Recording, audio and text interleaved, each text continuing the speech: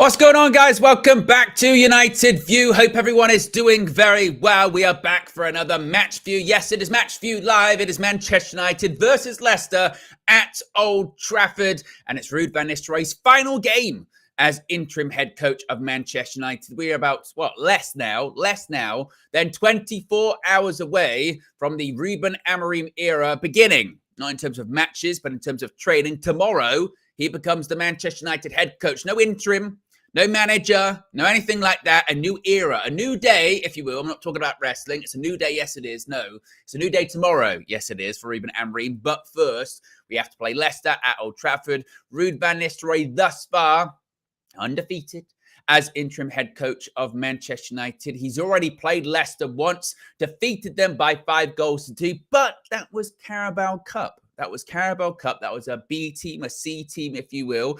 And as we have learned this season, and as we've learned in the past, last season as well, those Carabao Cup matches about whether or not how real they are in comparison to the Premier League, very, very different, aren't they? Very, very different. So kickoff is in just under 2 hours' time. Team news is in just under 45 minutes' time. Of course, as is always the case, on a match day, on the pre-match, you know how it goes. Sometimes the team news will be leaked out. Sometimes the team news or bits and pieces will come out and then we'll go, oh, this is happening, that's happening. So we'll be discussing all of it and some other stuff in the hours before kickoff too. I can see people already getting involved in the chat at the moment. I can see some of our members in there. HJ saying, let's go. Rabia saying, let's go. Brett saying, let's go. Everyone's saying, let's go in the chat at the moment as well. Linda says, and it's live.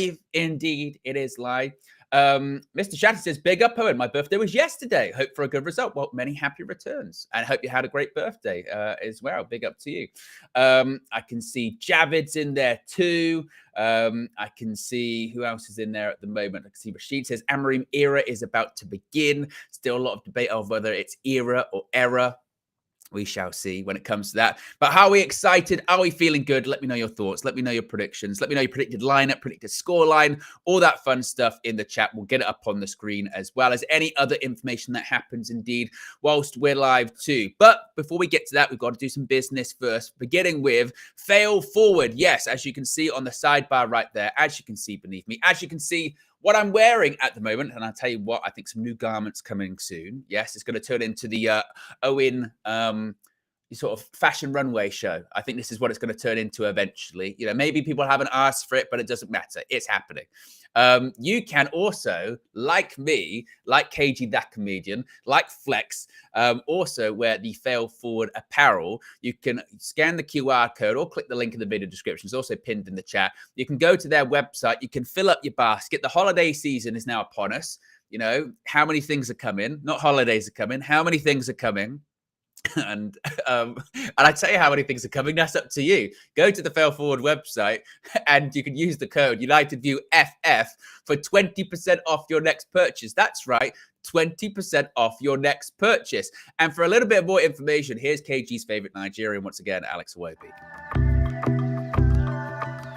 Fail Forward as a brand, the clothes are insane. Like, they're very, very nice clothes. Like, what I've been wearing today, I could wear all my life. You know, I could wear to training, I could wear to like when I'm going out, going for a meal.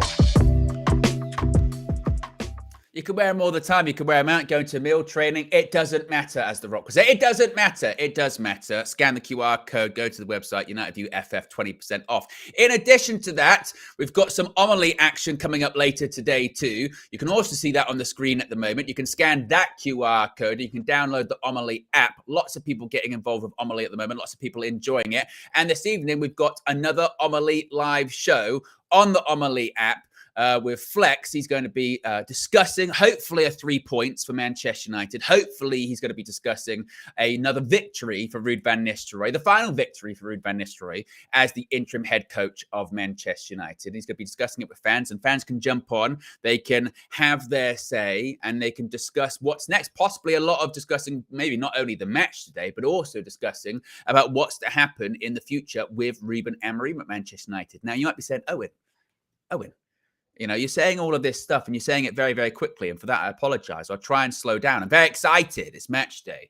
But you might be saying, Owen, with all of this Omely talk, what is Omely? And I thought to myself, well, what and how is the best way that I can describe Omely? And I thought, you know what, Owen, the best way and the best person to describe Omely is me again. Here's another video. What's going on, guys? This show is powered by Omely, the ultimate platform where real fans connect, debate, and shape the football conversation in real time.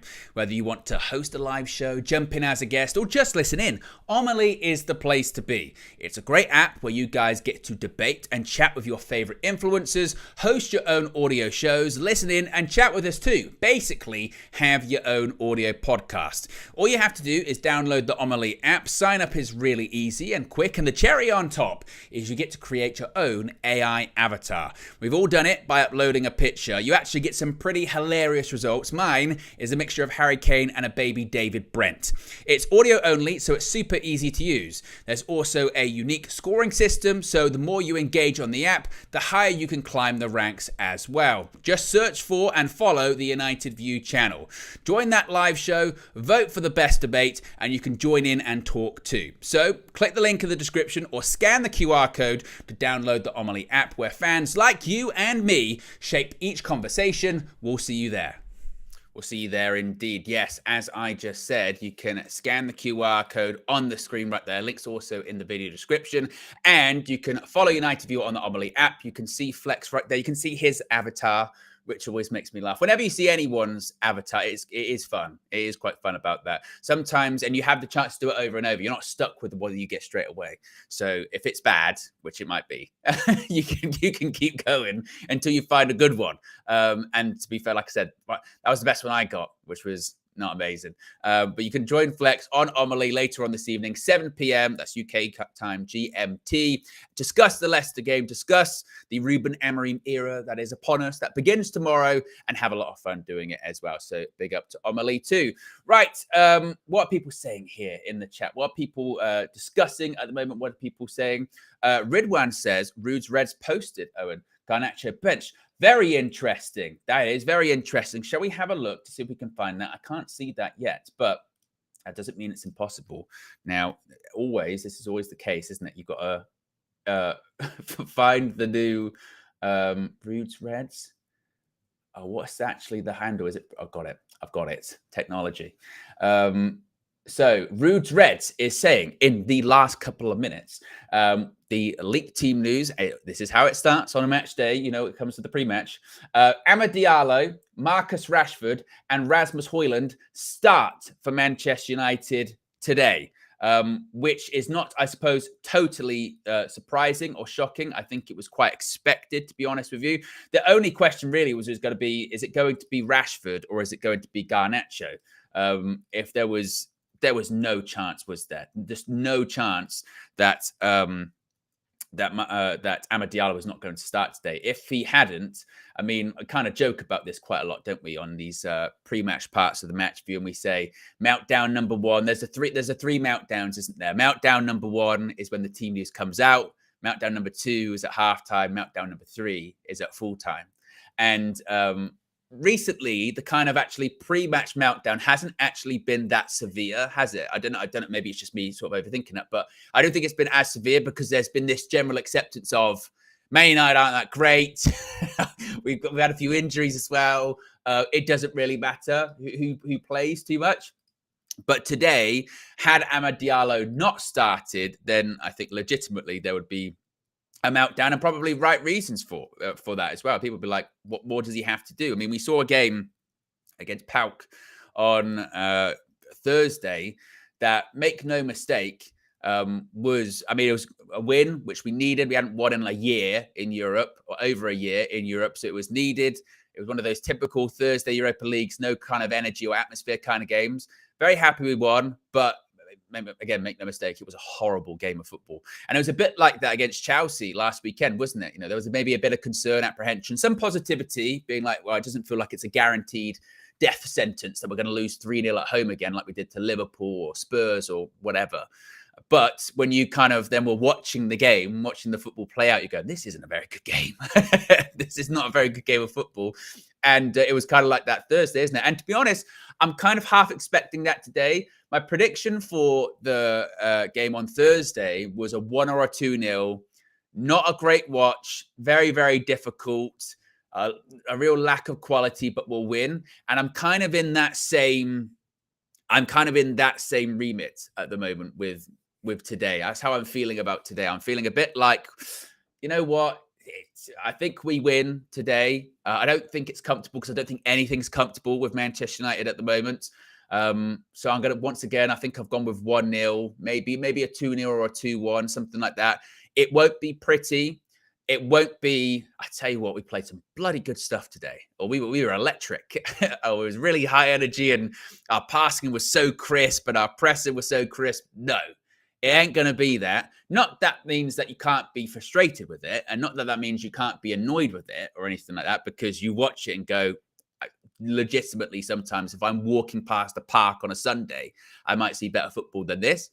But it's just about results. And for Ruud van Nistelrooy, what I will give him a huge amount of credit for is when you're an interim head coach, manager, whatever the title is, caretaker, there's a million different things people have been called when they're in that kind of role. And it's not a open-ended interim thing, a bit like Ollie's was. It was like, oh, to the end of the season or maybe to January until we find someone else. It was no, Ruud van Nistelrooy is going to be in for, was it 4 games, 5 games? And when you've got that, the best and the most you can do is literally just steady the ship. That's all you can do. Steady the ship, try and avoid some big icebergs out there, avoid disaster, keep the ship afloat. And then when the time comes, hand it to the new manager, in this case, head coach, hand it to the new head coach and go, right, I've given you sort of the best platform I can and go from there sort of thing. And that's what he has done. Kept us in the Carabao Cup, went through to the next round, didn't lose against Chelsea, got a draw at home, and maybe could have won that game, although I think a draw was a fair result that day. And again, it was an awful game of football. What a first match in Europe in a year. Again, games we should win, but still, that's games we should win. We've not been winning over the last 18 months or so. So gets that done, and hopefully he can get a win today, and then just go, right, there you go. Right, I handed it over to you, the best that I could. And is that a huge badge of achievement, a huge honor? Maybe not, but that's all you can do. You can't revolutionize the playing style. You can't revolutionize a lot of things, tactics. He's not going to switch to a back 3 or a back 5 just because Ruben Amorim's coming in or anything like that. It's going to be largely the same that it was under Erik ten Hag, and it has been. But he got the job done, and he did what was needed to be done too. And I think also what he has done really well, Ruud, and we'll get to this in just a second, because as is always the case, watch the embargoed part of his press conference when I was prepping for today. And I did notice maybe the press were maybe asking him some questions or trying to force him down certain paths that maybe they wouldn't have a week or so ago about certain topics and certain questions, or trying to get him to say things. They were trying some of their tricks. And Ruud just batted him off like no problem whatsoever. I think he handled the media very, very well. And I think he's handled himself actually very well during this last couple of weeks too. So, so we'll get to his quotes in just a second. We've already got over 500 people watching at the moment, which is fantastic. We're at 99 likes when we're just about to crack 100. So if you haven't already, click the like button. Be sure to subscribe as well. As you can see, top right-hand corner, it's getting close. It's getting very close, isn't it? 250, in this case, 260, let's call it. Let's round it up. 250 away from 182,000. So if you haven't already, now's the time. Now's the time to subscribe. Bottom right-hand corner to move the top right-hand corner there. See if we can get it to 182,000. Maybe that can happen today. You never know. Anything's possible. As long as you believe, anything's possible at all. What else are people saying here in the chat at the moment? Etc. says, big up to you, and hope you're having a terrific day. Hope you are too. Hope the chat is as well. Let's keep it positive vibes at the moment. It's been a not a nice start to the start of the season, has it? And it's been a lot of negativity and a lot of people arguing with each other for, well, forever. It feels like, doesn't it, a really long time. So let's spread some cheer and some niceness to each other. We've got a new era starting tomorrow, and hopefully it's going to be a positive one. Starlord says, my starting 11, Onana, Mazraoui, De Ligt, Martinez, Dalot, Ugarte, Casemiro, Mount, Garnacho, Ahmed, Højlund. Well, we do know that Garnacho is not going to be starting according to the leaks, and the leaks recently have been absolutely spot on, haven't they? So the front three is looking like at the moment it is going to be Marcus Rashford, Ahmad, and Rasmus Højlund up front. Now, that's what it looks like it's going to be. And I think that's the right call by Ruud van Nistelrooy, in all honesty. As far as the midfield, we do have midfield options back. Of course, we do have Christian Eriksen's back, Mason Mount's back. They were back midweek in the Europa League squad. So, of course, they possibly could start today. But I don't think they will. I think Ruud would probably just continue with continuity. Because Ugarte and Casemiro, I think, have actually been okay. They've got their limitations. You know, there's no doubt about that. They've got their limitations in terms of technical ability. I think that's pretty obvious to see. And I know that there is a bit of groaning and eye rolling. The fact that it's like, wow, it's sort of two more defensive midfielders. Do we really need to do that? And do we need to do that against Pauk or what have you? But in all honesty, I think the answer is actually yes, because the holes in the midfield have been so big and have been so, you know, it's been the donut formation, nothing in the middle, that Ruud's almost been forced to an extent to kind of pack out the midfield at times. Again, because he's not doing any long-term surgery or long-term wholesale changes to it, is he? So he kind of just has to get through the games. And even so, against Chelsea last weekend, there were moments where you go, bloody hell, those gaps are back in midfield. And we just kind of go through the game having those kind of moments. So yeah, it's just we're into the territory at the moment until Ruben Amorim starts tomorrow, and we'll see his first game against Ipswich. It's literally just it is what it is. It's what it is. Get through the game. That's in terms of the results, and that's sometimes in terms of watching it. You know, sometimes at the moment watching United, you feel this sort of feeling of get through the game. Just get through the game.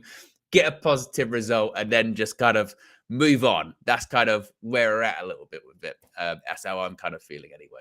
So, but I think today, as I mentioned, I do think we'll win.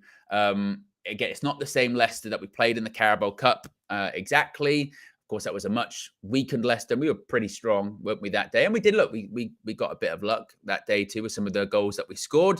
But I still think we get the job done today. And then where would that put us in the league? Actually, let's do a quick check of where that would put us in the league. We win today, we'll go up to 15 points. And by the way, this is why, like, the decision had to be made pretty quick about Erik ten Hag, because as you see today, if we win, let's say we go up to we'll go into 15 points. We win today. Currently on 12 points, go to 15. We don't move. Like we win today, we will be in 13th. Like we will go into this international break depending on the result, obviously, with goal difference. But I mean, the goal difference of Newcastle is 0. Ours is -3. It would have to be a very big swing, and Man United just aren't really scoring that kind of goals at the moment. You never know. If we won by 4 goals and then we go up into 12, I mean, that would be something. That would be a bit of a send-off, I guess. You know, you never know. But that goes to show again the work that needs to be done, and that's what Ruud can only do. Again, his best, get the win today, then you're level on points with 12th and 11th, 1 point behind 10th, 1 point behind 9th, and then you do give Ruben Amorim again something to kind of build off. But it's there's still work to be done, and it just goes to show again, I think what the job that Ruud has done in this period of time of can't really afford many negative results, because the table, whilst maybe it's not totally settling everywhere, like the general themes are starting to sort of get there at this point, aren't they? And what you don't want to do is start falling behind. Win today, you keep up the pace with 12th, but then you're only, 3 points off sort of 8th, 3 points off 6th to sort of 5th, really, depending on what happens with Arsenal and Chelsea later. So you've just got to stay in that touching distance as much as you can, basically, until Ruben Amorim comes in. So have to win today. And what another wild weekend in the Premier League it has been too. I don't know if you guys were watching the football yesterday, but watch obviously City lose again to Brighton, Liverpool win again, and today Chelsea Arsenal. That's really, really interesting. So obviously watch Liverpool play Villa. yeah, it's just it's a very it's you know what, it's really frustrating as well. And I know that we kind of have no right to kind of think this way, considering how bad we've been for a while. But you know, when you just see like a quite an open season, which is what it is, really, you know, at the top of the table, you see an open season and you see those teams dropping points that aren't really used to dropping points, like City, and see Arsenal stumbling around a little bit. Obviously, Liverpool have had a fantastic start and they play really good stuff under Arne Slot. But it feels open, and you go, oh, if only we were participating. if only we were participating. But if we were involved in that, we are so far removed from any of that. We're like, well, we've just got to get into the top half first. We've just got to, you know, well that can come a bit later. That can come a bit later. We just got to get into the top half, and then we can maybe be involved in this open season that we're not involved in at all at the moment. So, yeah, but it's a very, very strange time, very strange season. If it wasn't so shit for United, I'd almost be enjoying this Premier League season, you know. But yeah, it's a very open one, very, very open one. And hopefully Ruben Emery can get us to participate as well. Big up Lil Yo-Yo is also in the chat, one of our members, one of our mods as well. Big up to all the mods actually in there. It's a thankless task. We've got over 700 people watching. We're currently at 162 likes. Let's see if we can get it up to 250, closer to 500. And if you are just joining us as well, just the early team news that we have. The early team news that we have is that the front three today for Manchester United is going to be Marcus Rashford, Rasmus Højlund, and Amad Diallo. So after Amad's performance midweek, deservedly so. I mean, it would have been just a complete and utter meltdown if he had not started. And we all knew that he was going to start today. So indeed he does. I suppose the big thing is that Garnacho doesn't start, which is the right call. But I mean, that front three, that's the right call by Ruud. You know, it's not that, again, it's a particularly difficult call to make at the moment, but it's the right call, definitely. Obviously, Amad, I mean, it was Amad 2, Pauk 0 on Thursday. Garnacho just needs some time out of the first team, really. You know, and this is, we kind of spoke about this on the Trinity on Friday, and I spoke about it Monday as well, Monday in the morning on Friday, that it's just one of those situations with him that, again, I always look at it and think it goes back to recruitment, because if we had options in those wider areas and players that we had purchased in those wide areas had paid off, then you wouldn't have to have this. Garnacho has to start every single game. Garnacho has to start every single game. We're relying on him because he started the season so well. He has to start. He has to start. And we get almost hyper-focused on these young players that show a little bit. And then when they do drop, inevitably, because it's inconsistency, we then chastise them for being inconsistent, which is kind of comes with the territory a bit with younger players. And there's no other real options. So he needs to be taken out the team. We know that his ability to impact the game as an impact sub. I'm sure today he'll come on and he'll probably look really bright because he looks really good coming on as an impact player. So it's the right call by Ruud. Then as far as the striker, I mean, you probably start Højlund over Xerxes most of the times at the moment. Not to say that Højlund's been amazing or anything like that, because he still struggled. There's a lot of debate around him, isn't there, about what his ceiling is, whether he's good enough. Is it a lack of service or is it a bit of a lack of quality? Is it a bit of both? Is there confidence involved in there? I think it's probably everything, to be honest with you. And then Marcus Rashford. Yeah, Rashford's kind of been drifting in and out of games, but maybe that's because he's not been on the left-hand side as much. He's been on the right and he doesn't get as involved. He hasn't been as bad as last season, but last season was really bad. 2 seasons prior, is he ever going to get back to that point as well? Like, there's debates and discussions about every forward player. And we don't even have to get into Bruno, you know, about it is, because this thing about, Bruno's been a bit better in the last few games. I go, has he? Has he? A couple of flicks here and there. I know he scored in a couple of them, but penalty spot and deflected free kick, short pass backwards, they'll count, I guess. But he's still being Bruno, you know, which is wasteful, frustrating, and it kind of encapsulates everyone, doesn't it, at the moment? So there's a lot to fix for Ruben Emery when he comes in. My goodness me, is there a lot to fix.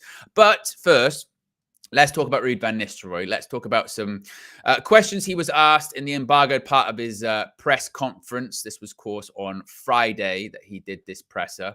And I want to start off with this first question, because this first question for me was so weird, right? I'm going to be honest. It was so strange what the journalist was trying to get Ruud van Nistelrooy to do.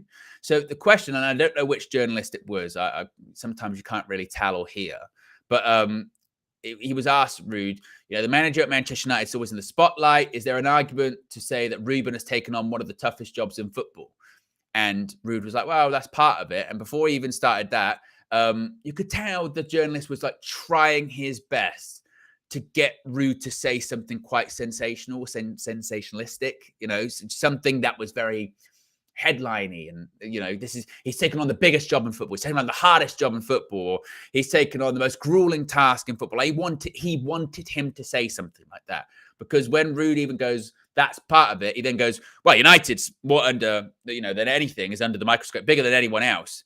And then Ruud, again, very, very calm at the moment, is going, well, he goes, I've been at Real Madrid, and as he says there, in Madrid, I experienced this microscopic views and intensity. So, then he goes, so I think, and then the guy goes, well, in England, certainly, in England, certainly. And he's like, okay.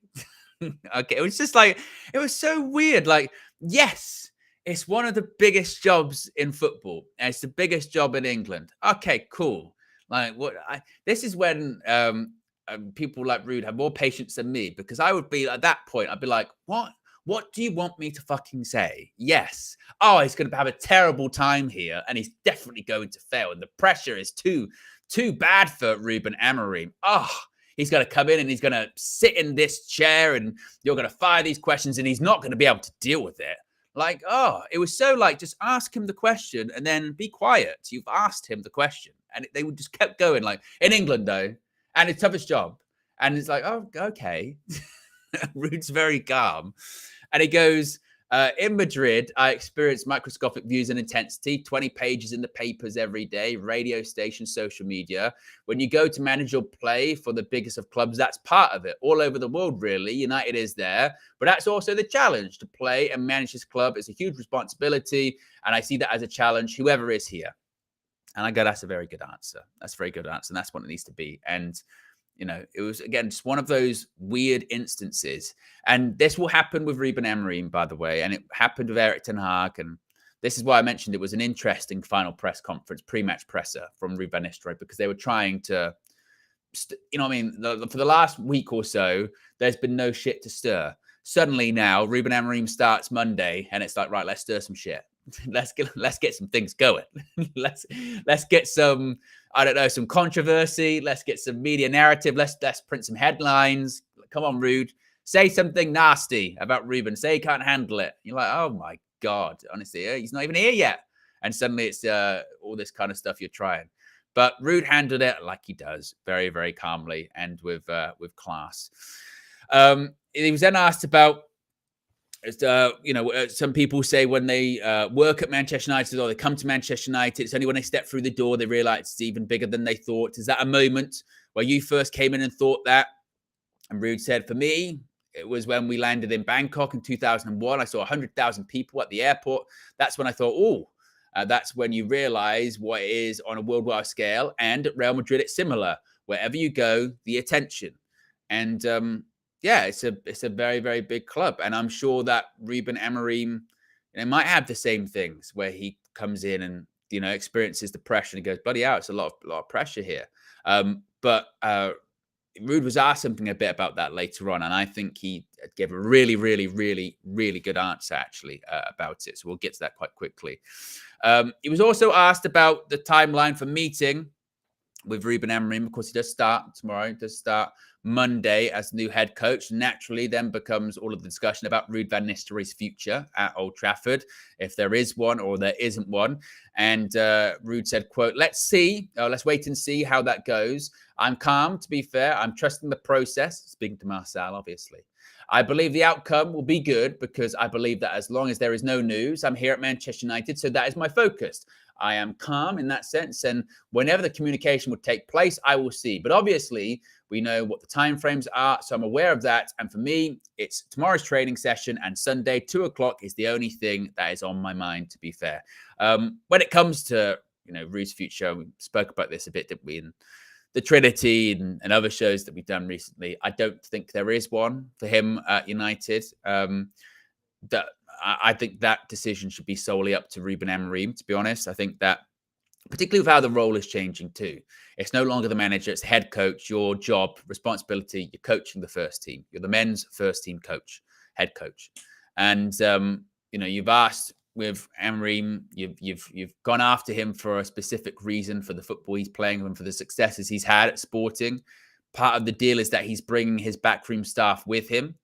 And I think that should be one of those ones where Ineos do kind of say to him, okay, well, what do you want? How can we create the best environment for you to succeed? Remember, that's the whole thing about having that new structure in place, having the sporting director, having the technical director, having a new CEO, having an interim director of recruitment and Christopher Vavell, and all of those other changes that have been made over the last however many months is to create the best environment for success at Manchester United. So why would then Ineos start dictating to Ruben Amorim, or you have to have these coaches, you have to have this, you have to have that, or you've got to work with him? It should be up to Ruben Amorim. If Ruben Amorim wants Ruud to stick around and goes, actually, it would be good to have someone that's been here and, knows the players and knows the current situation, even if that's to the end of the season, then yeah, let's keep him in.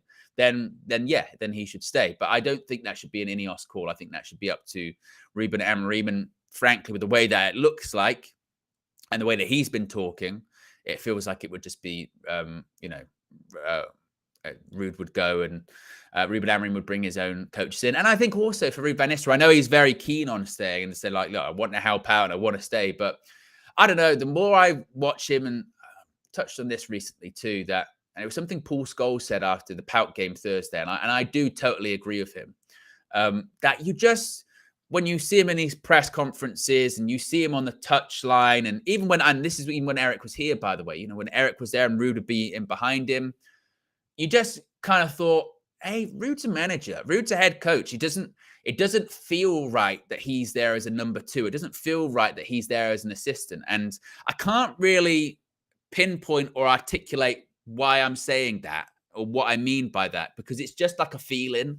It's just this sort of overwhelming kind of, he feels like a manager and sometimes maybe feels like he got two managers on the touchline. Do you know what I mean? Or maybe his personality or his aura is too big to be an assistant. And maybe that sounds really stupid or really like, it doesn't matter. You can have people that could be assistant managers. And I get that. It's just, there were points when Erik ten Hag was there and it did look, you'd see Ruud going crazy on the touchline or Ruud going up to the, fourth official or whoever, and you go, who's actually kind of managing the team? Because I know it's Erik ten Hag, but there's an argument to be made, like it feels quite kind of Ruudish, And I just think for the sake of just a fresh start and just, okay, let's just take that kind of thing away.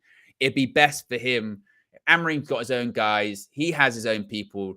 Ruud goes and does his own thing, is a manager. He's managed before at PSV. He won a cup at PSV. Like he should be a manager. He's got that kind of, carries himself, the way he talks, his kind of aura, the way he's on the touchline, the way he celebrates. I think it's best for him that he would go and find somewhere else. And I think he would as well. And, there were rumors about him joining Burnley in the summer before he became the assistant. Frankly, he was, it was surprising that he became an assistant in the first place. He even said it himself. This was the only place he would take an assistant job for. Anywhere else, he wouldn't have taken it. So it was kind of surprising in that sense. So, and you've got a backroom staff full of, people that were managers. Ruud was head coach at PSV. René Harker came from a managerial job at Go Ahead Eagles.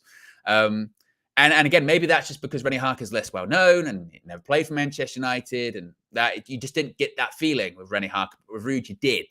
And I don't know. Maybe I'm not sort of, I don't have any real kind of reasons for that. And again, it's not to say that it's impossible for previous managers to become assistants. It happens all the time. So I'm not saying it because of that, because we have seen many a time. Look, when Eddie Howe's assistant, what's his name? Jason.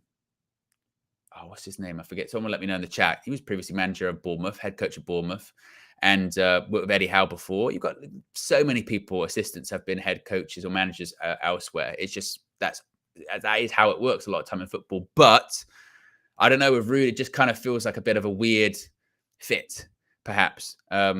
So I mean, look, bloody hell, you got Maresca, he's Pep's assistants. You got how many of them have like Pep's former assistants? So yeah, it's not to say that that doesn't happen. It's just to say that it just, I don't know. I think it's the right move for Ruud to leave and the right move for Man United, and for Ruben Amorim too. But if Ruben Amorim did decide, actually, I really want Ruud to stay, then I would say then back that decision. We got nearly 1,000 people watching at the moment. We're currently at 235 likes. If you haven't already, click the like button. Let's see if we can get it to 500. Team news will be coming out in about 10 minutes time. We already know a little bit. We already know a little bit of team news, so we'll get that confirmed very, very shortly. This was the answer that I really liked, actually, from Ruud van Nistelrooy. He was asked about, look, Man United have had lots of big name managers that have come to the club and failed over the last, decade plus, post Sir Alex, whether it be Louis van Gaal, whether it be Jose Mourinho, or even to a lesser extent, Erik ten Hag, had a budding reputation, if you will, coming out of Ajax. But certainly big name managers have come and failed. So, he was asked basically, what is it about Ruben Amorim that can make the difference, particularly with a group of players that have failed? And this was a really good answer, I thought, from Ruud van Nistelrooy. He said, it's about the talent of a person. That's the most, for me, the most important thing. Big name, small name, call it anything you want. In the end, it's the person and the talent and the qualities of that person will make sure how things go. So that's why it's not so important about the big name in this sense. And I thought he's absolutely right. He's absolutely right with that one. This is why we've kind of, when we've spoken about towards the end of Erik's tenure at United, we're sort of saying, well, that person who comes in and takes Manchester United back to the top and wins Premier League titles or Champions League trophies, which at the moment, of course, seems so far away. We can't even kind of really think about it. It has got to that point, hasn't it, where we sort of realized that it doesn't really matter too much about their name, what they've done maybe necessarily in the past or what have you. It is just about that person. It's about their talent. And it's about sometimes the right place at the right time, the right moment, right group of players, the right backing, all that kind of stuff. So where we've made the appointments that were, impossible to fail. Like when we brought in Jose Mourinho, I think everyone thought, right, that's United winning a title then, because that's what Jose does, right? He goes to clubs and he wins titles, and that's what's going to happen. Or even with Louis van Gaal when he came in, granted, at the time he was an international manager, but he did well with the Netherlands at the World Cup. And just a few years prior, he was in Champions League final with Bayern Munich, and he was winning titles with Bayern Munich as their coach. And you're going, bloody hell. And of course, we know about his Ajax side, and we know about his Barcelona exploits. He had some of all of that experience. And also at that point, it wasn't a million years ago that he had done that kind of stuff. So like, it's got to work out. Man United, Louis van Gaal, that's got to work out, and it didn't. So yeah, we've done the whole big reputation thing. We've done people with not a lot of managerial reputation, like an Ole Gunnar Solskjaer. We've done someone that's got say up and coming, but certainly a very impressive European reputation with Erik ten Hag at Ajax, and it hasn't worked. So it goes to show that kind of thought process of this one will definitely work, this one will definitely work. You don't know. And it is about the talent of the person. So yeah, I think that I think he's absolutely right with what he's saying there. And finally, they asked him to do, I guess, what any ex-player when they come back to United, to do, and basically say, what's changed since you left all of those years ago?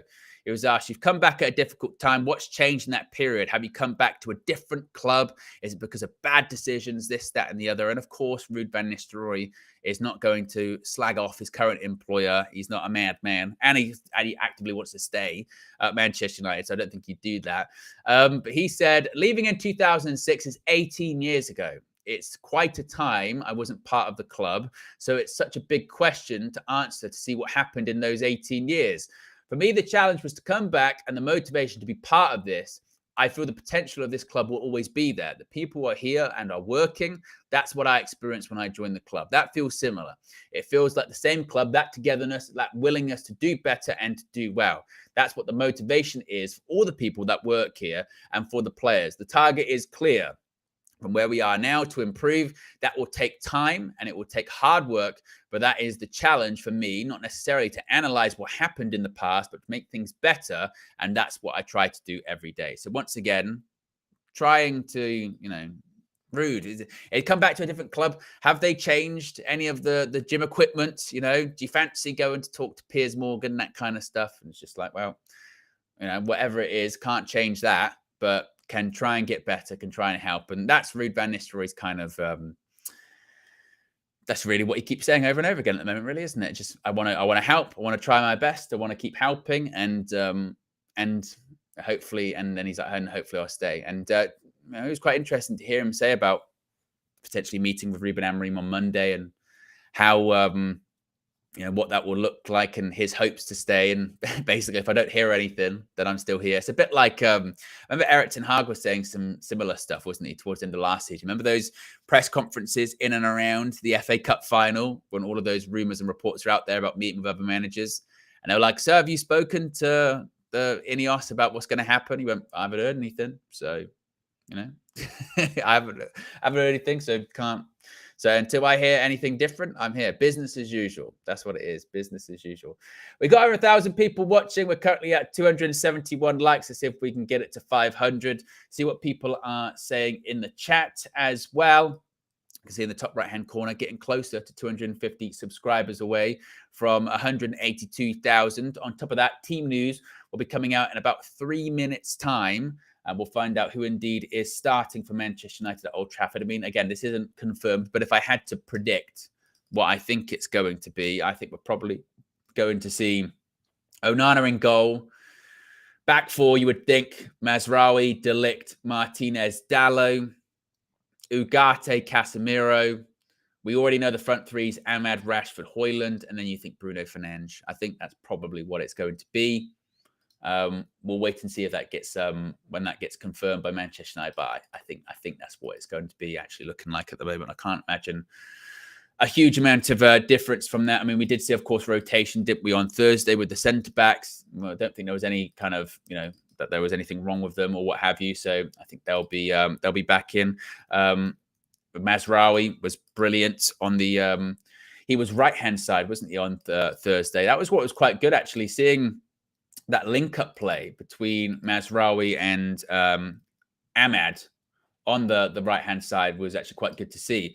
The sort of left-hand side, as it were, wasn't ideal. I mean, Diogo Dalot at the moment is very, very shaky, shall we say. Very, very shaky, to say the least. There are some moments with Dalot and you go, I don't know. Ridwan says, I think Eriksen starts maybe. That would be the only thing that I would kind of, I could possibly see that one. Maybe Eriksen and, would it go Casemiro? Would it go Eriksen and Ugarte? Considering you are at home to Leicester, you feel like we should have quite a lot of the ball. So if we do have a lot of the ball, then maybe he might go with Eriksen. But he might then want to go with continuity, just keep it as is. Didn't concede on Thursday, so maybe he just kind of goes with that perhaps. Mark says, backpacking Nepal from New Zealand. Looking forward to a live game at a reasonable and social time. Big up to you. Look at that. Everything, Mark, with his adventures in there in the chat.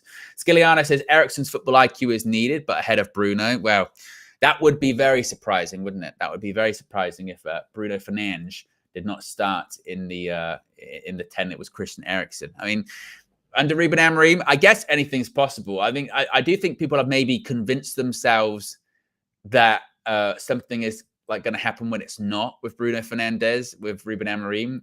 There's quite a lot of sort of misinformation on that one. There's one that's like, oh, it's both Sporting, so he's going to be really good. And it's like, well, Ruben Amorim didn't manage him at Sporting. There's the other part of it, which is like, he's going to have enough of Bruno. You never know, but I don't see that happening either. I think he's just going to play him. Team news is out. Let's see if we can get this confirmed for you. So, Andre Onana in goal.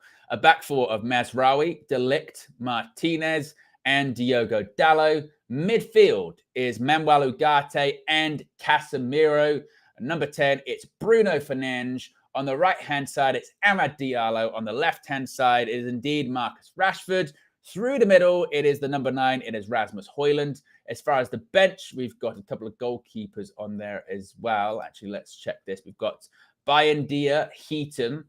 We've got Johnny Evans in there. So let's get that there. We've got Evans. We've got Lindelof. So we can change that. We've got Lindelof. We've got Eriksson on the bench, as well as Mason Mount. No more Fitzgerald in the teams. They had a couple of outings, didn't they, the youngsters? We've got Anthony Garnacho. Anthony Garnacho, of course, on the bench. Drops to the bench from his recent starts. And Joshua Xerxes. That's 2 goalkeepers on the bench. 1, 2, 3, 4, 5, 6, 7, 8, 9. That's correct. Make sure I get my typing right.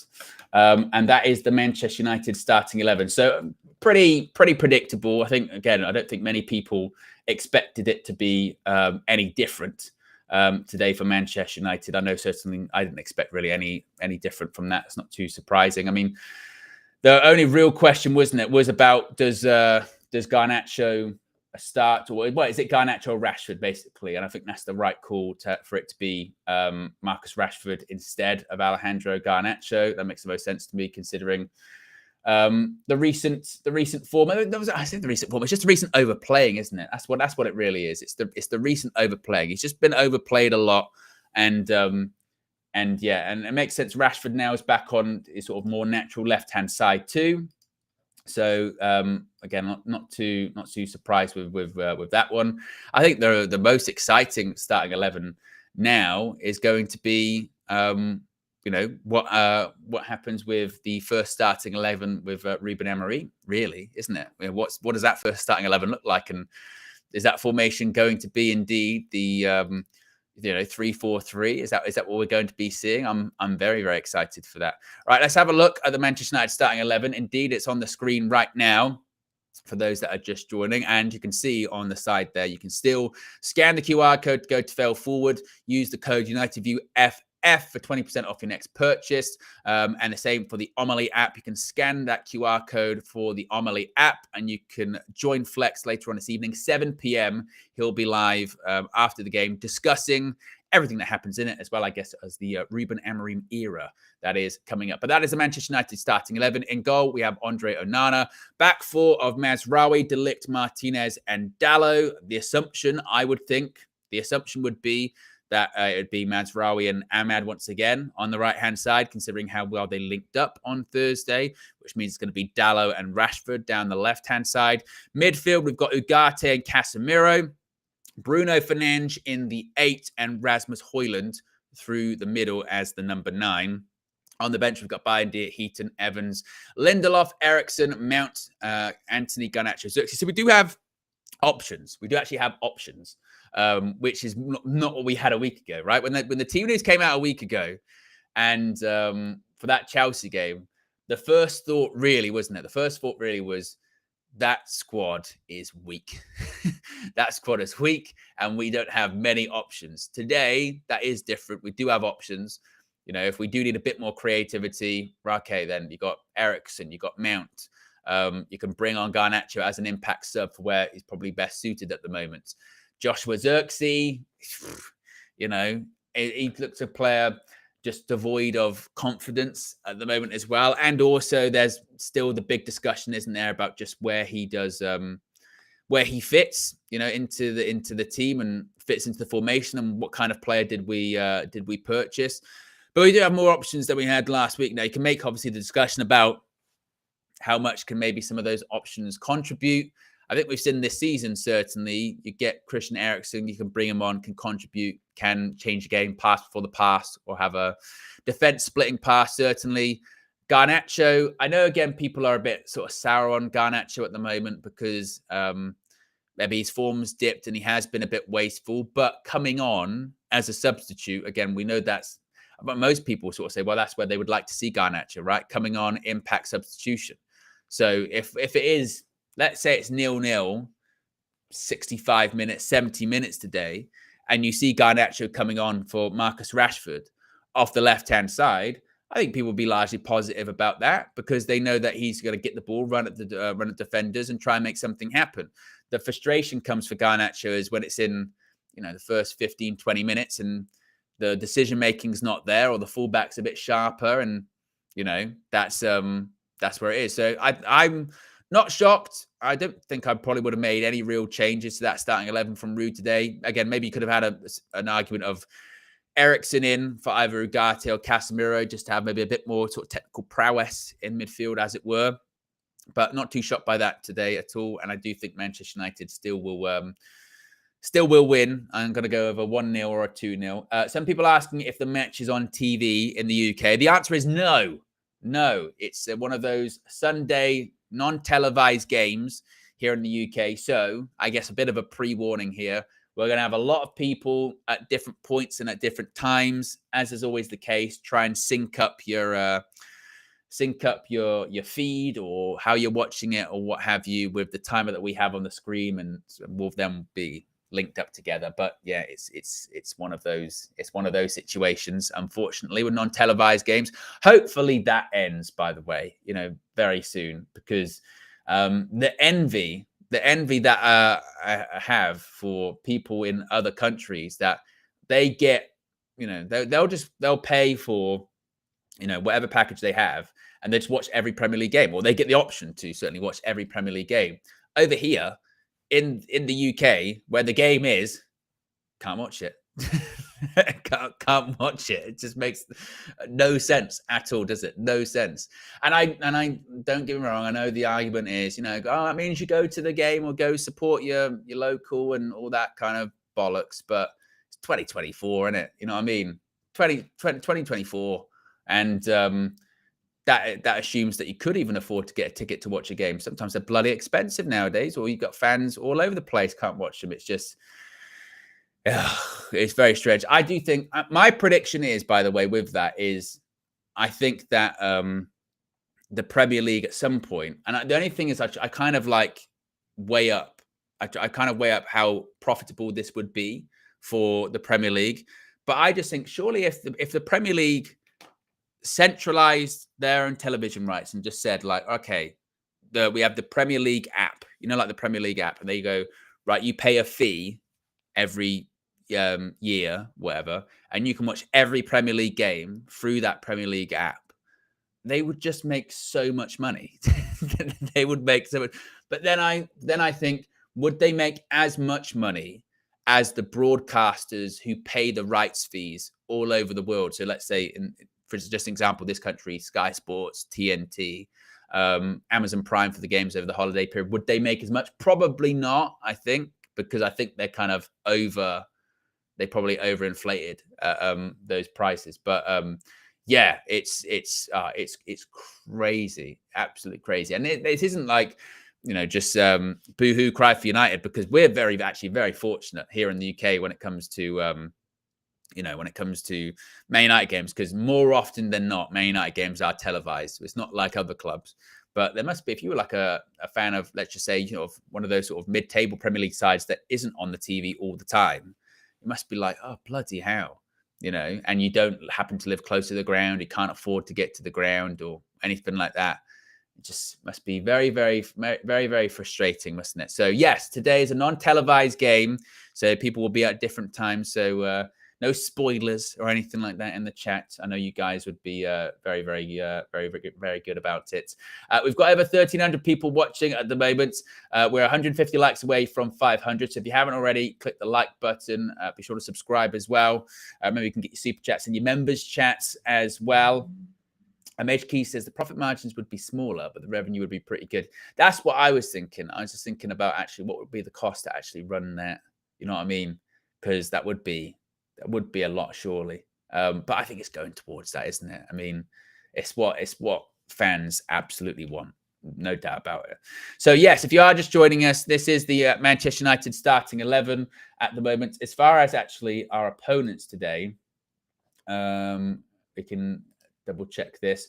So the Leicester starting 11 is Hermansen in goal, Justin Vestergaard, Fass, Christensen, Harry Wicks is the captain. Wow. Samer and Didi Fatwu, Buonanotte and Ayew up front. Surely. Manchester United can get the win today. Surely. Please. V33 says English Premier League app will destroy cable TV. No more silly bills. There's a very weird thing happening with streaming services. There's a very weird thing happening with streaming services at the moment. I don't know if you guys have noticed this, and I'm already very distracted, but it's a very interesting topic. That obviously there's cable TV or satellite TV, whatever you want to call it, subscription-based TV. And then obviously all these streaming services start coming out and everyone gets their streaming service. You know, you've got Netflix, Prime, you've got obviously Disney Plus. In the States, they've got even more. You know, they've got Hulu, they got Max, they got, what else do they got on there? Paramount Plus. I'm probably missing a couple. There's loads. But they've started to band together now that you can basically purchase like groups of them. So in America, there's like ESPN Plus, HBO Max, and another one are kind of coming together as one total package. There's Peacock as well. Thank you, Cammy. And you can start to purchase them as a package, which lots of people have then start to say is, well, that's cable TV. that is you're basically doing the same thing that you were doing previously, which is I'm paying this, broadcaster for all of their streaming services together, and that's kind of where it's going all over again. So it's very weird how it's kind of like circling all back together. So again, I don't know how that would work in with sort of streaming platforms here with the Premier League. It might just be a thing like in the future. You might have like a Netflix or something like that, and they go like, we're just going to get all the Premier League stuff. We'll pay for it, and it's all on there. They're doing that with WWE basically internationally. And for Raw next year, it's going to be all on Netflix. And it's a bit like that with Peacock, with WWE in the US. You just have like a part of the Peacock app is basically you just have a WWE section and everything's on there. So that might be what happens in the future. Some big streaming platform just goes, all the Premier League, we'll have all of them. Thank you very much. And then you just go to the Premier League section of Netflix or something, So maybe that's what happens, but that's the future. Maybe a very big future conversation there at the moment. But you never know; could happen in the future. Anything's possible. And Darius says, and Discovery Plus. Bloody hell, yeah! I forgot. There's so many, isn't there? So many. Oh, it's just madness. It's just incredible. We're just over 100 away, by the way, from 500 likes. So if you haven't already, click the like button. Let's see if we can get to 500. That would be excellent. Some people saying, is KG that comedian going to be joining you today? Well, the answer is I don't know. The answer is I don't know. It was KG's birthday party. It was his birthday last weekend. He joined us on his birthday for the game against Chelsea. It was his birthday party. I have heard some reports this morning. I've heard some rumors that he might be in quite bad shape, worse for wear. So we'll see. We've got things set up so that he can. We will find out very close to kickoff. That's all. It will be a surprise to me either way.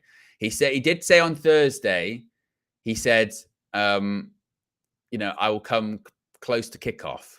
And I went, okay. But so we'll see.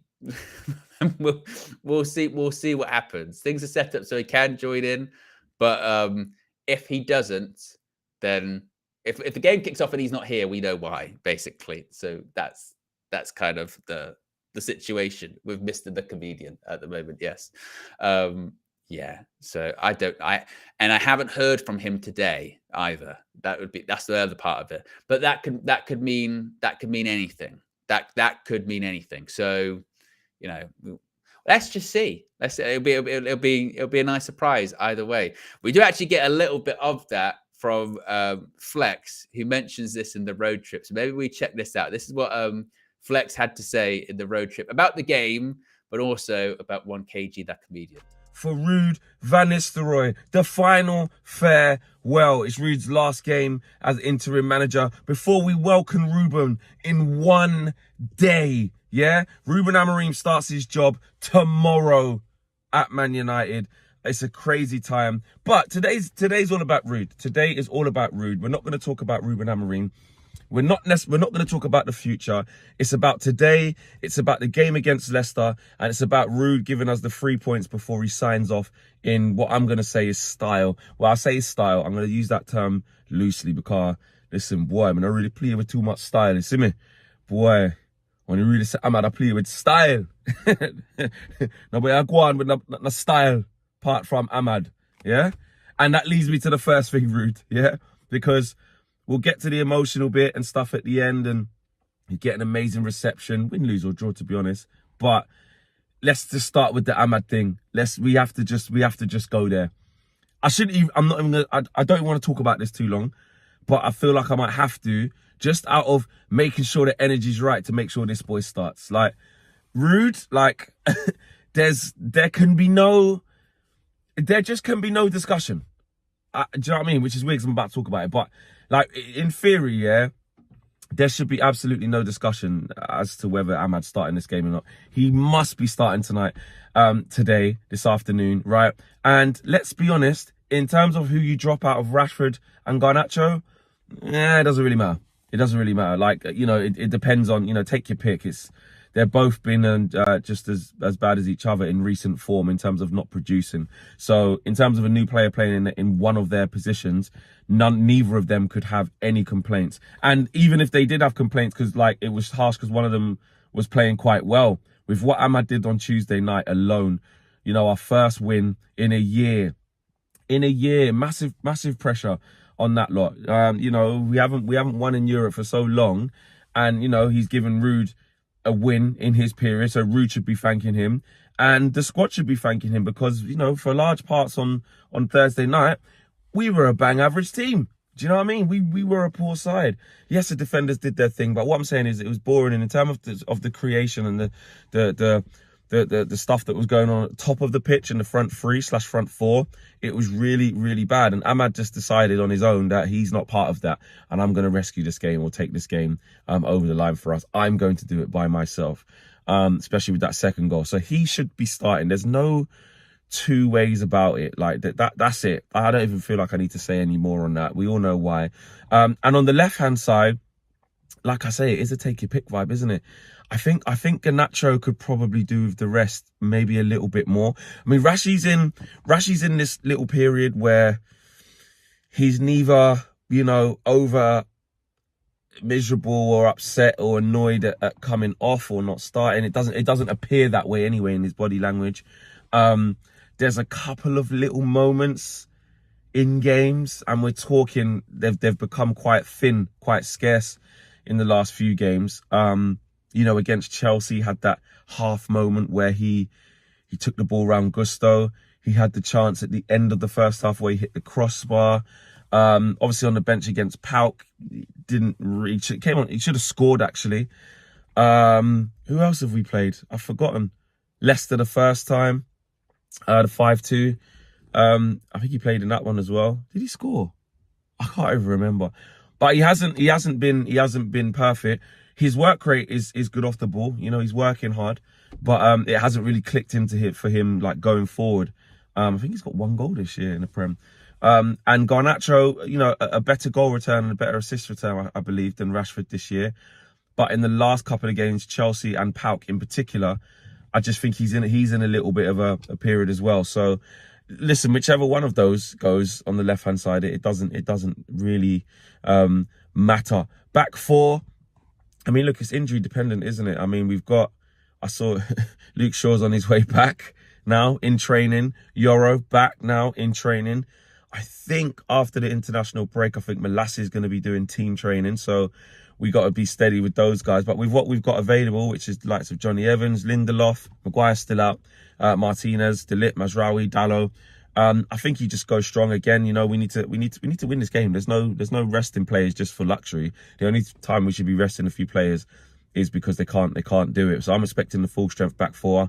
I'm expecting Mazraoui and Dalot at fullback. Dalot's struggling a bit right now. His level just hasn't been there. He's looked a little bit off it. He honestly, it was the same on Thursday night. Like his His touch is a bit baggy. He's a bit loose. His passes are a bit undercooked. His anticipation, his awareness isn't quite there. His reading of the game, just that overall sharpness from Dalot hasn't been there. It really hasn't, compared to where we know he was last year. But I'm expecting a full strength back four, of course. Onana in goal, of course. And midfield, I mean, look, this is a game against Leicester that will be harder than when we played them the other day, when they played like their B team / C team. We can't take them for granted. It ain't going to be another 5-2, and it's not going to be goals galore like it was the other day. But I think in midfield, no matter who we play, we should be all right. There's some good combinations. I think Ugate's starting to get a little bit of form. He's starting to get a little bit of continuity. I'd keep him in there. Casemiro's playing fine, you know, in this system. 4-4-2 off the boards, a lot of protection for him. So I don't mind rolling out the same again. You know, but if Eriksen needs to come in for one of Casemiro or Ugarte, I don't think it'll be Ugarte. I think Van Nistelrooy quite likes Ugarte, and he's starting to give us a little bit of balance. He's not perfect. He's still a little bit off it with his passing, but good few interceptions. He's starting to screen a lot more, win a ball back for us a bit more.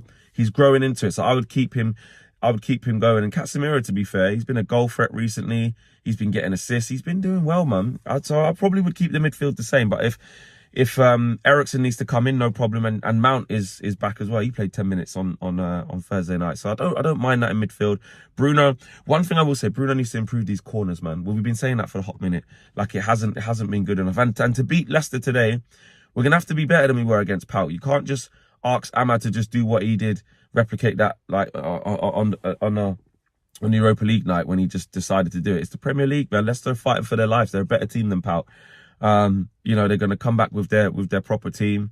You know, you're going to have the likes of, you know, Mavadidi's going to be in there, probably Atara. You're going to have Jamie Vardy back up front or what's his name? Ayew, you know, and Ndidi's going to be back in there. Winks is going to be back in there. Wout Faz probably.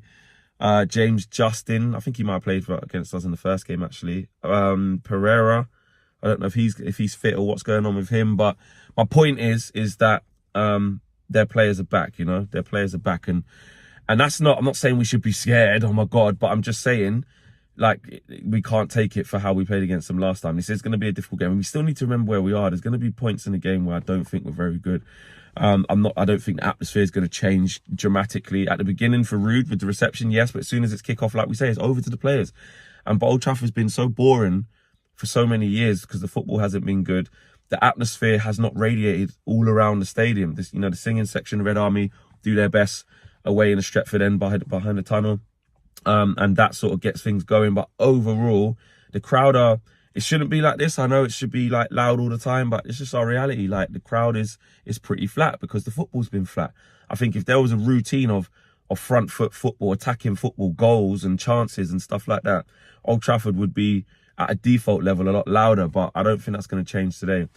My prediction, I'm gonna go with a 2-0. I'm gonna go with 2-0. I don't think it will be great. I think there will be some moments again where we have the realization of, oh my God, Ruben Amorim starting tomorrow, thank God, and it could be upwards from there. But I'm gonna remain positive, and just it's all about getting the wins, man. And it'd be nice for Ruud to remain unbeaten in the period that he's had as interim, have a good record, and pass us over to the new manager tomorrow in good shape, man. You know, there's a few games going on. A lot of people are dropping points, you know. So we have to look at that and say, at some point we've got to start putting some runs together. And this batch of fixtures here, which was you know, all right, Chelsea not so much, but you know, this game 3 points out of the break, Ipswich away, tough, but looking for 3 points there. Everton home, looking for 3 points there. All of a sudden, it can be a bit of a run before we turn up at the Emirates, which will be a very, very difficult game. So yeah, I'm going to go 2-0. Smash a like on the video. Subscribe to the channel if you are new. Remember, I will be on Omeli on the way back down, 7 p.m. Join in, have your say. The link is in the video description below. And I'll see you guys then. Join Owen and KG on the match view. Hopefully KG makes it, because I ain't going to lie. He was in trouble last night. It was a long night for him at his 40th party, so... As he says, yeah. So that's all I know. That's all I've heard, is that hopefully he makes it. He was in trouble. That's all I know. I haven't heard from him today, so we'll see. Kickoff's in about 50 minutes time, so we'll see We'll see what happens. We're 30 likes, well, less than 30 likes now, by the way, from 500 likes. If you haven't already, click the like button and be sure to subscribe as well. As you can see, top right-hand corner. Now, less than 250 subscribers to go into 182,000. And as Flex mentioned, you can see it on the right-hand side of the screen right there. Tonight, 7 p.m., he's going to be on Omeli talking to everyone. You can actually talk to him and have your say about the match after Leicester. All you've got to do is scan the QR code on the screen there by Omeli, and you can also scan the QR code, go to the Fail Forward website, get yourself some nice clobber, yeah? Some nice clothes, some hoodies, some tracksuits, some T-shirts, some hats, whatever. And you can use the code UnitedViewFF, and you can get 20% off your next purchase. And around the holiday season, yeah, I would utilize those discount codes. They are very, very, very useful around this holiday period of time. You might want to do your shopping early. Maybe that's the right time to do it. So you can do that too. And as D'Angelo Luciano says right there, let's get to a quick 500 likes. Indeed, only 7 to go. Only 7 likes to go until 500 likes. If you haven't already, click the like button. I did want to say, by the way, I don't know if you guys saw this story and if you've spoken about it, thought about it. I wanted to get your thoughts on it all. There is a story in L'Equipe at the moment about Roberto De Zerbi. Now, of course, Roberto De Zerbi is the head coach of Marseille. I don't know if that's his title. Is he manager, head coach? Who cares? Of Marseille. They lost to Auxerre recently. They lost 3-1. And according to L'Equipe, French-based outlet, De Zerbi used a projector to display a blurred-out contract offer from Manchester United. He allegedly told his players, quote, "This is where I could have been, but I put my passion before money. I came to Marseille for the passion." Really? Is that what we're doing? Is that what we're doing? He turned down lots of money to come and manage, as we said earlier on, biggest club in England, arguably biggest club in the world, but he went to Marseille for passion. Really? Excuses. Is that what we're really saying? I mean, come on. Really? I mean, It's the biggest piece of dog shit. I just can't believe. And to be fair, like sometimes people will try and pick that story up, pick stories up and say, United in the mud and all that kind of stuff. But no one saw that story and went, "Oh yeah, that's true." Like, come on. I mean, if he had got a contract offer from Manchester United, he would be the Manchester United head coach. That's what he would be, right? He would not be at Marseille. Frankly, when he went to Marseille in the summer, after he left Brighton, right? Because remember, we played Brighton last game of the season, and 24 hours before it was announced De Zerbi's leaving. He's leaving Brighton, and there was some kind of talk at the time. Go, well, that's very interesting. He could end up going to United in that sense. And when he went to Marseille, there was this kind of general sort of, wow, maybe he just got no offers then, or maybe he just didn't get any of the offers that we thought, because obviously he had a really good reputation at Brighton, had got them into Europe and playing great stuff and saying about how great of a coach he was. And I do think that. I think he is a very good coach, and I liked him in the Premier League. But as far as he lost as a sort of managerial tactic of, I get what I guess he's trying to do. He's trying to say, look, this is how committed I am to this place, is that I came here instead of Manchester United. But I think naturally everyone in the room will go, nah, it's bullshit there, isn't it? That's not true. I mean, it's all blurred out for a reason. It's all blurred out. And then you go out, and also he's a liar. Now he's lying to us. He's showing his commitment to Marseille by lying and said, "Oh, well, I could have been at Manchester United." You would have gone to Manchester United, and that's not even like flattery. Oh, you guys flattering yourselves? He would have come to Manchester United if he got a contract offer. Man United did speak to him. That's true. I know those reports are out there, and did have conversations with him. There are conversations, of course, Thomas Tuchel, and They even, I think, spoke not that much to Ruben Amorim's intermediaries at the time. And it was like, well, his release clause, I think, was higher in the summer. And of course, his plans were to stay at Sporting until the end of the season. That didn't happen in the end. But yeah, that it's as I mentioned before, I mean, really. Now go home and smoke some more crack. It's not true. it's just rubbish, isn't it? It's just not true at all. So yeah, I am actually kind of glad to see that story just got really next to no traction, over the last sort of 12 hours or so, because it was just not the case at all. And I think, to be honest, if I was a Marseille player and we just lost a game, and the coach comes in, gets a projector out, and there's this blurred contract offer, and this is from Man United.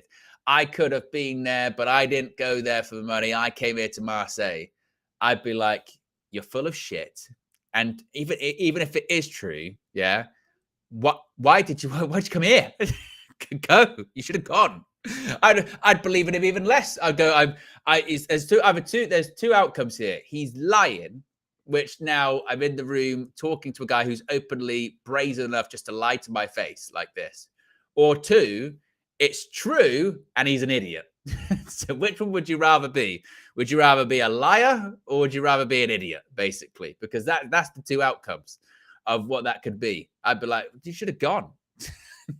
And I'd be like, also as well, is that was that made in Photoshop? What kind of AI are we looking at here? It was just the most rubbish story you could possibly think of. So that's what De Zerbi's doing. Do you think he would have done that the other way around if he had gone to Man United and we'd have lost some of our first games? Do you think he would have got out the overhead projector and gone and blood out? I could have been at Marseille right now.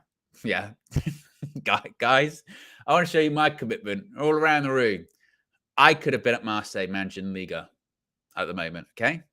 I'm at Man United. What does that all say to you? So, and I wonder how often he gets the projector out. Is it a regular thing? Does he pull the projector out and everyone goes, for fuck's sake, he's getting out of the projector again. It's like the Arteta ones. Some of those Arteta team talks that have done the rounds in those documentaries or on social media, I'm still to this day like flabbergasted by the light bulb one. I know I bring it up quite a bit, but because it is my favorite, because I wouldn't have been able to keep it together if I was in that room and I'm sitting around. If you've ever played football, you've experienced a lot of team talks, and some team talks are better than others. Some people are better at them than others. I've sat through some pretty shitty team talks in my time. And sometimes, and to be honest, sometimes you're just not listening. Sometimes you're like, I really don't care. And to be fair, some coaches don't actually really do that kind of thing. Some coaches just kind of let you get on with it. They realize that it's not really going to go in before the match, so they'll just let you get ready and maybe go round individually and talk to you, that kind of thing. But the Arteta, if I was sat there and I'm, sorting out my gloves and doing what I need to sort out before the game, and I look up and someone's got a light bulb and turning it on, go like that, I'd be like, what is this guy? What is this guy doing? What is this guy actually doing? It's wild. Ian says, that's maybe your opinion, Owen, but that doesn't mean it's right or true. Maybe he didn't want to deal with the mess that is United at the moment. What are the chances, though, Ian, right? I mean, obviously I know the fact that we don't know if it's not true or false. We weren't there, and we don't have the contract offer, allegedly. But the chances, of that being either one, a real contract offer, or two, that being true, I think are way shorter than the most likely outcome, which is horseshit. that's the most likely outcome there. Can't say definitively either way, obviously. Can't say definitively, but I feel like maybe, there's a very small part of me that goes, well, maybe it could be true, I suppose. But Mads, Mad. And then he would talk himself out of ever getting the United job then, because if he would rather go to Marseille than manage Man United, then you would be like, oh, he doesn't want to be here. Doesn't want that challenge. More passionate about managing in League 1 than in Premier League and Manchester United.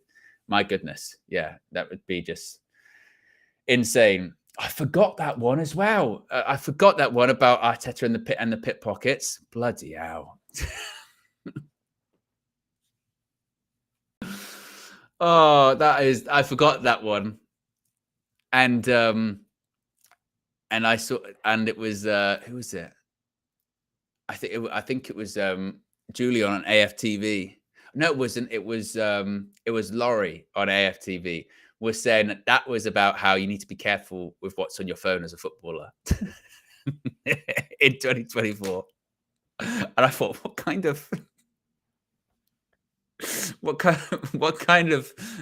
thing is that? Having pit pockets go around and take the things that I've got all of your keys and I've got all of your stuff. And that's you got to be careful what's on your phone. Oh man. That was funny. We did get over 500 likes. If you haven't already, click the like button and be sure to subscribe as well. Bottom right hand corner, you know what to do. A reminder of the team news for Manchester United today. You can see it on the screen at the moment. In goal, we've got Andre Onana, a back four of Mazraoui, De Ligt, Martinez, and Dalot. Midfield, once again, it's unchanged. Ugarte and Casemiro. Of course, same midfield that played against PAOK in midweek on Thursday. Bruno Fernandes, once again, in the 10. Amad Diallo starts once more after a very impressive showing on Thursday. Marcus Rashford starts instead of Alejandro Garnacho, who drops down to the bench, and Rasmus Højlund through the middle. So the changes, of course, are Rashford coming in. It was Garnacho who started on Thursday. You've also got De Ligt and Martinez coming in for Lindelof and Johnny Evans. So that's 3 changes. And starting 11 would have probably expected. I think it's the right call from Ruud van Nistelrooy. And maybe might be the last time we see the 4-2-3-1 for quite some time. I bloody hope so. I'm kind of sick to death of seeing 4-2-3-1. We've seen it for feels like a decade, near enough. It was on and off with Louis van Gaal, wasn't it? On the bench, we've got Bayindir, Heaton, Evans, Lindelof, Eriksen, Mount, Anthony, Garnacho, and Xerxes. So there are options there to come off the bench and change the game, possibly if needed. Some other news just in the last few minutes as well. We can see that Sir Jim Ratcliffe is at Old Trafford again today. He was there last weekend, I believe, wasn't he? He's there once more this weekend. The Manchester United minority owner. Bloody tall, isn't he? He is very tall. Have you guys seen this? This has been brilliant. I don't know if you've seen this. If you've been on social media particularly in the UK, you would have seen this. How everyone's talking about how tall Gary Barlow's son is. And he's really tall. And now it's just basically anything that's like big around the country is something to do with Gary Barlow's son. So I don't know what town it is, but there's a town and it's like a giant dart in there, and it's Gary Barlow's son playing darts. Or it's honestly, it's everywhere and it's everything. It's hilarious. Or there's like a video of Gary Barlow doing the ropes, like you can see at the gym, and they're saying like he's tying his son's shoes. It's like Big Cook, Little Cook. It is so I can't really describe it very well, but it's so funny. It is hilarious. Ken with the super chat says, our bench is so poor. Well, it's better than it was last weekend. Last weekend, we had literally nobody. We had nobody on the bench last weekend. Now we've got, Eriksen, Mount, Anthony back. Not that they're, game changers or anything like that, but it's at least something, isn't it? Cashin says, where is KG? Well, spoke about this earlier on, Cashin. KG may or may not be joining us. We don't know. We don't know. It was his 40th birthday party last night, so we don't know. basically. He might be joining us. He might not be joining us. We will have to wait and see. It is a cliffhanger of the match view today, is whether or not Mr. the Comedian will be joining us. If he does, I'm sure it will be entertainment. If not, we'll have a solo match view. It'll be fine.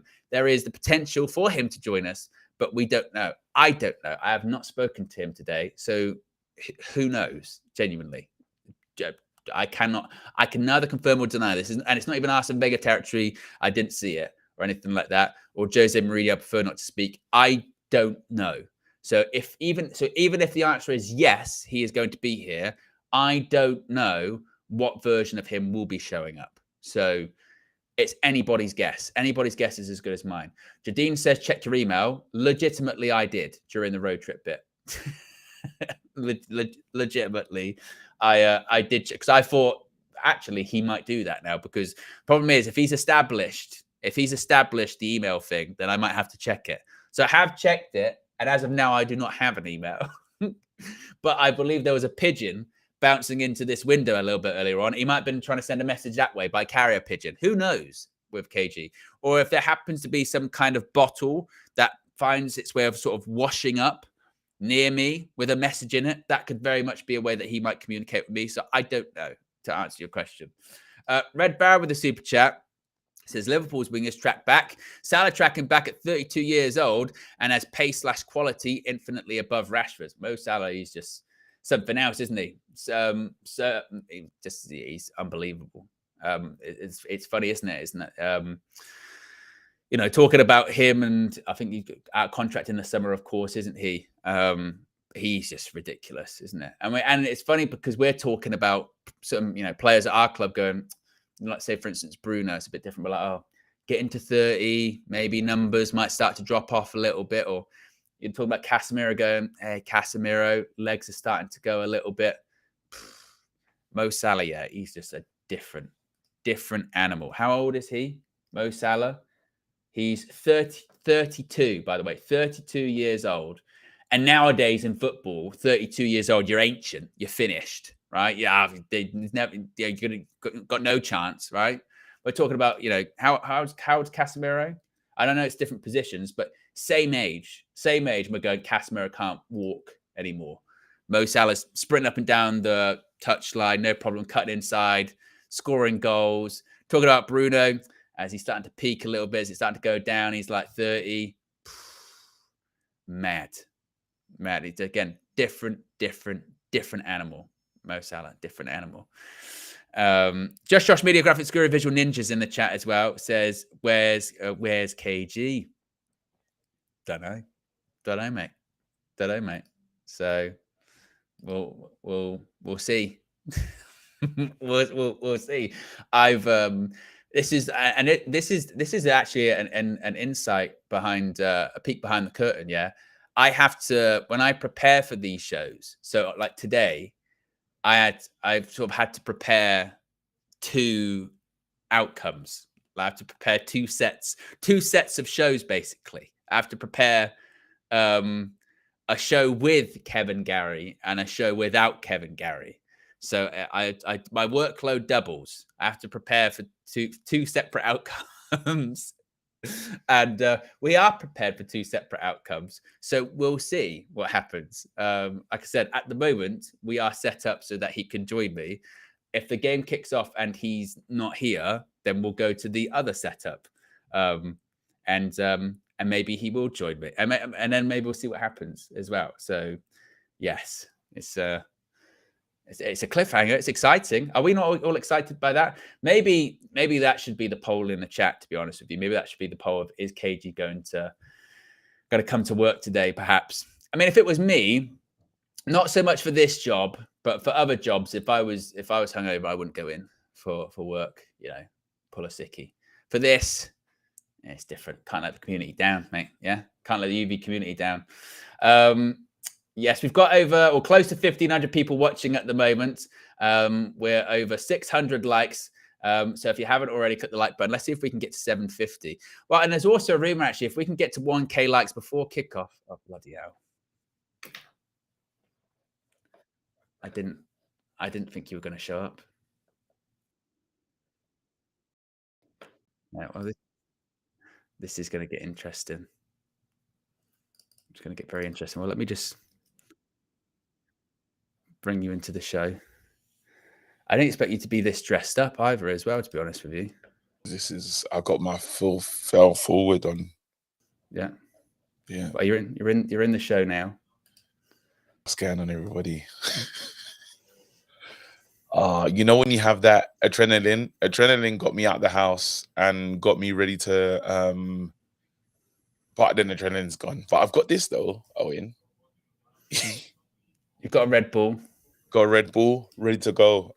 There will be chunky fries at some point because I need to have some. But yeah, I'm here. My wife got me these hangover kits, and yeah, Is that like with the rehydration stuff? Rehydration, all of it, rehydration clause, like everything. So yeah. So I don't feel mash up, but I'm not 100%. Not 100%. Did you pass a late fitness test? Is that what happened? Late fitness. I got probably 60 minutes and stuff, but yeah, like I'm like, and I don't know if these are too distracting. Maybe they're too distracting. I'll take them off, but my eyes are red. I've had no sleep. I was the last person on the dance floor. I was just saying I wouldn't have expected you to come in. I wouldn't have blamed you. No, I'm professional. I told the people, well, hey, as professional as one can be. Yeah. But I know I told them I was getting a lot of drinks, and thank you to anyone like if you was there in it. Thank you for showing up. It was wicked. And yeah. Bonehurt with a super chat says KG the hungover. KG the hungover, man. What a time. Flex was one of my DJs. Fire. It was brilliant. Did Josh get to work today? I believe so, yes. I believe so. Have they gone to Manchester? Yes. They're incredible. Yeah. You have to take dedication. That. Dedication. Have you seen the team news, KG? I don't see the team news when I'm not drunk. Yeah, well. Oh, we've got it. We're at KG. We've got it. We've got a call. We've got a call. Yeah, let's go. Flex, you're on your channel. Flex. Yes, mate. I've actually just realised. Should I call KG because his thing will connect me so everyone can hear? Yeah, maybe. Yeah. No. Yeah. You do that. Yeah, I'm putting the glasses back on. Actually, they're not too distracting, are they? No, they're fine. I think it sums up. Yeah. Fleck. Wait 1 second. Let's add you to the show. Fleck. You made it. I told you, bro. I'll come to work. Made it. Is Josh there as well? Josh made it. We all made it. Of course, we make it. Josh is a legend. Josh is fine. Josh is fine with that kind of stuff. Josh is never a problem. Yeah, he does that on a normal day. Josh was the last man. Josh was the last man standing, skanking. He had 2 drinks and skanking. Yeah, that's what I mean. Josh, you'll see if you follow him on Instagram anyway. You'll see on his story he's walking around like 4 or 5 o'clock in the morning, just as is on his adventures. No. Yeah, or he's going. He would be like, "Oh yeah, it's 5 a.m. Might go gym when I get back." Mate, yeah. That's what he would do, honestly. No. No. But seriously, wait. Let me say thank you to you, bro. Seriously. Big up. I know it's obviously not the platform for it, but you're my brother anyway, fam. Come on, man. You are the coldest DJ. It was I had to show them, man. You got you let them know. Like 1 hour out retirement. So you let them know. It was very fire. But we need to win today. I don't know the team. Actually, let's talk. Let's have a Light Trinity quick update on the team quickly. Yes, we can do. As you were. Yeah, it's as was expected, certainly. So Nana in goal, back 4, Mazraoui, De Ligt, Martinez, Dallo, Ugarte and Casemiro stay in midfield, Bruno Fernandes in the 10, Ahmad does start on the right-hand side, Marcus Rashford starts instead of Alejandro Garnacho on the left-hand side, and Rasmus Højlund through the middle. The bench is Bayern, Dier, Heaton, Evans, Lindelof, Eriksson, Mount, Anthony, Garnacho, and Xerxes. Wow, that's a strong bench. Yeah. Decent bench, yeah. It's a decent bench. It's a decent bench, actually. I like that. Are we going to win it? Are we going to win today, guys? I predicted a 2-0. I predicted a 2-0 from before. Won't be perfect, of course. Won't be, full throw and attacking. Won't be anything like the 5-2 from the other day when we played against them. Obviously, they'll be better. Yes. But I just think we'll get it done. You know what I mean? Just send Ruud out nicely, just get the points, and just collect today. You know what I mean? It won't be perfect, like I said. It won't be amazing, but I just think we get it done. What say you lot? Go on, Owen. He's already struggling. Yeah, like I said, I think it'll be the same as like it was Thursday. Like my prediction Thursday was 1 or 2-0, and it won't be pretty. It won't be great to watch. It'll be quite probably a dull game. Yeah. Atmosphere might not be too great, but I think Ruud gets it done. If we win today, we don't move actually in the table. We're still going to be like 13th, 14th, wherever it is. Anyway, yeah. But unless we win by 4 goals and we go above Newcastle. But that goes to show why it is so important to pick up these 3 points, because if we do win, then we'll be level on points with all of these other teams, maybe like 3 or 4 points off like 5th or something ridiculous, depending on what happens. So you want to give Ruben Amorim the best platform possible to succeed from, essentially, don't you? So exactly. Look, like I think today is, well, I'm going to keep the good vibes, but I had 2-2 in my head. Like, I just don't feel that I don't feel like we turned the corner. We feel positive about the team, but the team ain't playing positively. Are you with me? So while we're excited, you saw the dross that we put out against, who was that game that we had? Pauk. Horrid. Yeah.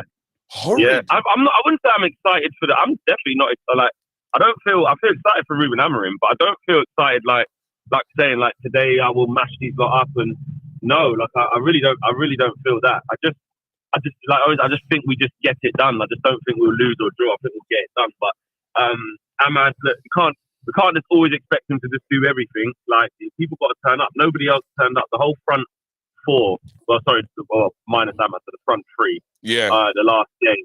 Like, they just didn't do anything. It was Ahmad just deciding he's going to do his own thing. That can't happen today, man. You can't just ask the kids to just bail us out all the time. Because also we have to remember that Ahmad, like, Starboy and like plays the right way, but he's not going to score like that every game. Yeah. He needs to, like, them man need to show up. Rashford, I need to see you today. Hoyland, I need to see you. Bruno. I need to see you. You know what I mean? Yeah. We need to see these guys, man, because like you said, KJ, it's true. They haven't been playing good. Like, we've been getting by with Ruud, but we haven't, like, 100% right, we haven't turned the corner. We're not playing crazy good football, and there's a bounce, and you know what I mean, that isn't there. We've just been getting by. Gallo, he's been off the boil. I just need to see composure. Oh, it's down the rain up here. He lied. Well, it's Bruno's 200. He's got a jacket. I have. Good. Well Well done. Prepared. It's It's Bruno's 250th appearance today, by the way, as well. Oh, wow. Oh, he'll score. He'll score then. He'll score penalty, or like he'll score. He'll get a goal or assist today, or 250 misplaced passes. Yeah, but then the one good one. Josh is such an idiot. But guess what? Guess what? Serious note though, guys. Have we all prepared ourselves for Liverpool winning the league? Because I'm not ready for that. I know, man. Why are you bringing this up? Why are you bringing this up, KG? You're talking too early. Too early. No. Seriously, I would rather Arsenal. I can't stress this more. I would rather Arsenal win the league than Liverpool. That's like, I'd rather City win it than Liverpool. Like, I'd rather City win it than Liverpool. Yeah. This is serious. They're gonna win it. They're gonna win it. It's done. Stop manifesting. No, believe, man. What's the always say? Yeah, Josh, Arsenal are going to win it because they don't win anything. Let's not even get that one. We're going to win the league. Hang on, hold on. Have you got the hold on? Yeah, I can do. Hold on, wait a minute. Yeah, Josh, 2 seconds. No, wait a minute. Wait. Did you say Arsenal going to win the league or win anything? I love how there's so much doubt in this. Like, over a couple games, bro. Believe it's not a couple of games. It's Arsenal. It's Arsenal's history. It's Arsenal's more like history. I've seen Arsenal fans going, "It's all right. We've got Europe this season." I'm going, Europe. Play a button again. No, wait a minute. Wait. I see Robbie going about the format. Oh yeah, the format's terrible. I'm going, Arsenal don't win anything in Europe in any format. No, wait a minute. Wait. What format do Arsenal win things? Typical white man trying to erase our things. You're like, why is he saying racism? Why are you going to pull the racist card at all points, bro? Exactly. Get rid of it. He just wants to throw the race card. Yeah. That's his trump card, you know. Exactly. Hello? From out the car. Can't spell erase without race. Yeah, Get rid of it. Get rid of it. Arsenal don't I'll see win. Hang up, Yeah. KG. I'm getting nervous. Those people ask a lot of the time. They go, why didn't you let Josh on the channel that often? You've just seen why. You know, Yeah, we can't. Just like, do you know what's crazy as well? He's mixed race. His mum's white.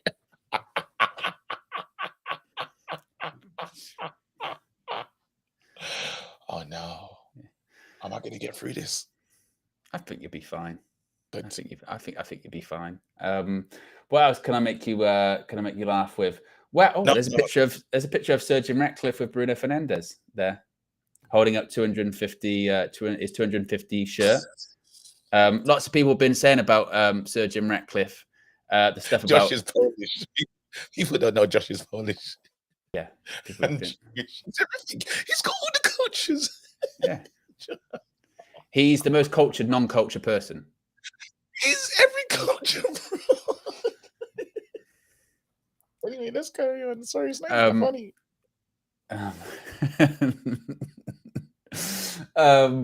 Have you seen the stuff about Gary Barlow's son? Nope.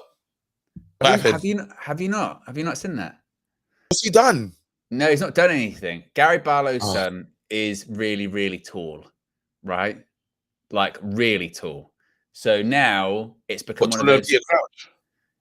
I don't know specifically how tall, but he's very tall, and it's become one of those things now where it's like, it's very, very difficult to explain, KG. But like, for instance, there's a town in the UK, and there's a big statue of a giant dart, like that's rammed into the ground, and they're like, Gary Barlow's son's been playing darts because Gary Barlow's son's a giant. That's funny as hell.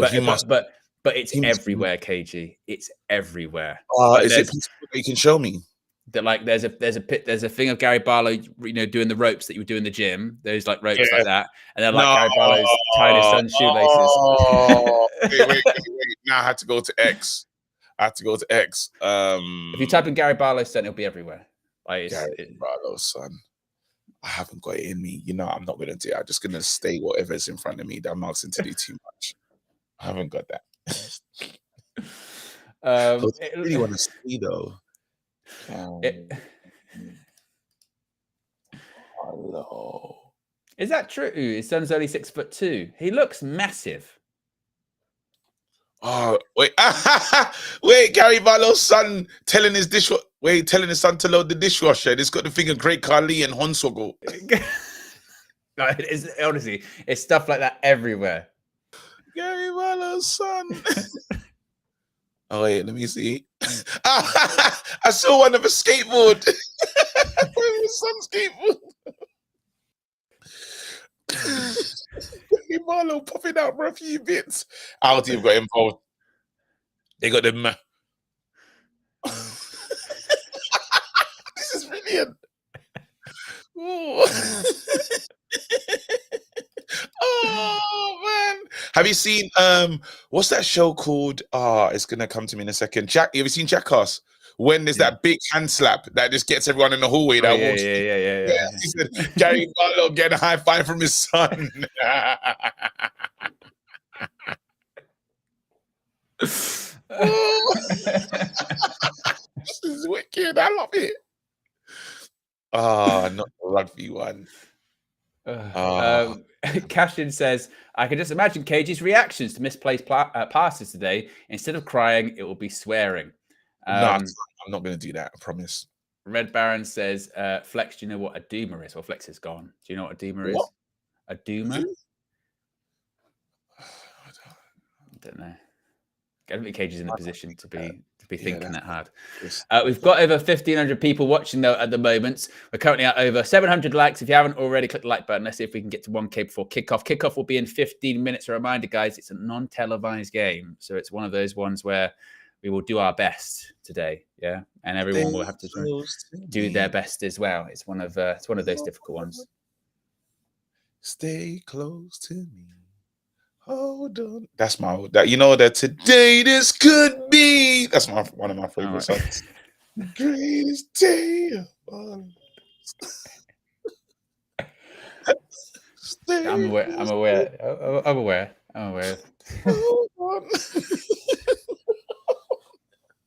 And because it gets me getting into high note bits that I love to bring into all sorts. Yeah. KG likes to show off his vocal range at different points. Hold on. Yeah. I'm singing it right though, innit? Surely. Yeah, that's the right song. That's the right song. That is it. I've got a question for you, KG. Given that it's Ruud's final game today, Gonna miss him. well, I was going to ask you about what's the job that he's done.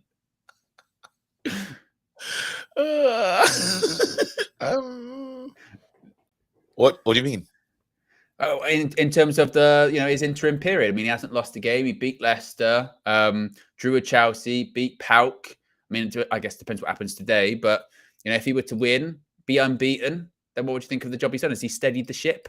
I think he's more than steadied the ship. He's put us back into the title charge.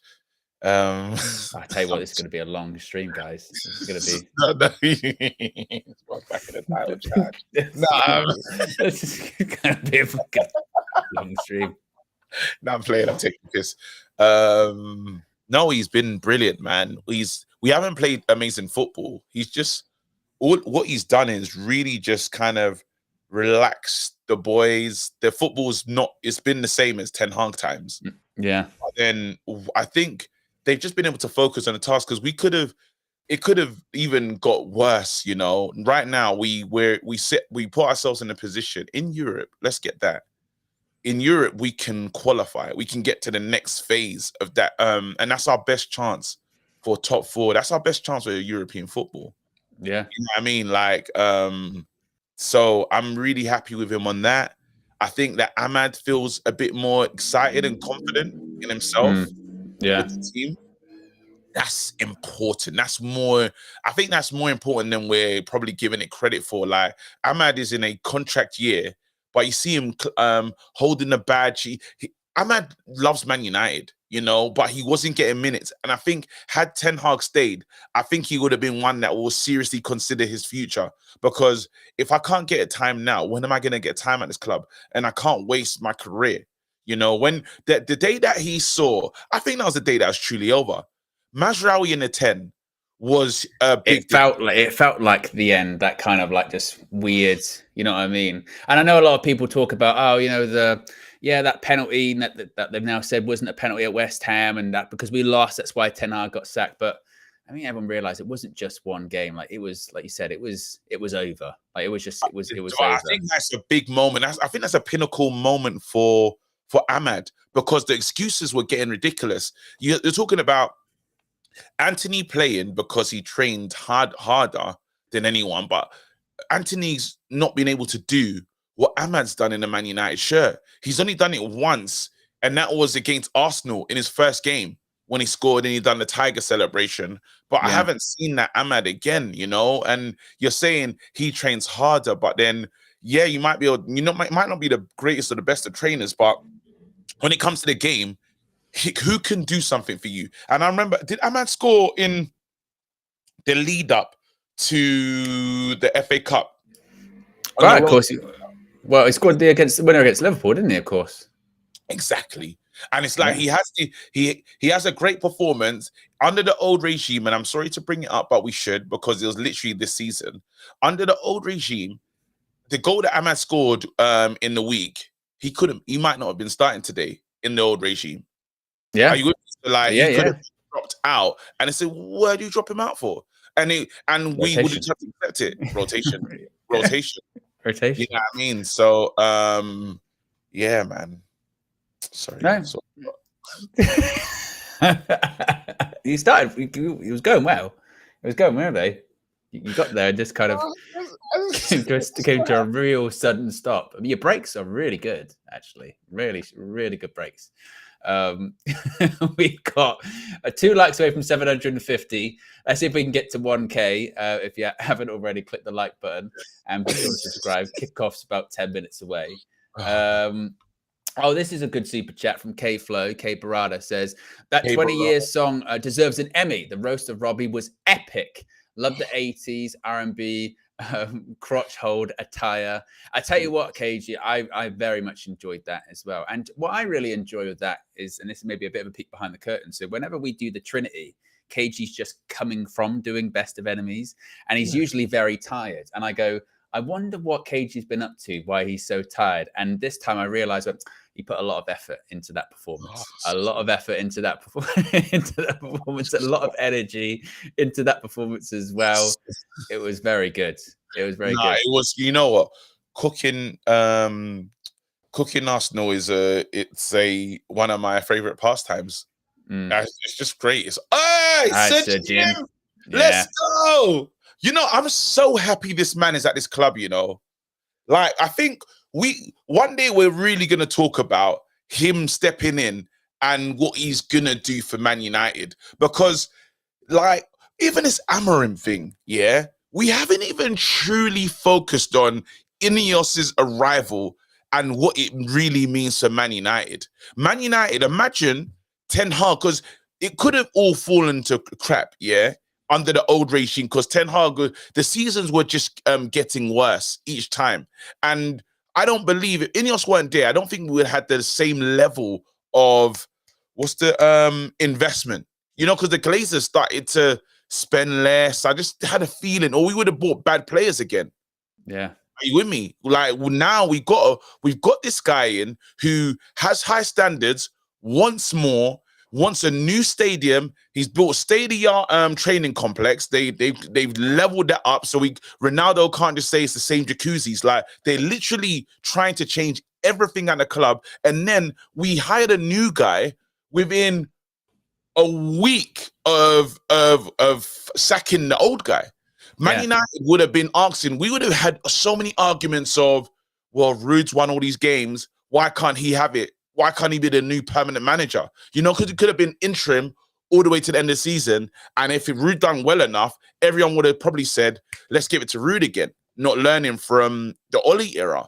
We've gone and bought one of the best young managers in the game right now. Yeah, no, it's exciting. Prim says, big up, Mandem KG, you need water. Big up. Well, he's got Red Bull. You know, he's got... Prim was my DJ as well. He was my DJ as well. Oh, there you go. Great guy. I've met some amazing family on YouTube, but again, I just want to shout Prim out. He killed it. Like, he was sick. And that's literally a relationship from online and being a part of the Reckless delegation. All the people, you lot know who you are. But I've got so much love for them. But yeah, shout out Prim, man. With Ruud as well, because we were talking about Ruud earlier on. What do you think happens with him? Do you think there's any chance that Amorim keeps him, or do you think he's gone? I think he's a goner. I think he's a goner, and I you know what? I prefer it that way. Yes, he can offer so much, and you hear him talking it out, but mate, you know, like your team just needs to be together and understand each other. You don't want any foreign objects. Like, you know, like when you get a splinter and it's like, it just doesn't need to be there. It just needs to get out. Like, you're not a part of this body. Like, yes, you're Man United and you're part of the great times, but guess what? In this dressing room, because he travels with the same team and he's been traveling with the same team since Braga. That's his team. That's his staff. You're the new guy. And it works at the moment. We ain't got time to be at the highest level trying to, what's the word? At the highest level, trying new shit.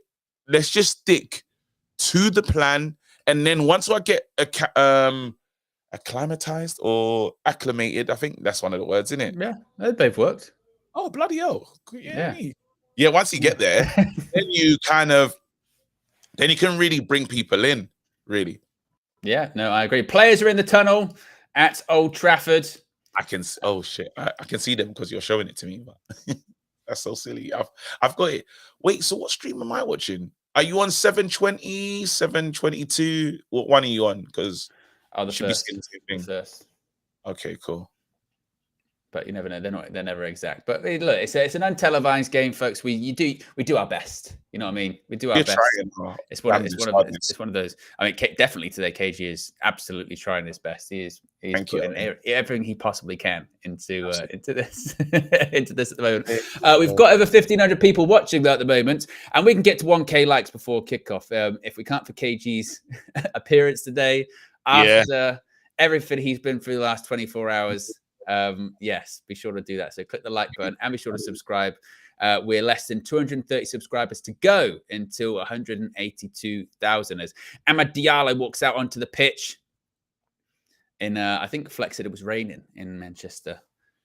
Bit of the weather. And there's Ruud van Nistelrooy. He's got a scarf. He's got a scarf today on as well. And I hope he gets the real good thank you because he deserves it. The turtleneck. And he always gives it a bit of the. But he used to give that sort of like clenched fist up to the crowd when he was a player as well. He used to always score, run over to the corner flag, give it all that as well. Oh. I'm proud of him though, because you never know. One day he might return and lead us properly, like he's done his. Why is Onana standing like that? What's wrong with you? Like it was the Dragon Ball Z. It was kind of Dragon Ball Z. Yeah. Casemiro's got giving it, the rock. Yeah. I'm mad. What would yours be if they said that to you? I'd do the double Rashford. Well, both. I love that. I love what Rasmus has done, but I'd do the double. Yeah. I gotta be extra. That's true. It's like when we have those pictures taken by Josh. Oh my goodness. God, I hate that. Literally. Looks like Leicester, by the way, are probably playing like a 4-5-1, they're saying today. So yes. Larry says, let's not forget it's been raining. Yeah, well. Let's not forget. Let's not forget that, We mustn't forget that it's been raining, so the pitch is quite. It's been raining. Yeah. Are you? Yeah. It's been raining. Yeah. Oh, tell me you got the judge on there because I just want to hear from the judge right now. I got loads. I got loads of the judge on there. What we're not looking for today is excuses. What we're looking for. We're not looking for an amazing performance. We're just looking at the end of the game. We want to look at some players and just say, done okay. That's all we want. Have you got that's reckless, fucker? Well, I've got all that kind of. But first, don't do it now. We got. Yeah, I was gonna say So we've got minute silence for Remembrance Sunday as well. So as I place the poppies onto the pitch, worst time to do that. Yeah, I'm prepared, KG. Don't worry. Sugar, hold on 1 second. I've got to take off my hat. I don't think the minute silence begun just yet, actually. Oh, okay. Oh shit. Yeah, because the crowd are just applauding, laying the wreaths in the centre circle. Centre circle, mate.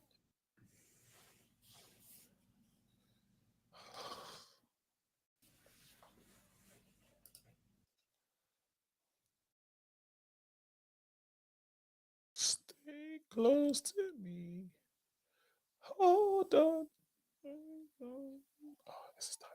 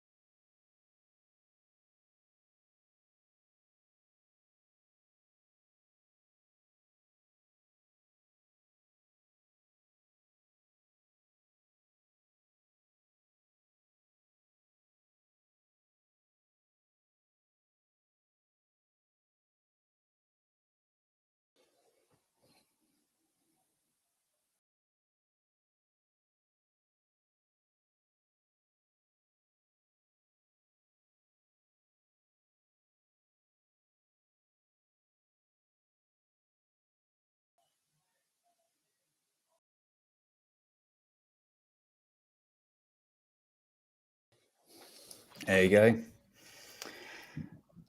Shout out to all the fallen soldiers, man. We remember. There we go. Absolutely, absolutely. Always worth remembering your history. Absolutely, mate. There you go. I was in team St. talk. Oh, we're doing that thing again. Yeah, doing the huddle. Let's get some success from this damn huddle. Mm. Well, look, it's been working to an extent recently, has it not, KG? You know, having lost in a little bit. You know, in these players, I just need it to, man. These players just need to do that on a regular basis. Go on, man. I'm so happy for you, man. Playing football, starting for Man United. You know, and it's good. Again, it's going to give Garnacho the kick up the arse that he needs as well. Yeah. Well, really, it's just what we're saying about Garnacho, isn't it? It's just the case of this is what it should be for him, where he's in and out of the side, doesn't have to start every single game, impact sub in some games. You know, that's what it should be for Amad Diallo. Absolutely. For Garnacho, excuse me. Look at that. Is it a scarf or was it just that Ruud's wearing? Oh no, it's just turtleneck. Got the turtleneck, yeah. He's a very well dressed coach, isn't he? Oh my goodness, he's a. I feel that's what you'd be rocking. That guy, what's that coach's name? Actually, Steve Cooper, when he was having a go about the atmosphere. Yeah. My language, but I didn't like that. I didn't like that. That was there. No, it's true. When he was like, "Yeah, the atmosphere was rubbish at Old Trafford." Actually, he's an idiot. You lost 5. What was the score? 5-2. 5-2. You fish. Like, I couldn't believe it. And we're off. Yes, we're off.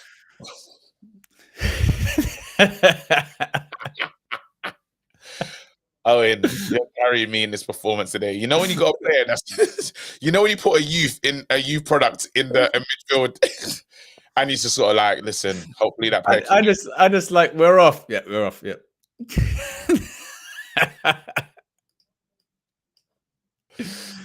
It's fine. We'll be fine. As Leicester have the ball pass, get around the back. Final game for the international break, remember, guys, as well. So hopefully Manchester United can. What an eventful period! What eventful period of games it's been for United. Let's be honest. Absolutely. Yeah, Bruno Fernandes loses it straight away. Here we go.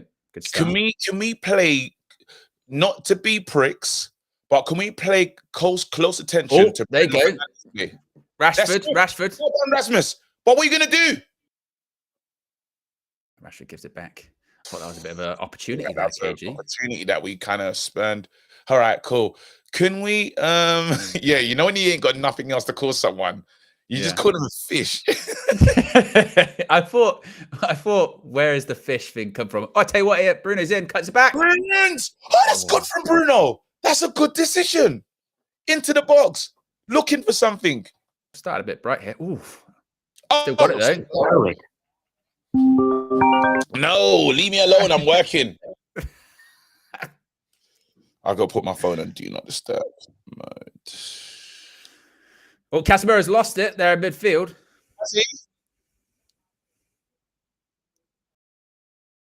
Oh, they just run through us like we're not there. He's carried on going.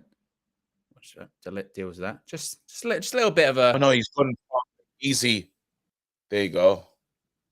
Lovely, good work from the team. There you go with what you call it and the thingy. It's so funny. Obviously, people are gonna call me today and say, "Sorry, I couldn't get to your birthday." I'm like, mate, trust me, it doesn't matter. We had the great time. It's fine, bro. Big up though for the call, but it was wicked. We're currently at close to 900 likes. If you haven't already, click the like button and be sure to subscribe. How many viewers we got? We're currently at nearly 1,300 people watching. And Amad's running down the right-hand side here. How many likes do we have? We're close to 900. We've got a good ratio going. That's really good. Well, I love Amad, you know. It's a free kick. Lovely. Proud of him, man. I'm really proud of him. Okay, you're a little bit in front of me. I'm not sure if I can. So what I'm going to do... It's okay. We don't have the ability. So he's just like, he's on the ball, like it's showing a replay of him do the quick feet and get 310. Yeah. It's close. Very. For us anyway. For the circumstances. I mean, we've had situations before. That I'll tell you what the worst one was when we had that Carabao Cup one the other night and couldn't pause it on Sky Sports Plus. That was a nightmare. And it was so bad as well. It was a horrible game. Or like Flex, when we were doing the sporting one the other day, it took him 20 minutes As well. to get going. Free kick, though, to Manchester United. Ahmad and Bruno got to stand over it. Bruno puts it in. Masraoui. Oh, let's get that ball back. Good tackle there. Well done, Bruno. Oh, I thought he was going to say he's got a free kick or something. Yeah, he looked annoyed, didn't he? Yeah. Afterwards. Maybe he just didn't like how the team operated with the loop. Yeah. Or deflection. Is my audio bad? Someone said my audio's not good. It's clapped. Is that true? I don't know. Let me double check. Hello. Hi. This is me. Yes. Hello. So, I think it's fine. Okay, cool. Maybe I'm wrong, but Danny DeFito says, hate playing the same team twice in quick succession like this. History shows you don't usually get the same result, but let's hope. Lucas Chan's been a member for 28 months. Says, we will remember them. Hope you had a great birthday celebration, KG. Let's go United. Just want to thank you guys again for always being so entertaining. Oh, thank you very much. Thank you for that. Appreciate it. That's really nice, actually. You know, just can I apologize as well? I need to apologize for something that I did. Owen, What have you done? What have you done? I want to apologize for swearing at that person on the last stream. I was a bit miffed that day. You're a bit grumpy. You know, yeah, I think it was a bit of a big reaction. I apologize if you still watch this show. Has that been bothering you over the last few days? Yeah, sometimes I do reflect and think, have you acted accordingly today? And a lot of times I'm like, no. But then I do reflect on it and think I could be better. So again, if you were just watching that stream and you just wanted to say what you wanted to say, I apologize that you got me on the wrong day when I was just like a bit pissed off. What did you call him? No, I definitely swear at him though. Bruno to Ahmad. Ahmad's in the box. We got over. Oh, and keeper catches. Yeah, I can't remember specifically what you said, but That's it. No, but you know, sometimes you probably like a big fan of the show, and it's like, why is KG swearing at me today? Yeah. Well, look, lots of people asking you, KG, where you got your glasses from. Oh, my wife.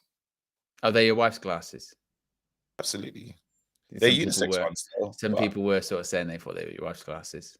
Yeah, definitely. Because I can't find my I better find them because they're like really expensive, my other glasses, but I can't remember. I was on the floor the last time I had them. In the hotel, so I should still have them. They're my black ones. This is also the thing with you, though. To be honest, whenever you travel anywhere, you always return with less things than you had going there somehow. I always. I'm not sure how that's possible, but it always does happen. And I'm not. I swear to you, if I lose these next pair of glasses, I'm buying fake glasses from now on because I can't spend $350 a time on glasses. That's ridiculous. Ahmad's got space to travel. He's giving it to Højlund. Mad. We keep doing this. We keep sort of getting into good positions, then just cutting back. Oh, the first time. Ooh. It's got to be the Casemiro special. We thought for a second. Casemiro special, first time inside of the foot. Do you know what I did? That's really stupid just now. What? I reacted to the same opportunity twice, like it was happening again. Okay. oh. Wait, you just saw that, you did. We're in again. No, again. You're second. This one's seconds behind you, ish. An idiot. Oh, it's trying to turn. Bit of a wrestle in from Højlund. It's all right. Oh, no, it's a free kick. 8 minutes gone, still 0-0 at Old Trafford. I tell you what, do you want to talk about hairlines that are going? What is that referee doing? My goodness. He's got the strong Vegeta. That's the Kakarot. He's got the Kakarot. Kakarot. That is proper game for him. That's proper Prince Vegeta, bro. So some people used to call that the McDonald's M as well. You know, like Yeah, it is.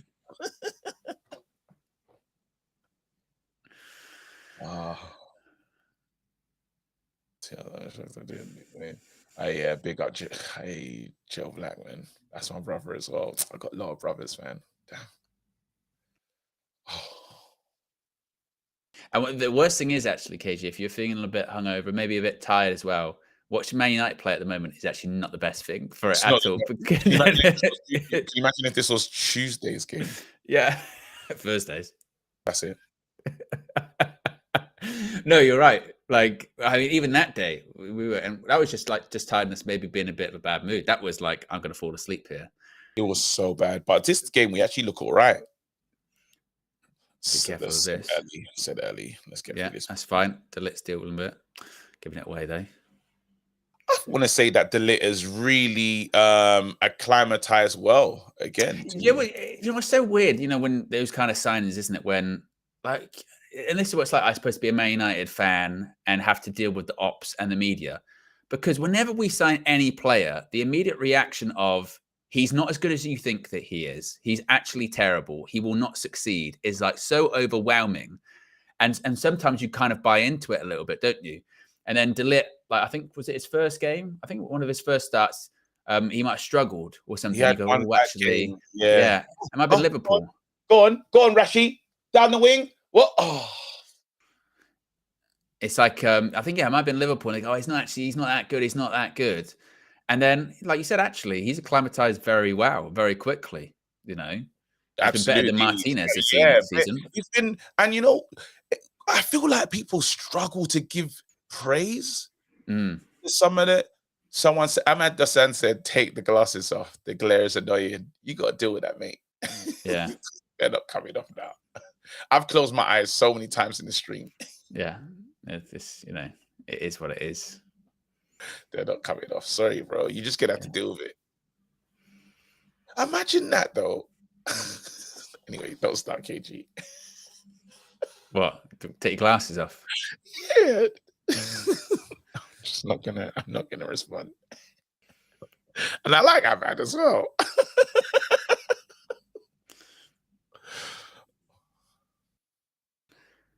Is Dallo? Oh, it's a bit of a short pass. Casemiro wins it back. It's not a foul. They're all special. Not a foul at all. Casemirs. Starts. Go on. Ball in. Ball whipped. Oh. Is that your attempt at the back post header? Yeah. Well, I didn't realize that you jumped with your arms fully in the air and your head like it's a bubble head. No attempt to head the ball. More You attempt to got kind of it, like though. You break got your me. neck. I think you should try that at home. It's brilliant, bro. When the ball goes up and it looks like it's a header that we could go for, yeah. You don't let those managers when they're sitting on the touchline and they do the fake Yeah, header. You'd be like this. You'd be like, Yes. oh, Please pass the first man. Nope. no, get your hopes up now. Mazraoui. He's been our best signing though of the summer. Mazraoui. Yeah. It was a value for money, like 12, 13 million. Unbelievable. Yeah. Oh my God. I need food now. I thought you said you were having, what was it? It was coming. My wife hasn't delivered it. She played the greatest birthday for me, so I'm not gonna complain. Not the best pass that from Ahmad. Ball's given away. One, babes, please. No, they're in. Are they in? I read the ball back. That's a couple of times actually given the ball away, but won it back. Decent areas United. Oh, let's call her and say, "Hey, babes, is the chips here?" Because this is crazy. What's also crazy is that we're 55 likes away from 1K. If you haven't already, click the like button. Hello? Hi, wife. You sound mash up. I'm live, by the way, right now. Oh, I'm with Owen, your favorite. Hey, Owen. Hello. Oh my God, so loud. Babes, did you order the fries? I mean the chunky chips. Yeah. Have you got them? Yes, baby. What about me? I thought you were gonna eat after your stream. You can't eat on the stream. Don't worry, They Owen's can. giving They me can. some. They I'm can. allowed to eat tax. You can. Oh, okay. All right, I'll go and get them. Love you to bits. Bye, hon. Bye. She said, yeah, she sounds in a worse sort of place than you. I didn't think that was possible. Jeez. And I don't know. Like, there's a part of me that goes, I tell you what, bless her, because still, she's feeling like that. She's going to go and bring the chips into you. That's great. The other part of me goes, bless her, because she feels like that, and she gets a call going, where are the chips? Jeez.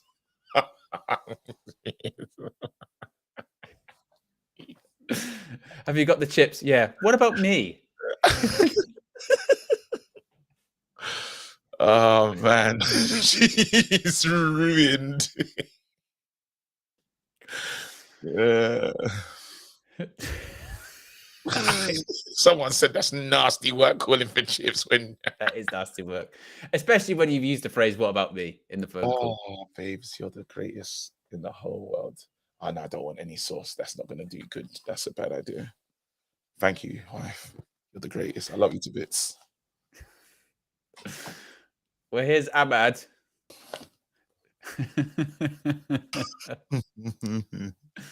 We've relaxed the rules though on eating on stream though recently. Wow, Josh doesn't like the rules in the studio, but I'm in control. I'm in control of the virtual studio. That's fine. Yeah, you are. Just through this stream, because it's different classroom. Oh, Casemiro, be careful. Oh no, he's gone down. Is he all right? No, good tackle. Someone's still down though. Who is that down? I don't know. Is that Hit in the face, number 6. Or is that Leicester? Oh, yeah. Thank you, Joe. My wife knows exactly who she married. We're up. Oh yeah. This isn't 20 years. 20 years of this. Yeah, this isn't. That's my person. Leicester. Casemiro did well in the end. I think he's fine though. Leicester Martinez still 0-0, 15 or nearly 16 minutes gone. Not a lot really to actually talk about, to be honest, in 16 minutes. But that's what we said was going to happen. It's going to be one of those games, isn't it? Mm-hmm. Corner ball for Leicester. Please, Man United. Let's get into international break like in a great way. Yeah, I mean, like let's win and then international. Well, win that. Oh! Can you find it? It's in. I have to close my chip box. That's it. That's how serious it is. But it's Ahmad again, nearly similar to what he did against Pauk. Just try and win it back, keep trying to win it back. Oh, back heel. Okay, shoot, please. Yes! Yes! Bruno Fernandes! Oh, 250th appearance. Yes! I love the celebration. Bruins. Oh, yes. Sorry, I'm so sorry for anyone that heard me scream like that because that was ridiculous. Oh, yeah. Pause. Oh. What a goal by Bruno Fernandes. Yes! Now he can actually score, KG. A couple of the goals he recently scored, penalties, deflections, bit of luck. That's not a bit of luck. It's a heck of a goal. And look at it. It's who starts it as well? Ahmad again. Back heel. Boom. Bruno. Gives it to Bruno. Brilliant finish. 1-0. Here we go. He goes left, he goes right. Make look dance, look shy. And I don't know the rest of the words. Once again, those breaks are working tremendously. Look at this assist from Ahmad. Disrespect. Yeah. Little flick and boom, right into the corner. 1-0, Manchester United. Like you said, KG, give us something today. Give us something. Oh, absolutely. There you go. That was absolutely phenomenal. Oh, look at the back heel. Ask that guy.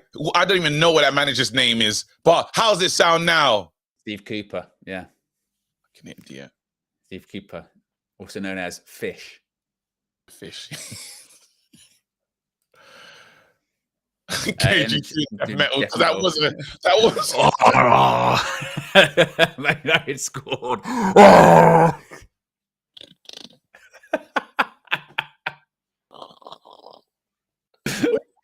You know, it's my true feelings, innit? Yeah. They say alcohol brings out the truth of you, innit? Yeah.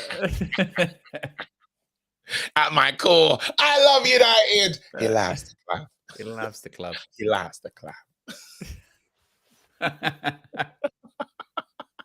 He laughs.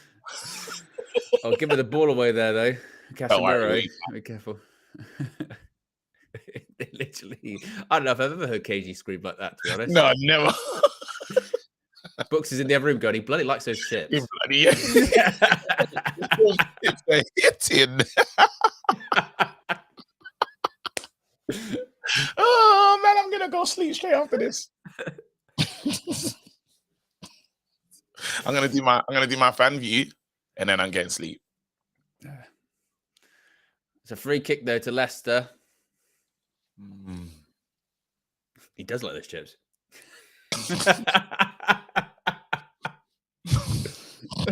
Because he just made some kind of weird noise.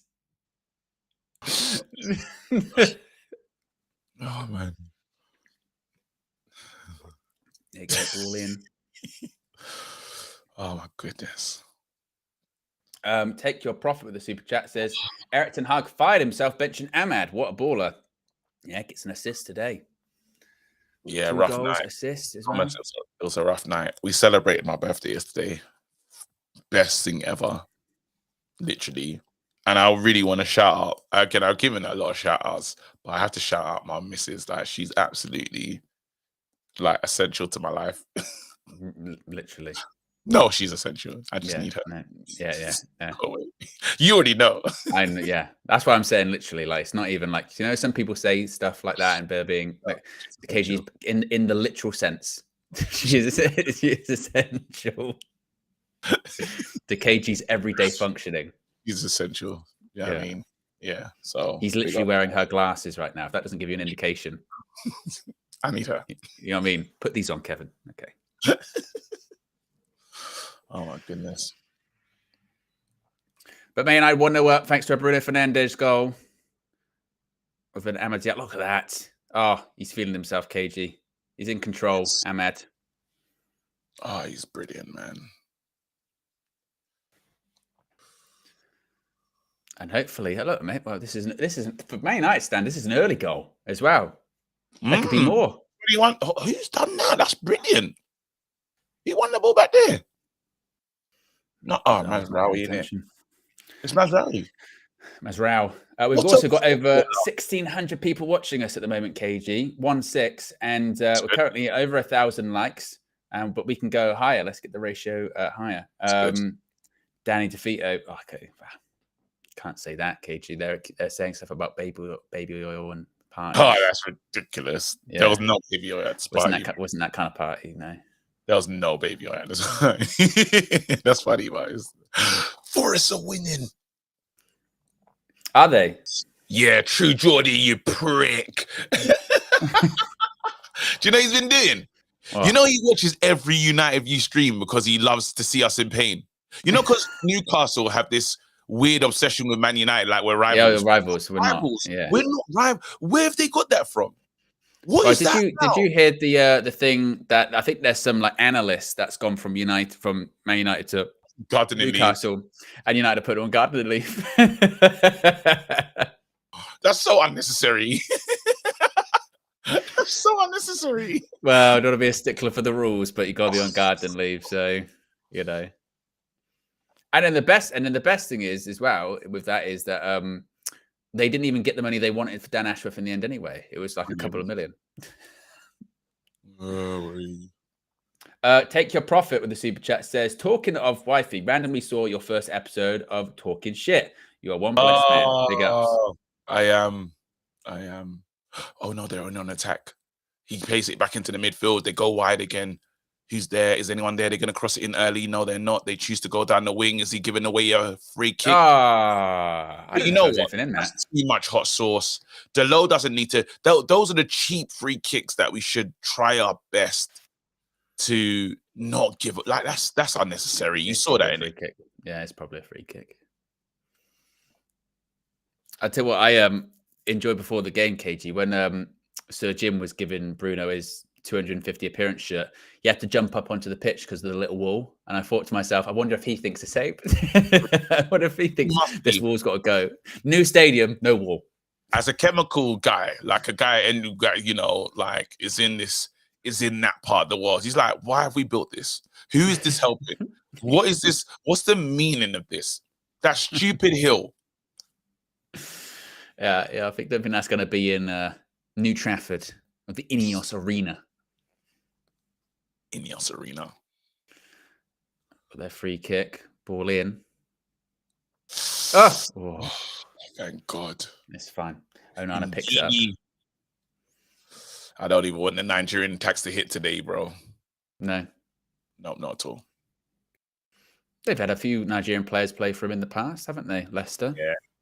I wanted Ndidi at one stage. Really? Yeah, it's a good player. I just would, you know what? I would love a really special Nigerian player at our team. That would be fun. Like a really young prospect. A young prospect. That's good though. That's really like the one that was there. Yeah, was Osimhen. There was a time when I was like, but then well, there was a time, like you said, when people were like, "Oh, he's going to be best striker in the world," kind of thing, and it was like, "Oh," whereas now it's like, "Oh, we'll wait and see," kind of thing. I still think well, actually, I don't know, because they thought he was going to end up in Saudi, didn't they? And then that didn't happen.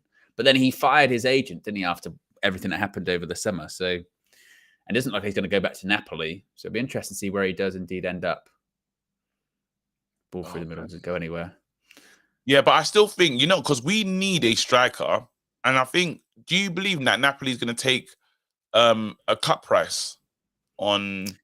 Well, it was weird, wasn't it? Because that's what they were saying over the summer, wasn't it? They were like still holding, because he is still worth quite a bit, but he's not worth what he was worth a couple of years ago because he had a bad season. He's got less time on his deal, right? Isn't it? Mm-hmm. So Casemiro special. Oh, look at that little whipped over.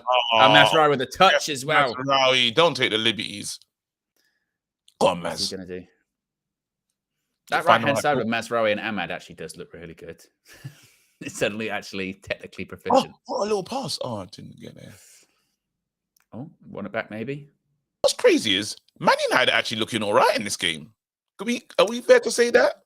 Well, a couple of the times, what definitely they're doing better is when they do lose it in positions like this, they're winning it back quicker. Tries to play 1-2 there. Bruno. See, that's what I mean. Look, Bruno wins it back there. We're actually being a bit better with that. Winning it back in better areas. Casemiro plays it off the 1-2 off the Leicester player.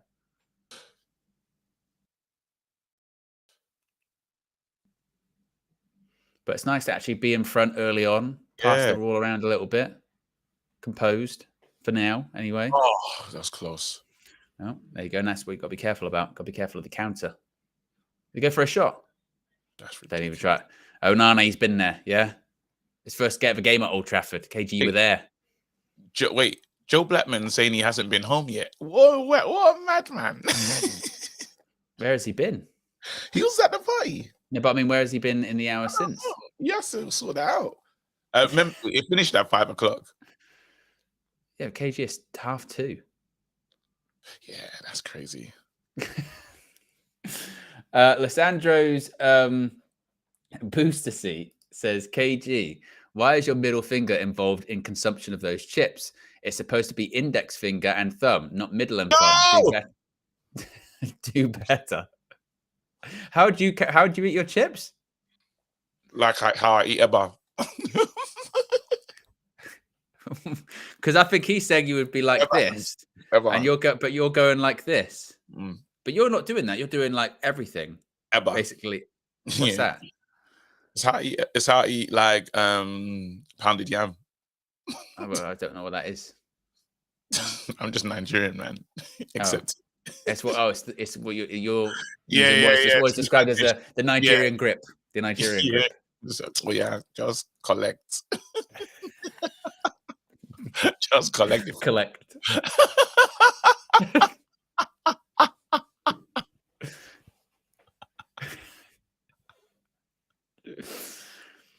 I like that. How'd you eat? Just collect. Just collect.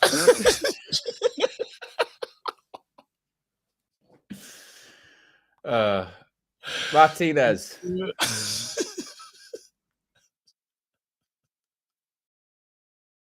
I don't even think that's that funny, but it's making me laugh. Because I haven't realized until today that That's how you eat. Yeah.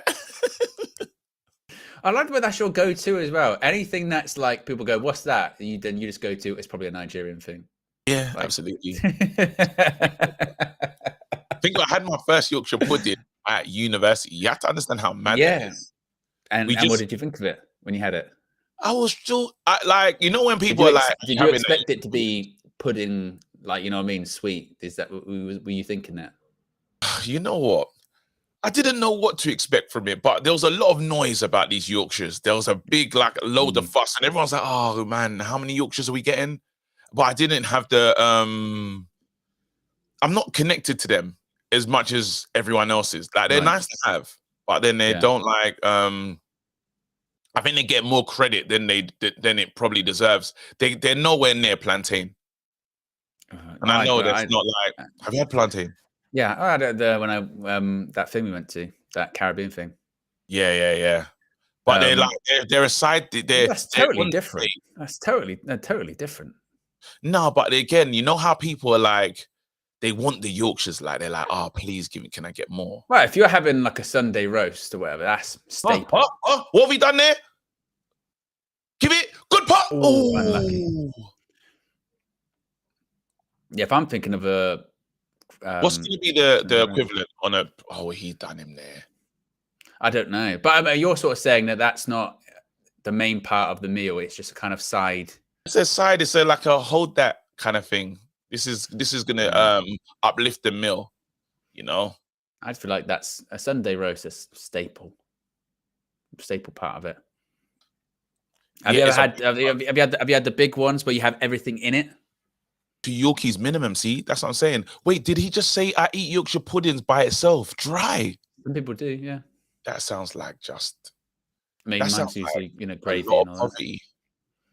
But gravy's cheap. That's nice. Doesn't it sound like Katie's not suggesting that you're, by the way, living in poverty. That's why you like them. It just sounds like you can gravy granules are mad cheap, bro. You can get pisto on that. Like you might not like gravy. Some people don't like gravy. What? Some people don't like it. I like it. Josh don't like gravy. That's added to the list of things that Josh don't. Josh hates everything. Who is he? Yeah, some people just don't like it. Josh don't even like common gravy. Yeah. What is going on? Josh doesn't like gravy.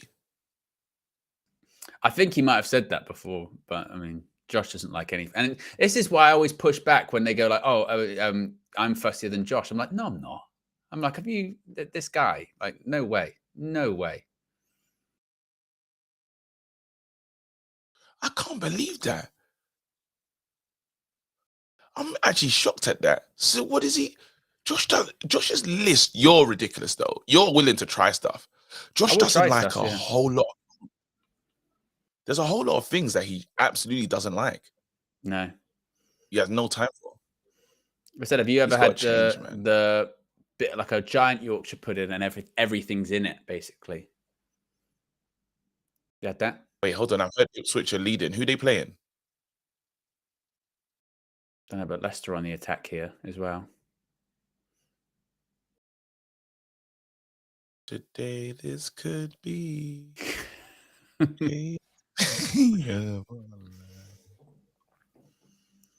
Stay close to me.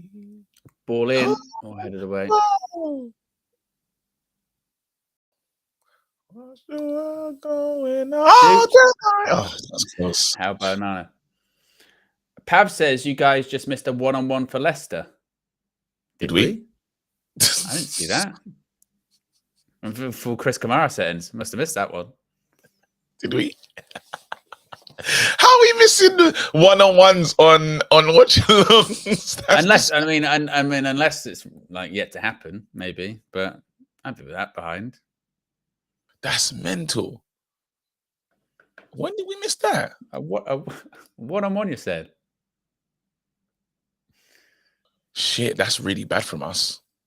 It's a watch along and we're missing like big moments. No, I didn't. Apparently, it was Ndidi. The Ndidi one. When was that? I don't know. I know Nana made a save.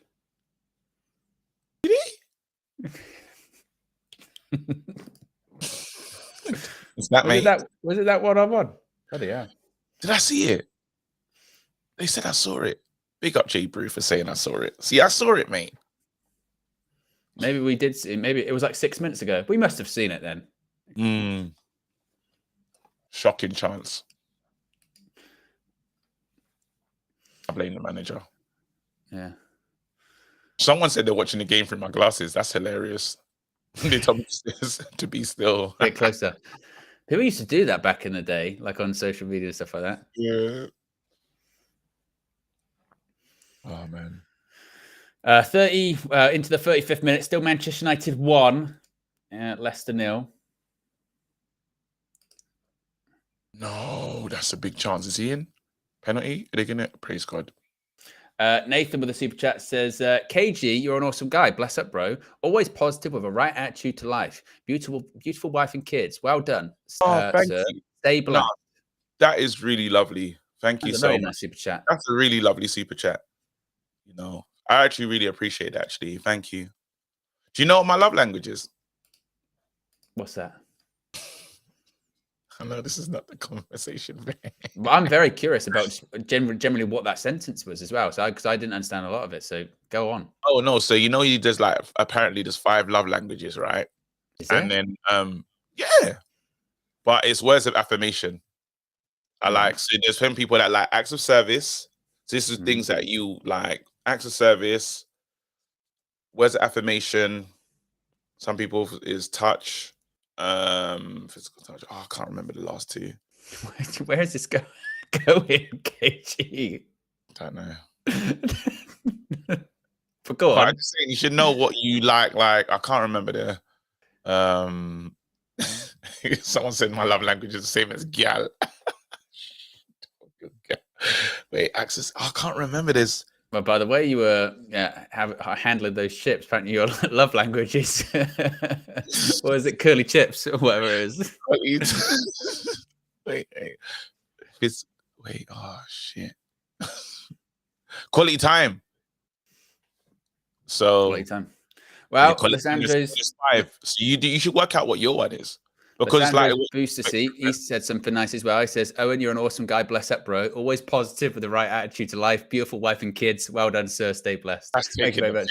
Thank you very much. Thank you very much for that, dude. Booster He's seat. taking it out. He's ruined it. It's a nice super chat. It's a nice super chat. That one. It's a nice one. Nah, he's taking it. He's taking it. If you know what my love language is? Yeah. It's Lissandro's booster seat. That's my love language. Yeah. Yeah.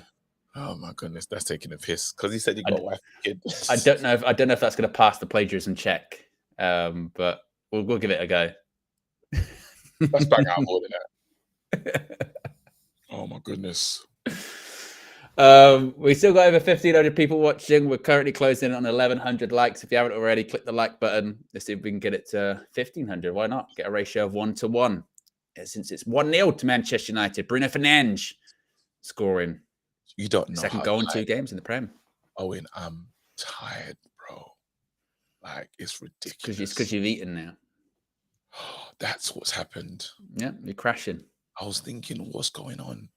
Sometimes the hunger can keep you awake. Yeah, that's what's happened. Yeah.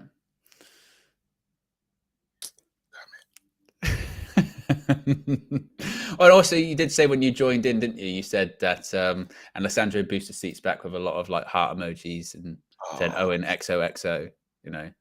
So I told you it's my love language. Thank you, Alessandro's booster seat.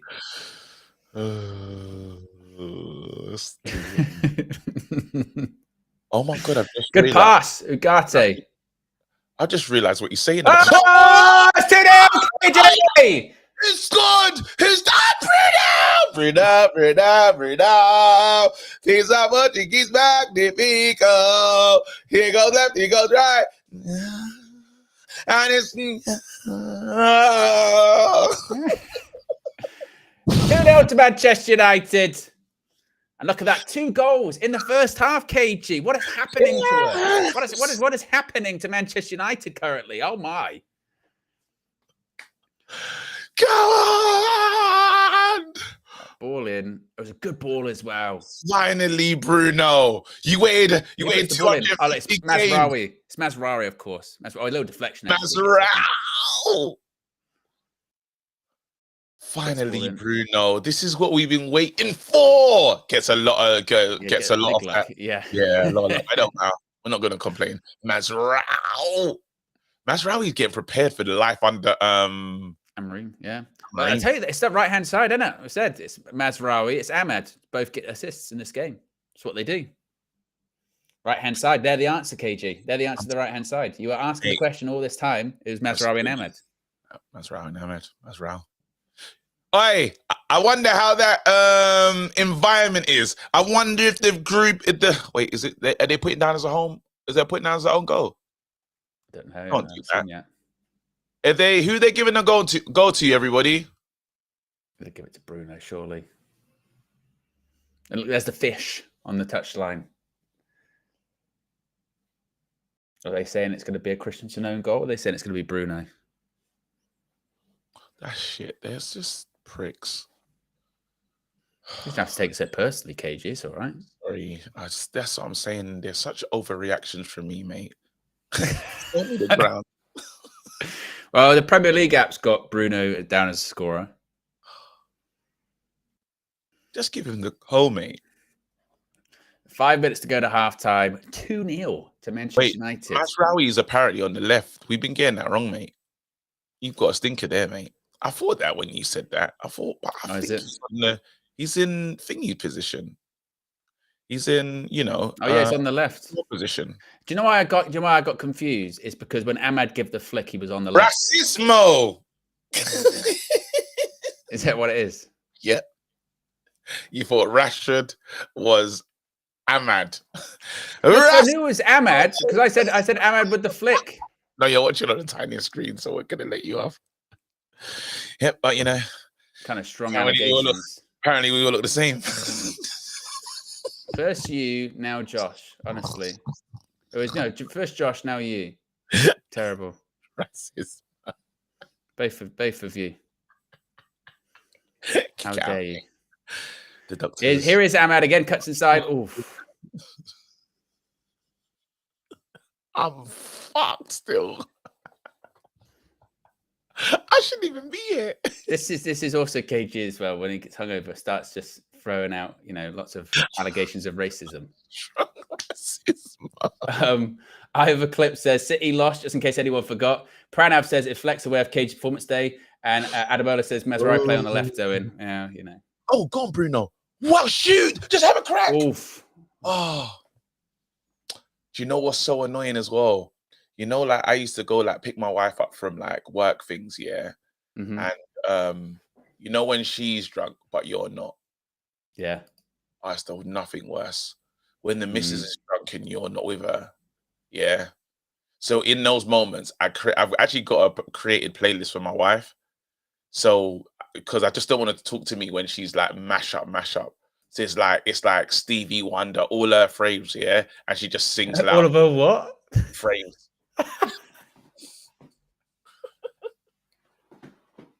What? It's like you say favorite, and you've literally started to shorten it to frames. What am I going to call it then? I don't understand what I've done. Faves. So you can't say favorite, and now you can't even say faves. But I'm going to say it the way I say it. It's still frames. I don't understand what's wrong. Well, the word, obviously. Oh yeah. You're not gonna. I'm gonna be able to call it because that's how I say it. I say Well, yeah. So I put a playlist. I've got like 30 songs on there, and she'll just sing her heart out, and it will get home. There's enough that we will like, yeah, because there's nothing more annoying when you're totally sober. So I'm so sorry to you, bro. Is what I'm saying. A lot of people, this will make you feel better. A lot of people saying that Ipswich are beating Spurs by 2-0. Oh my God, and my brother's there. He left the party. When did he leave? No, he left at like 3 o'clock, and he's like, as Bonehurt says, Ipswich 2-0 up. Oh my goodness, he's gonna be fuming. It's gonna be even worse than Grace Jones, isn't it? He said, bro, got work to do tomorrow. He's losing sauce. He must be affected. Lysandra's booster seat says, KG, please say favor Flav, or what? I'm not saying it. Oh man. He's gonna be so mad. Are they not at home? Where are they actually? Yeah, it's a good point. Spurs. They're at home. 2-0 down. Yeah, because I remember him saying that he's going to the game. That's ridiculous. X is getting through it, man. Just on the week, he was chatting shit as well. Yeah. That's the worst. I did think that when you were doing the whole stuff to Robbie, I thought, you are way like, I get like, we're in the mud, but we actually haven't lost in a few games. So you can kind of get away with it. But I was thinking like, I know you had some big results recently, but it's coming. It's coming. Like, at least with us, we've undergone some change. We're going to change is coming with him. It's like, that's not coming. Because it must be difficult. Like, even in the comments, you know how I know his team is shit. When I sing songs about like Arsenal, the comeback is only to him. People are like, why is X like singing and acting as if his team's doing well? And I find that funny because I've been out here calling them shit for so long, but they know deep down you can't actually talk to me, even from 13th. Yeah. This is like, you can't talk to me. Well, even in sort of the worst, you can still rely on. You don't really want to go down the history route, but you can if you need to. I will. You know what I mean? It's in the back pocket. Whereas he's got nothing. Zero to go on. Free kick to Leicester at the moment. It is brought. I guarantee KJ says brought instead of bought. Well, it depends what. What do you mean? Well, is it as if you brought something to somewhere, or you brought this with him, or when did you what happened there? Oh, I bought it, as in you bought it at a shop or something like that. Okay, I think I say bought normal then. I don't have an issue with that. Oh, Sugar, we didn't say. Someone said he won the ball, so something's happened in the game and we missed it. This ref is a Delo hater. Oh my God, we missed that. Something happened with Delo. The free kick. The free kick. No, but it was the moment before it. But we're very much on the ball today, so it's fine. Yep. Hold on, wait a minute. Yeah, it literally is like the Chris Kamara. No, wait a minute. Wait. Is it a free kick? Oh. Yeah. Pull in. Dealt with. Away. God. Away. Yeah, that guy from the corner. That's who KG was. Away. Oh, I didn't even do it for the header. Bruno. Low header. Ahmed. By himself. Oh, shit. What's going on? I love Ahmed. Why did we take so long to play this kid? Surely you could see some glimpses of this in training. What do you mean he wasn't going to start for you? What does that even mean? It nearly does the keeper, actually. Keeper nearly dives out of the way of it. Like, he's been this. He has absolutely been this, mate. I think that's half time at Old Trafford. Yes, indeed it is. Half time, Manchester United 2, Leicester 0. Us being 2-0 up at half time, KG. Wow, what a late birthday treat that is. I want to go and get I don't want to ask my wife to get me something. I want to go get myself because she's not greatest shape. So I'm gonna go and get myself this time. You go and get it. Whilst KG does that, we can check on the likes at the moment. We've got over or close to 1,700 people watching. We're currently at close or less than 50 likes away from 1,200 likes. So if you haven't already, click the like button. We've got some super chats. Some are directed to KG, so I'll wait till he gets back. Don F says, "Can we please ask Amarim to wait until next season? I'm not being rude. I won't go too far about that. This is just it's going as exactly how we would want it to, isn't it? Let's be honest, right? It's going exactly how we would want it to, how we hoped it. It's much more straightforward than I thought it probably would be. I was thinking that it was going to be a bit like the game against PAOK on Thursday when it was, quite tough to watch at times, maybe not so great. It's a bit better than that. It's not too, it's been very straightforward, hasn't it? Been much more straightforward. I tell you what United have done well is when we have given the ball away in silly areas, we've won it back much, much quicker. Mazraoui on the left-hand side, at left back, has looked very, very good. Ahmad still looks really lively. The first goal is a brilliant goal. And Bruno Fernandes whips it into the corner. And that's not a lot to say, is it? It's a weird one because you don't want to get too excited because obviously it's not even Ruben Amorim's not even here or anything like that. So it's not anything like that. It's just like Ahmad's looking good. Bruno's actually scoring some goals now too. And I said with Ruud van Nistelrooy, in terms of the job that he's done, you want to talk about steadying the ship. Very steady, and it hasn't lost. At points, hasn't been amazing to watch. Today, it's been another good performance thus far. The fact that we're going into halftime in the Premier League, 2 goals up, 2-0, and we've been largely pretty comfortable. I can't think of a time where Leicester have really threatened. I can't think of a time that they've really threatened otherwise. It's been a very relaxed, good half. And that's right, Owen. They haven't threatened at all, mate. No, exactly. They've been very, very, very comfortable. So yeah, I'm very happy with that. KG, are you? Absolutely, Owen. They always do that, the commentary there, where they pass over. I was like, yep, totally, mate. We're talking about Man United.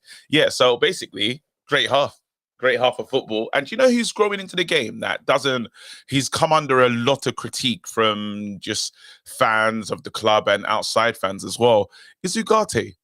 There's been, he's getting to the paces of the league, taking him some time, and some performances were looking at, not saying shaky, but it's hard to play that position, right? And we're starting to see that he's really growing into the team. That's going to be another one that's going to be a success, I hope, at Man United. He's wearing the shirt and it doesn't feel like the shirt's too heavy, but he's growing into fitness game after game. And when he just does what he needs to do, win the ball back, give it to the better players. That's his remit. That's his role, and hopefully he can develop because he's still young to develop his passing ability as well. So yeah, I'm liking what I'm seeing. Before we get to the super chats, just a reminder, guys, the stream is brought to you by Fail Forward. As you can see on the sidebar or beneath KG and myself, you can go to the Fail Forward website, scan the QR code there, and holiday season, KG, Christmas is around the corner, Thanksgiving in the US, there's lots of stuff going on at the moment. Thanksgiving in the US? Not now, but soon. Be soon. So if you want to start your Christmas shopping early or holiday season shopping, you can do so. Go there. You can get all of the stuff, put it in your basket, whether it's hoodies like this, whether it's hats, whether it's tracksuits, whether it's what KG is wearing right now too. You can go in there and you can use the code UnitedViewFF and you can get 20% off your next purchase. In addition to that, Flex will be on Omeli later on this evening, 7 p.m. after the game, to be talking about Manchester United's hopefully victory over Leicester, if things carry on as they are, and also to be talking about the Ruben Amorim era. So download the Omeli app. You can scan the QR code or click the link in the video description and you can get involved with that with Flex later. A bunch of super chats here. Duma says, KG, what did LeBron say to Rashi in the shop show about one of his sayings? I don't remember. It might have been beginning. No, it might begin with F. That's my fave. we'll move on. Nathan says, KG call X. You're asking me for intelligence. I don't have that now. Like, you're asking me to just like KG call X and Abbey getting Ipswich. Lil Yo-Yo says, relieved to see Man United winning at halftime. How Ahmad hasn't been playing consistently is criminal. KG, I'm mad I lost you at rock, paper, scissors. that's funny. Oh, do you know what? That's it. I don't know why I do this. So someone was like, you're too drunk. You ain't got nothing else. And I goes, play me at rock, paper, scissors now then. That's smoked him. Lysandra's booster seat says, may have missed it, but prediction for Chelsea versus Arsenal. KG's getting distracted by the Spurs goals. He's seeing the Spurs goals. No, I'm just like, these are hard questions. I don't know. Well, who do you think is going to win? I don't know. Okay. Then we'll go to Andy, who says, yo, Baldy, call Gap Lives Matter, Ipswich 2, Spurs 0. He won't answer his phone at the moment. He'd be very angry. I don't want to, and I haven't said thank you for coming to my birthday. Like, can you imagine I called them and before thank you and then do that? That's taking the piss. There's rules in it of engagement, and that's just taking the bees. Charles says, Ahmad is special. Don't understand why they keep playing to Rashford's side. Ahmad is the only one who knocks. A Breaking Bad reference. I do get the reference. Breaking Bad, unbelievable show. You need to watch what you call it as well. It's called Better Call Saul. I just finished it. I've seen the first 2 and a bit seasons of it. I haven't seen it. I'm telling you now, Saul's character, Saul Goodman, it makes sense. And then it like literally, you know, Breaking Bad, I gotta say, is the only show that they've done it perfectly. Oh, yeah. They've done it perfectly. And then the other one is just as good. Did Chris Wood get a goal? I didn't see. I just saw the goal, but I didn't see. Worldwide Info says Spurs are 2-0 down. KG, can you change the song? Can you change the song All My Life by Casey and JoJo to Oh Highline Dedication to X? David G says, remember when Erik ten Hag was starting Forsen ahead of Ahmad? That was mad, wasn't it? That was actually mad. Lysandro's booster seat says, LeBron to Rashford, what is your love language? Dan says, how are we playing so far? I've missed the first half as I've been working. Typical one game I missed the season. And we scored 2 goals in the first half. Glory, glory, Man United. Well, Dan, I would say that Manchester United have been very comfortable. 2 goals scored, 2 good goals scored by Bruno Fernandes. The first is the best one, although the cross for the second one was pretty good actually as well. But United have actually been very comfortable. And to be honest, you would probably say, barring like a big reaction from Leicester in the second half, you'd probably expect United to maybe get another couple of goals, maybe, or another goal. That would be nice, wouldn't it, to round it off for Ruud? 2 sides, mate. Sides. Humphrey says, why on earth didn't Erik ten Hag pick Ugarte and Ahmad? Lil Yo-Yo says, me and Abs said you were waived, KG. And Dominic says, KG, I don't have the intelligence now. Bro, did you ever? That's funny. And Clen says, KG, are we getting an EF episode today? Yes, we are. We recorded it on Thursday night after the game.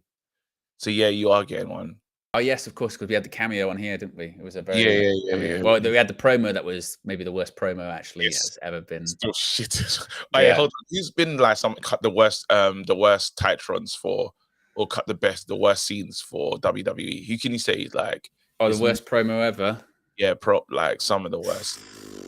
There's been quite a few, KG. Bam Bigelow wasn't really. They didn't. No, but there was. They had NXT when it first came on. They had it as a game show. They didn't have it like it is now. It was a game show. I remember. And they had people that had never been on TV before, and they had them in front of a live crowd do these interview things, and they are some of the worst like things you like cringe. It's so bad. Like it's not good. It's not good. So that would be like that. There's this wrestler, I call him Black John Cena because he looked like him so bad. He was Darren Young was in the Nexus. What is that? How did he could have been John Cena. He could have been John Cena. He looked just. Did they ever talk about that did they ever realize that on? I don't know if they did it ever on TV. They did have a match, but I think that was about it. Dominic says, KG, you need to go on the FCM show and shush Fuad. Love. KG. I don't think KG's got the I capabilities. can't do. No, I can't go everywhere. not But then, today. yeah, that's taking the piss. Yeah, it's not going to happen today for KG. But KG, what it does look like could happen today is a Manchester United win. Actually, we haven't really spoken that much. How excited are you about Ruben starting tomorrow? Tomorrow, KG. New era tomorrow. The Amorim era begins tomorrow. And I'm really like, you know what? Before we move on to Amorim, we have to give Ruud his credit. Because we talk about steadying the ship, and he's now got a better he's got now gonna have a better record than Michael Carrick, who has the 100% record as well. But this is even a better win rate. He didn't have 100% record, did he? Because he drew against Chelsea. They both did. No, but didn't they say you go past Ruud if you? I saw it in a press conference. One of the guys was like, Carrick's record was win against Arsenal, win against Villarreal, and a draw against Chelsea. If Ruud wins today, he'd have win against Leicester, draw against Chelsea, win against PAOK, and then win today. So he'd have 3 wins and a draw. Carrick had 2 wins and a draw. There you go. Still great anyway. I'm really happy for him, you know, because this is a dream scenario. He's always wanted to be at this club. And while we thought this negative stuff about he's coming here to take the job, he really came in here for experience and to learn. So he came here, his plan was 2 years learning at the highest level and then maybe deciding what I'm going to do next, you know, and obviously he's not been able to fully finish achieving that, but then he's really done well to get Man United in a good situation for the handover to the manager. So now you're getting a team that's won a few games and they're feeling a little more confident than they were feeling before. That has to be good, you know. So now when we come in, we're not like starting not from scratch, but you're not starting from dead low confidence, nothing in you. Do these players even believe they're good? Yeah, well, and also when you do look at, I mean, if things had gone really bad during this interim period, we could have been out of the Carabao Cup. We could have still not won a game in Europe in over a year, and we could be lower down in the league.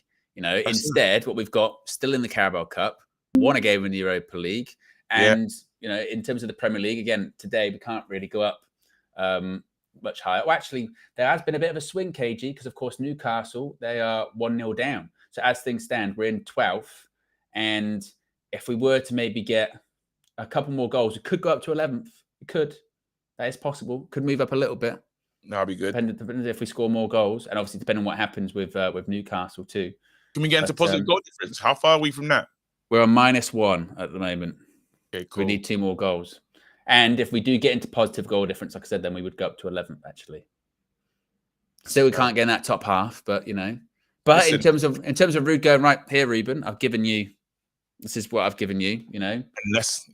And now we can get into the Amorim era, actually.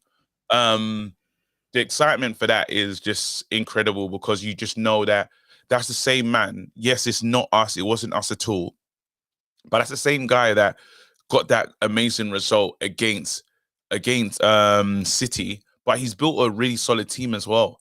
You know, so if he's listened to, if he's respected by the players, if he's given a real chance by the players and by the board, which is their guy, we can really, you know, kick on and become something. If those players play to his standards and his tactics, then I'm telling you, man, we can just, things could be better at Man United in terms of just scoring goals and being just, I'm not even talking about all the other stuff, just scoring goals and being nice on the eye and playing like, you know, somewhat decent football. Don F says KG with the, how would you say this? Jaheim shades? Jaheim shades? Jaheim. R&B banger incoming. Yeah. He's got You do kind of look like, actually, yeah, you could be in like an R&B video at the moment. I could see it. That's good. I'm getting straight to sleep after that. I'm fighting. Mate, I'm fighting it. I went into the front room. My missus is... I thought you were going to just not come back, to be honest. My missus is out. No, seriously. I went into the front room and I felt immediate jealousy. She was sprawled like and my daughter's not going to be back till... I sent my daughter to my auntie's house. She's not going to be back till like bedtime. So... We don't have to be He's- parents. You're saying that age 40 is catching up to you quite fast as well. Mate, this is all in the spirit of professionalism. And I don't even know how professional I'm being right now, but I'm trying. I think the good thing is that based on your usual levels, actually, it's not too much of a, you know what I mean? That's what's quite. I think that's what's helping you quite a lot. Yeah. Yes, that's You true. know what I mean? Yeah, where you need to be. You're just kind of where you need to be. Exactly. It's kind of expected. Not too bad. Well, players are out on the pitch, just about to kick off in the second half. And also, by the way, we still got over 2K watching, and second half is underway. And we're about 140 likes away from 1,500. So if you haven't already, click the like button. Be sure to subscribe as well whilst you're out. You can actually see in the top right-hand corner, less than 200 to go until 182,000. So click the bottom right-hand corner to make the top right-hand corner move. And this is such a wonderful and beautiful community on UV as well. Like, we have to say that, like, everyone's always here. They pull up. It's the same names. You see the same names in the comment section as well. So we're really thankful for you guys, man. Yeah, literally everyone that supports the show. And there's so many places you could go to get your United content, but you're here. So big up. Indeed, absolutely. Look at KG now. He's mellowing now. This is when you can tell he's hungover. He's got into the stage of he's now. You get very sort of, you know what I mean? Yeah. You know, and everyone's got that when they're hungover. You know what I mean?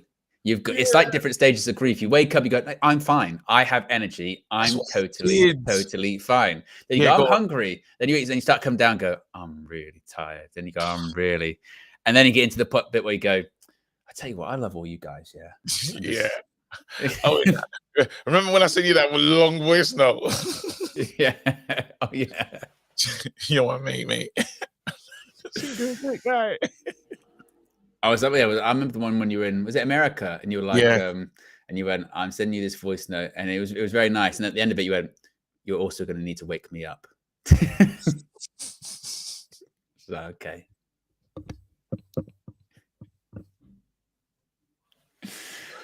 Preem says, KG opened the fridge, said they ain't got no chicken. Yeah, I did. He played that as well, but he played a remix version. It was wicked. Didn't know my song could sound so great. I think Mazraoui just gave the ball away a little bit. Leicester have it. Crash Illustration says, you know what, KG, you're right. I'm going back to the United stand. Well done, KG. That's really funny, Crash. Welcome to the United stand. Imagine KG goes, there's lots of different places you could go to consume, and they go, you're right, I'm fucking out of here. Why am I here? He just woke up. Actually, what am I doing? Exactly. Yeah. He's so right. Play the Don Robbie. Go play the Don Robbie. Yeah.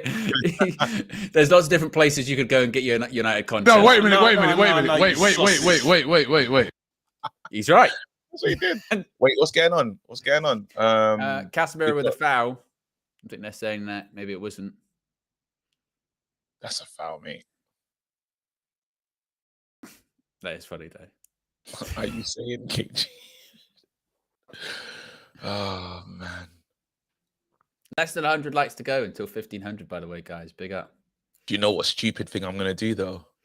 What's that? I'm going to look for a movie before I fall asleep. Well, this is always the challenging thing when you've got like a hangover and you're tired. So by the time this match finishes, what it'll be like, we're at 4-ish, 3:30, something like that, right? Yeah. Then you have the challenge of, okay, do I go to sleep now? And how long am I going to sleep for? Is this a thing where I'm almost committing to I'm sleeping till tomorrow kind of situation? Am I sleeping for like only a couple of hours? Am I sleeping for like 4 or 5 hours? Because then that's kind of 9-ish, and then I'm a bit in trouble. Yeah. No, I'm gonna you have to balance it, don't you? You have to like go, okay, how much am I committing to here? No, I'm gonna what's my plan? I'm gonna sleep for a while, and then I gotta get up and be a parent at some point. So when my daughter comes in, she's gonna want like proper, all right, Dad, it's our time now. Yeah. Yeah, you can't let her down. Kids don't give a crap, if you're tired. It's like, Love me now. Oh, lovely little flick. Oh, that could have been a good little Rasmus moment. Mm. I didn't even know if he really touched the ball in the first half, to be honest. Hoyland as well. But he didn't. But again, now the other team are doing their job. You just got to keep going. That's his role. Like, keep going. Hopefully, he can really find something out of this game. But yeah, there you go. Good pass. Good. Bruno again. Oh. Out to Rashi on the left. Is he going to fizz one in? Oh, he got a bit lucky. Oh, that's poor from Rashford, but it's okay. And that's what I'm saying. When the other team members do their job, you don't have to be upset like it's not coming from the other side of the wing. Like, that's the whole point of a squad, you know. When you guys are not on the greatest form, you lot step up. And then if you can't get anything from this game, yeah, you make the change. That's that, mate. What? The bib, was it? No, the beep. No, it's just road, isn't it? The roads, you get me. All the way back to Andre Onana. I hate the beeping of the horn because I don't want people, you know what I mean? When someone unnecessarily beeps the horn and you go, you want all the attention, don't you? I hate that. You know what? So then you're not ready for Nigeria.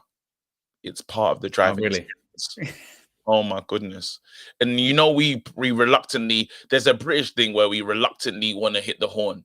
You know, like someone will be at the lights and they've been there for a while and you're like, you kind of reluctantly like press it. You try and make eye contact. Basically, you try and make. Oh, yeah. In Nigeria, it's a part of it, bro. Like, bro, it's part of the natural as well. Sometimes it be beeping for minimal stuff. Yeah. I can't, you can't ask for a hate along. There's no way. I haven't even got it in me. I haven't even got post-match hate for you lot, to be honest. I'll be real. I will watch the game though. You never know. He might have a second win later on today, kind of situation. No. Maybe he won't. He probably won't have the second win later on today. Oh, you're the greatest. Johnny Evans is coming on. And Garnacho. Early subs. Johnny Evans. I wonder who Garnacho should play. Garnacho should get some minutes. Well, this is the time that you can do it when you're 2-0 up. You know, you can make subs. I mean, to be honest, it looks like, I mean, this could be like really, famous last words, but like Leicester are like proper going through the motions in this game. Yeah. Like, what are they doing? They're shit. That's funny. I wanted to ask you something. Oh, Mazraoui. Can't remember what I wanted to ask you. That's really annoying for me. Rashi. About myself. Overlap, used it. What are you going to do though? Comes out. Have a crack. You'd be the type of player, if it ever fell to you outside the box, you're always shooting, aren't you? Oh, yeah. Yeah. Always. Yeah. Absolutely. You know when it falls to you and you think, I should shoot here. And probably the manager doesn't think that. But you're such a performer. Just hearing the crowd say shoot means shoot. Well, I'm going to do it. I'm hearing Newcastle tied. So that will leave us in our position right now, right? Yeah. Go up. Cool. Yes, that would mean we're 13th. At some point, though, you wanna drive like these teams like Forest into the mix with us. Like, because again, if we do have high hopes or aspirations of doing anything, it's games like, we want to catch up to the teams above us in the top four. If we can sneak into a top four battle, because that's why, we haven't written off the season, have we? That's what we didn't get. That's why the Amorim thing's so interesting, because in like his first month to 6 weeks, he's got some massive games, like big games. I'm talking like Arsenal, City, Liverpool in the space of like 6 weeks. Yeah, Spurs as well. Really, really big ones. And Oh, I'm telling you, KG, the buy-in from United fans, if we win one of those like big away games, because we just haven't done it in like 3 years, we'd go mental. We'd go mental. We'd Oh lose my God. And you know what? It's so funny because obviously the ops, they want to shit on us so much. They want us to be depressed about our new manager. How about that? I've never understood that stuff. But I told you that's what it was like. You know, we said with Delit earlier on. It's the same. Like whenever we sign anyone or hire anyone, they're awful, they're rubbish, they're never going to succeed or whatever. And you go, oh, okay. And then the worst thing that can happen is maybe you do have a bit of an indifferent start, a bit like Delit. One game, you go, maybe they're right. Actually, maybe they're right. Yeah. Come on, no, they're not. It's just hate, like, because even that thing, they wanted us to hate Ineos as well. There's nothing different. And you're seeing like Man United. Under the old what kind of free kick routine from Leicester was that? That's hilarious. Under the old regime, we just don't operate the way we have. We wouldn't get that player out in time. We wouldn't even get that deal where you say, you know what, you can play those games for Sporting and come and join us. Like we wouldn't do nothing normal. But we've done some good stuff. And I think even I was listening to him talking, he said, we won't be trying to sign any of their players in January. But in the summer, you never know. Just giving the ball away in a silly area. That Bruno that did that. We'll be fine. But we win it back. That's what we've done a lot today. It was still give away in those stupid areas. And that's a good ball over the top. Go on. Yeah, wait for people. Wait for support. But we have won it back in good areas. You know what? It's too heavy of a pass. But you know what? They're still playing. Actually. Try that sort of deep cross. Yes. I would love it if we used to ever finish above Arsenal, especially this season. But then that means Arsenal will sack their manager because Arsenal fans, I don't think they'll be able to take that. It's funny how they're starting to turn a little bit, aren't they? They're starting to turn. Go on, Bruno, get into a physical vocation. Get into a physical vocation. What's that? I'm like, what kind of like police official terminology have you turned into? And then I got into a physical altercation with the gentleman.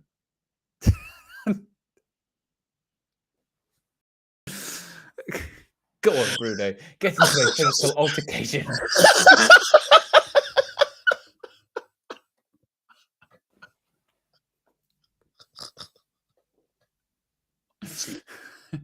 Honestly.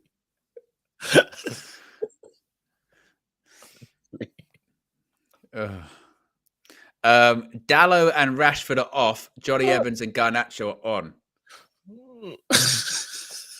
What? He's done what have you done? He's come off? Dallo and Rashford are off. And now Bruno's down. I love Bruno. Shithousery. This is top level stuff. He's laying down the floor going, my head, injury. His head injury. Stop the game. His head injury. Bruno. How did you do it? Well, clearly I got into a physical altercation. So physical altercation. No, what have you done? Fixed it. Call it. I'm hoping KG is smarter with the terminology. Oh. Good goal, the first goal, innit? Nice flick. Ahmed. Wonderful, mate. Top-notch analysis. Absolutely. I'm hanging in there, mate. I was so angry, yeah. I'm not angry, but I just had a feeling of like superior jealousy. I was in there like, that's not fair. They look so comfortable. They got the quilts as well. Yeah. That's not fair. Yeah. They look so peaceful as well. Terrible. You having to work, innit? Doing what we do. Doing what we do, innit?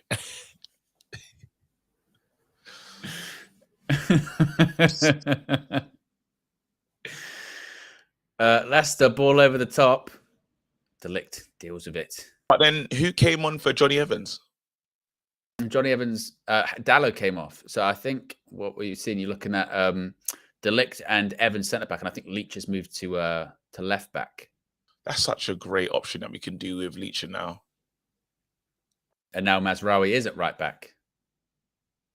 It's kind of awesome. He actually is at right back this time. Yeah. I was just really early with it. That's what it was. Just totally saw into the future. Yeah, exactly. No allegations. Nope. Yeah, because that was ridiculous. I don't think that should have happened. There's no space in the game for you getting issues like that. Exactly. No. Especially after what Josh was doing earlier on. It's terrible. Yes, disgrace. How good is Mazraoui? Honestly, how good is he? What a talent, man. You know what's so crazy? Because when it was time to switch for when it was trying to get rid of Wan-Bissaka, yeah. People were pushing, weren't they? People going, we're going to regret this. We're gonna regret that. Yeah. But I thought it was just like a package deal because they really wanted to give us the lit and they just wanted to balance their books. But he's not that at all. And there was no people signing signatures for Mazraoui. They was kind of happy to lose him, but man, he's coming to Man United and done well. Yeah. And probably the biggest compliment you probably can give is those people that were very, we're going to regret Wan-Bissaka leaving. I'm telling you, we're going to regret. No one talks about it. No one. At all, man. He's just really like, yeah, I'm really impressed with him stepping in. And it is from his first game when he's like, you know what? He's got something, you know? Yeah, it was that first game against Fulham, remember, at Old Trafford. And it was one of his first touches. And we went, oh, yeah, no, that probably wouldn't have happened. There you go. Just intercepts it. Mazraoui gives it back to Onana. Easy. Easy, no problem. Joe Blackman's a fucking disgrace. How did you really feel? So at the party, he was recruiting players for pro clubs. Is he taking the piss? You know, we got two teams, right? That is out of order, yeah. That is out of order. That's taking the piss. You can't be, that's well out of order. Mate, we're supposed to be just there's ball in, headed away. Now it's Garnacho going to run at people. Look at this, the pace, KG, the pace. Oh, lovely Garnacho. Good Garnacho. Switch doesn't go where we wanted it to go. That's a horrid switch. It's got behind. Don't worry. I hope he doesn't that doesn't get into his head. He has to just play his game. Lissandro's booster seat. KG, I am sleepy. Owen Keane, do your job. Do your job. Do your job. I'm big up. I'm actually not like that. I said that to KG yesterday. I said you don't have to if you don't want to tomorrow. Yeah, I know, but I was going to do my job. Yeah. 62 minutes gone. We're like 60-ish likes away from 1,500 likes. Yes, we can do it. I do love these though. We do have fun on these, bro. Yeah. Very relaxed. KG's gone through all of the emotions today. You know, he's been happy. He's eaten. Yeah. He's got the glasses. He's celebrated. I just desperately need sleep. That's what I need. That's what I'm praying for. And at least you can sleep on a Man United win, hopefully. Go down before anyone touches him.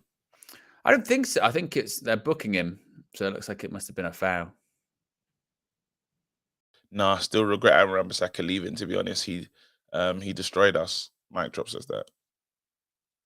Who destroyed us? I don't know. I'm just reading the free seat. Well, the message from Mike Drop. So he must be saying Wan-Bissaka destroyed us. Did he get? You're right, KG. Did he get a touch? Maybe just. Yeah, the back of his Achilles. Yeah. Do you ever when you hear about someone they snap their Achilles or whatever, and then you feel the back of your Achilles, you go, that must bloody hurt. Yeah, that's. Oh my goodness! What's your favorite war movie, by the way? My favorite. I don't mind as well, yeah, because I was thinking about Achilles. I was thinking about Troy. Where's that? You like that? You like what I did there? I was thinking about Troy. That's good, isn't it? You love me, innit? Just.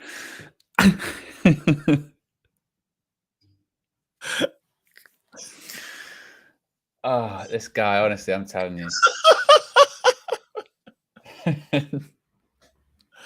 Haven't answered the question though.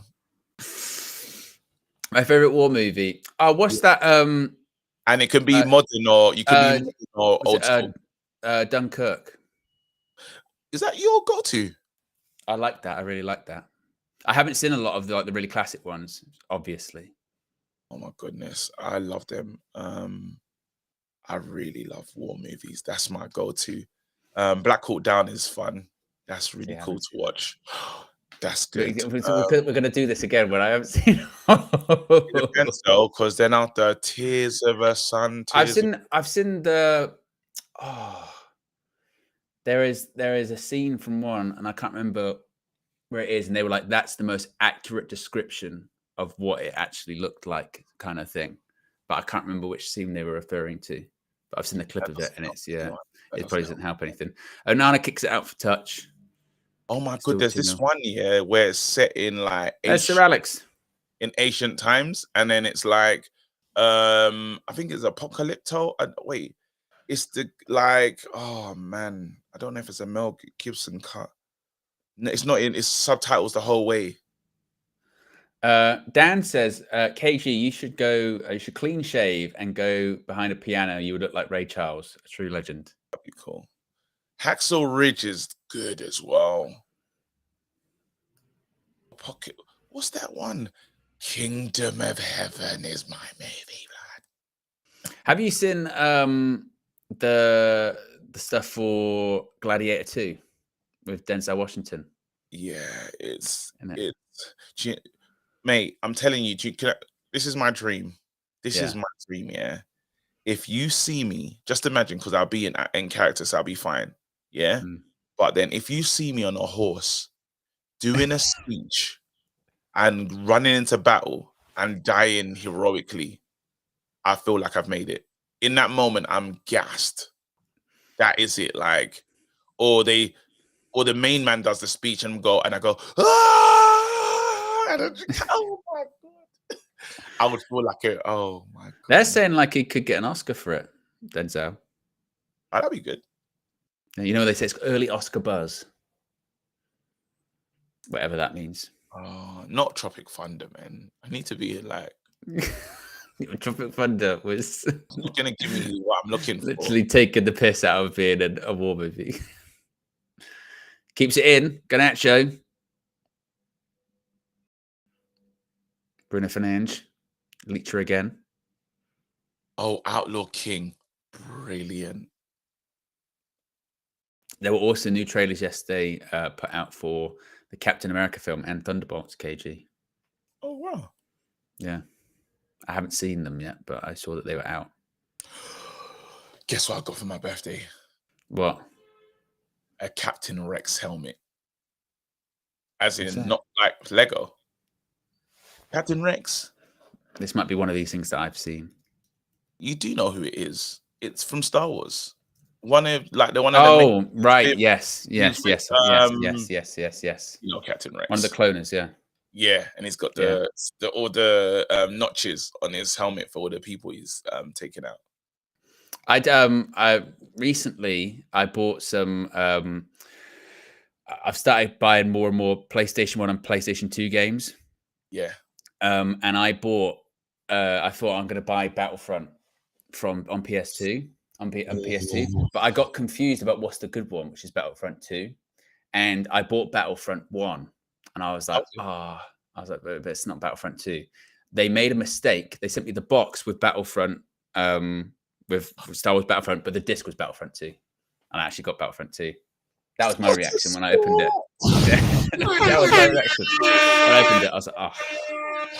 I love mistakes like that. Oh, edge of the box. Side netting.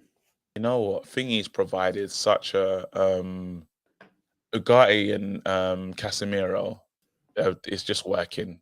Yeah. Ugarte is working. It's starting to work. You know, they're growing into this game. I'm happy we're still in it. Still in this one. We are 30 likes away. 30 likes away from 1,500 likes, by the way.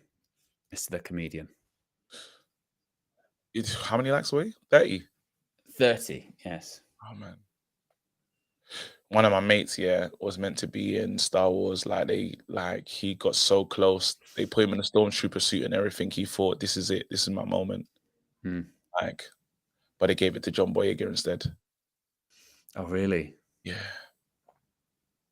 It's weird though. With those new Star Wars ones, I feel like a lot of people are a bit like that were in it. They are a bit like, because they weren't great. You know what I mean? But you know what? It takes Star Wars audience, we're a funny bunch.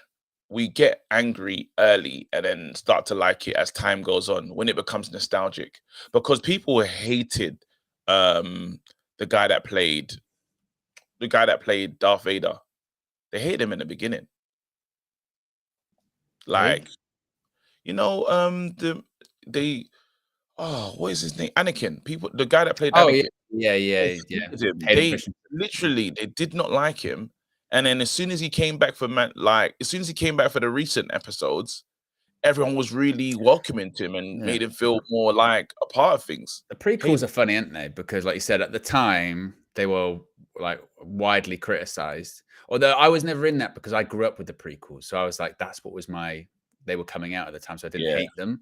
But they were roundly criticized. And then, like you said, now if they do anything that sort of touches the prequels or is close or is set in that time period, everyone's like, it's amazing because they like them. Ganacho. Ball. Come on. Oh no, he's in his Ganach. Sorry, man. Yeah. He's in that stage, and he's like you said the other day, Cage, he's trying too hard. You know what I mean? It's just nothing's going for him. It's a good ball. Travels, keeps going. Ball's on his hand as well. Literally just makes a mistake. Yeah, it turns into a mess. Avenor says, "Oh, and what's your favorite Denzel Washington film?" Well, because you already know that I haven't seen any of the good ones. What's the one when he's in with John Travolta? Racismo again. I knew you would say that. Don't say Pulp Fiction. I hope you're not thinking. No. Okay. Let me type it in.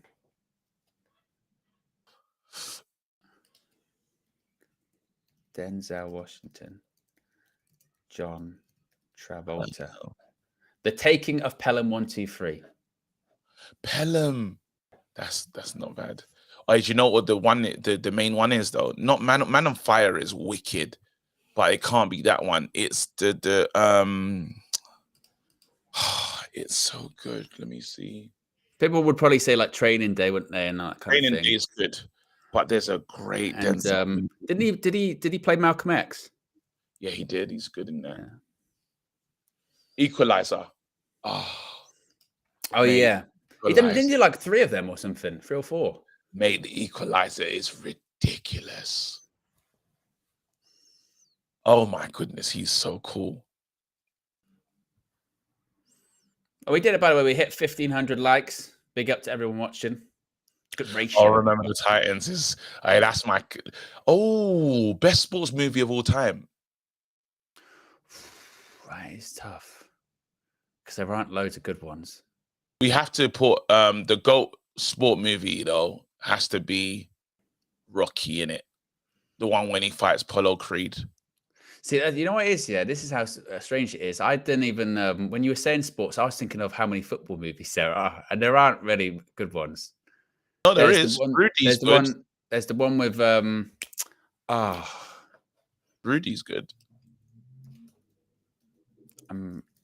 Get Space Jam the hell out of here. Movie. Oh my god, I haven't seen the original Space Jam. Mighty Ducks, all of them. Damned United, I did like that actually. The Brian Clough one, that was good.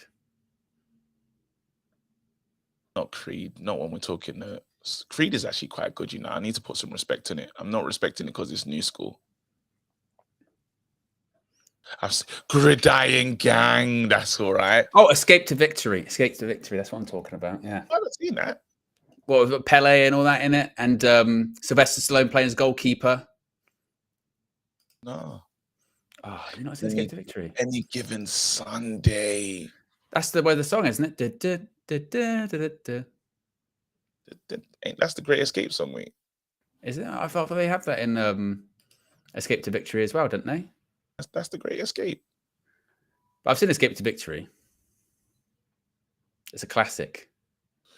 So what we gonna put? What will we put in the top 5? Hey, we gonna put in our top 5? What of sports movies? Yeah, we can put one Rocky in. We don't have to put all of them. Then what you go with the original? Or is that not considered the best? Isn't Rocky 3 maybe the best? Mr. T one. What's the one with Mr. T? It's the one with Hulk Hogan in it. I can't remember. Well, again with the Mr. T one. Come on. Hopefully he has a good, great cameo. Xerxes coming on. Yeah, that's what I'm saying. Hopefully he's got the. Some people saying the Water Boy is in there, KG. Why not? You don't say it doesn't count. No, it's just you can't. I like Adam Sandler. You can't put an Adam Sandler film in sort of top 5. But when we're doing top 5, like you got Happy Gilmore. Any Given Sunday. Happy Gilmore. No, I love that film as well. They're doing a second one. I think they just shot it. Is that when he's a golf player? Yeah, he's a hockey player, and he's rubbish at hockey, and he gets sent to a golf player because he can drive the ball really, really far. I don't think I've seen that. That might be one of the. Oh, you've never seen Happy Gilmore? Oh my goodness, Happy Gilmore is so good. It's good Adam Sandler. You know, like there's bad Adam Sandler and there's good Adam Sandler. Yeah, it's good Adam Sandler. You know what? I'm like, Remember the Titans. Are we putting Remember the Titans in there? That has to be in it. I haven't seen that. Have you seen Longest Yard? No. Not the original, the remake, the one with Adam Sandler in. Yeah, it's funny. There'll be no more. No, is that Big Stan? What's Longest Yard? It is Longest Yard when he's in jail. Has a bunch of wrestlers in there. Like Stone Cold's in it, Kevin Nash is in it, Goldberg's in it. You know what? Yeah, I was watching a documentary. Or these YouTube videos on and Goldberg. He just didn't care about people's careers, like in terms of the kind of moves. He's horrible. Ganache in the box, cuts inside, shoots, goes wide. He's having his retirement max next year. KG Goldberg. He's gonna probably hurt someone in that as well. It'll only be for like 3 minutes. Yeah, probably. Cool Runnings. Does that count as? That's got to count as a sports movie, isn't it? It's got Sanka, you dead? Sanka, you dead? That's got to count. What did you say? It's because it's comedy. You're a comedian. You're ruling out comedy in top 5 films. That's out of order. That's Cinderella Man. Cinderella Man. I can't believe you would do that, KG. Oh, there's one movie. It's a UFC one. The Warrior. Oh, the one with is that the one with Jake Gyllenhaal in it? Or is that the one with Tom Hardy? 2 brothers, Tom Hardy. Yeah. I think Kurt Angle might be in that, or in one of them. I think he is. He is. And I'm telling you now, that is just it's fantastic. I'll be honest with you. Like that gave me Rocky feelings. That's got to be in there. Oh my God, that's so good. His brother, teacher, great storyline. Someone said Dodgeball. That's a sports film, KG. Oh, that's good. You can't take that off yet. We're gonna put one in there. What's better, Dodgeball, Blades of Glory, or Talladega Nights? Though. Oh, that is tough. That is really tough. Talladega Nights, Dodgeball, or Blades of Glory. What are we going with? You got to put Dodgeball in there, probably, ain't you? Better than Talladega Nights after that wicked prayer. I think the family prayer, and also with the hands in the interview, when his hands just keep going like this. And he finds out he's paralyzed, and he said, "I wish that your kids won't be able to." Or the part where he's trying to like suffocate him because he's pretending that he's dead, but he's not. But he can't be. Dodgeball's iconic. Dodgeball is iconic. Better than Talladega Nights. You can dodge a wrench. You can dodge a ball. And the part where they're doing the special judges, and the last one's Chuck Norris. Fucking Chuck Norris. Oh my goodness, you lot think that? I'm not sure, you know. I'm not sure. I'm gonna have to say, I think Talladega Nights is better than Dodgeball. Never seen The Wrestlers. That count as a sports film? What one's that? With Mickey Rourke? Yeah, with Mickey Rourke. I think it depressed me. It is very depressing. Yeah, I think it depressed me. Tried to ruin a sport that I love, but I know deep down it's true. It's very really, close to really, reality. Yeah, that's what was sad. I didn't want to peek behind the curtain. Yeah. Hey, Blades of You is good though. Blades of Glory. Have you seen the table tennis one? I think it's Balls of Fury. It's so funny. You know, we might have to put one comedy in there. Yeah. What's the best? Is that better than Happy Gilmore? I feel like less people know about Balls of Fury. And who's the guy in it? He's been in a bunch of stuff, but I can't remember his name. Because we should put one comedy should get in there. Dan Fogler, he's in it. But like Christopher Walken's in it as well. It's good. It is funny. Let me check. And the way they do the scenes, the table tennis scenes, like they've like CGI'd the ball in, so they go fucking. Yeah, it's so good.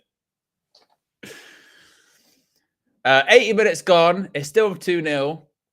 It's a quarter ball to Leicester.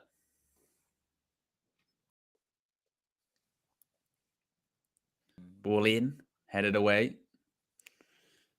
Be nice to get a third goal just to round this one out. I thought he was going to give him. I thought he was going to play it back for the lovely Martinez. Oh, you keep hurting yourself, Martinez. Yeah, he's down in the middle of the box. Away. Okay. Someone said in the chat, no one mentions Ted Lasso. Well, that's a TV show. TV show, mate. That's lovely from Ericsson. Oh my! There you go. Space to go into. Hey, Ganach. Oh, travel. Ganach. I'm shooting there. Ah, KG! Ah, that's what we were looking for. That's what you wanted. Hold that, bro. Hold that. Do you play football? Have you played this game before? You prick. Yes. That's right. That's who he is. Hold that. Want to play with his kid's name, bro? Good. No good, KG. He's not got football IQ. Yes. He's got no talent. Terrible. Yeah. Learn how to do. Shut your mouth. How about that? There you go. Good, man. This. That's one of our kids, bro. That's one of our youths that we should be watching, like we should be praising and giving him a good feeling to take shots and enjoy his football, bro. And then now we want to be pricks against one of our own, bro. It's a great goal as well. Look, cuts inside, whips it. See you later. Bang. There you go. And yeah, I know why I did it. I know why I said that. I don't give a shit. That's right. Alejandro Garnacho makes it 3-0 to Manchester United at Old Trafford. KG woke up. That's right. That did wake me up. Nah, it's good, bro. That's good, man. That's our bro. These are the kids, bro. These are the ones that we're trying to like. We want them to feel good. We want these lot to just be like enjoy their football, bro, and play without thinking. That's the whole thing of being young, and we want to take that away from them. No, bro. Let the other ones. You worry about these. Let these young ones be maestros, and they'll learn their game, and they'll get better at that game. But yeah, man. And yeah, I don't give a damn if you call me a hypocrite and you're saying you criticize people before. I'm not gonna swear again. Yeah, well done. Hold it back. Well, for that, if you haven't clicked the like button, I don't know what to do. Hit the like button for that. KG is that the last tiny bit of energy he had, he mustered it for that, and I think you feel better for it, didn't you? Yeah, I do. Absolutely. Good. That's just that's all like, and don't get twisted. Even if there's people that are gonna say, "Oh, KG, for all the criticism you had over Xerxes, hold that." Brilliant. I can't wait to. And I actually want him to do well. Let's be real. There you go. That's a good pass from him there. Come here, Dallo. Kept it Give on. it to me. Oh, they say it got off. Oh, you prick. I thought he kept it on. Oh. I think also as well with that with Garnacho, goes back to what we've been saying the last like few days or however long it's been about Garnacho going, he shouldn't be playing all the time. So, and again, he's a young player, he's going to be inconsistent. What we can't do is if, you know, he goes off form a little bit, I say goes off form, still our top goal scorer this season, we just slaughter him, he's never going to be good enough. And by the way, remember, even before this patch, remember like a couple of months ago when it was like, he'd be mid-table La Liga side player, and you go, well, wait a minute, guys. Like, let's just calm down for a second. You know what I mean? Yeah. Comes on, scores. I'm just saying, if you look at the types of goals this kid has scored, you can tell there's talent there. And we got this thing when we're saying that he's no better than Dan James. Stop fucking lying. Yeah. There's no way you can talk about him and Dan James in the same breath. They're different. Like, they're just different. He scored some good goals. He has to make get better at his decision making, and hopefully Amorim can bring the best out in him. But I just don't think, like, I would like some of the younger players to play without the handbrake on. They're young, you know. They're like, and obviously there's some players when you think of generational super talents, and probably one of the best strikers in the Premier League in Wayne Rooney, the youngsters that just come in and kill it. There's another player that's incredible, Yamal, another one that you can say just. But they're outliers, aren't they? You know what I mean? They're like, yeah, exactly. You know what I mean? There's like where it's one of the, like, look how hard it is. We thought that just because we saw what Kobe was doing, Collie and everyone else could come in and do that. Do you know how mad it is what Kobe did to go and play for England in a final? He is not from a normal batch. You know what I mean? Like, that's, again, okay, special. There you go. You're different. You're cut. And even him, we have to be careful with him, because I'm sure he'll go a bit, you know, in and out of form. Then we'll do the same, won't we? He's actually not that good. We've overhyped. We've done this. We've done that. And just go again. There should be. You mentioned it on the Trinity on Friday. There should be senior players that are playing to a certain standard regularly enough that it actually protects those younger players to allow them to be inconsistent, and it's the burden doesn't always fall on them. You know what I mean? The burden should not always fall on those younger players. Just because they can do something now doesn't mean it's not going to be able to do it all the time. And it's not to say that we just allow stagnation and no progression from them. You still hold them accountable. But it's just this, like, you know, couple of bad games, your shit mentality. It's just crazy. And that's talent. Like, that's it's whipped it in the top corner. To play at Man United and do that, that's a wicked goal. To do that at Man United at that age, that's the same. We see him score bicycles. I saw him scoring there. Did he take part? Did he get a goal in the FA Cup final? Was he a part of the assist? Garnacho scored. This is what I'm saying. It was the one where the keeper came out and he did the tapping. Yeah, talk like, what do you call it, sir? Like he's a bum. Like, this guy helped us with the FA Cup. Yeah. Danny DeVito says, Owen, I'm ashamed of you for not mentioning Ready to Rumble Classic. Oh, David Garquette. It's because it led to him winning WCW title, which is a madness. Don F says, this Hoyland and Xerxes scam needs investigation.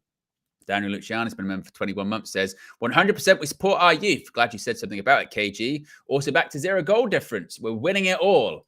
And Amanor says, some on Sahih TV say Dan James over Garnacho. Which I know is KG's favourite thing. I think it's a lib, one of my faves.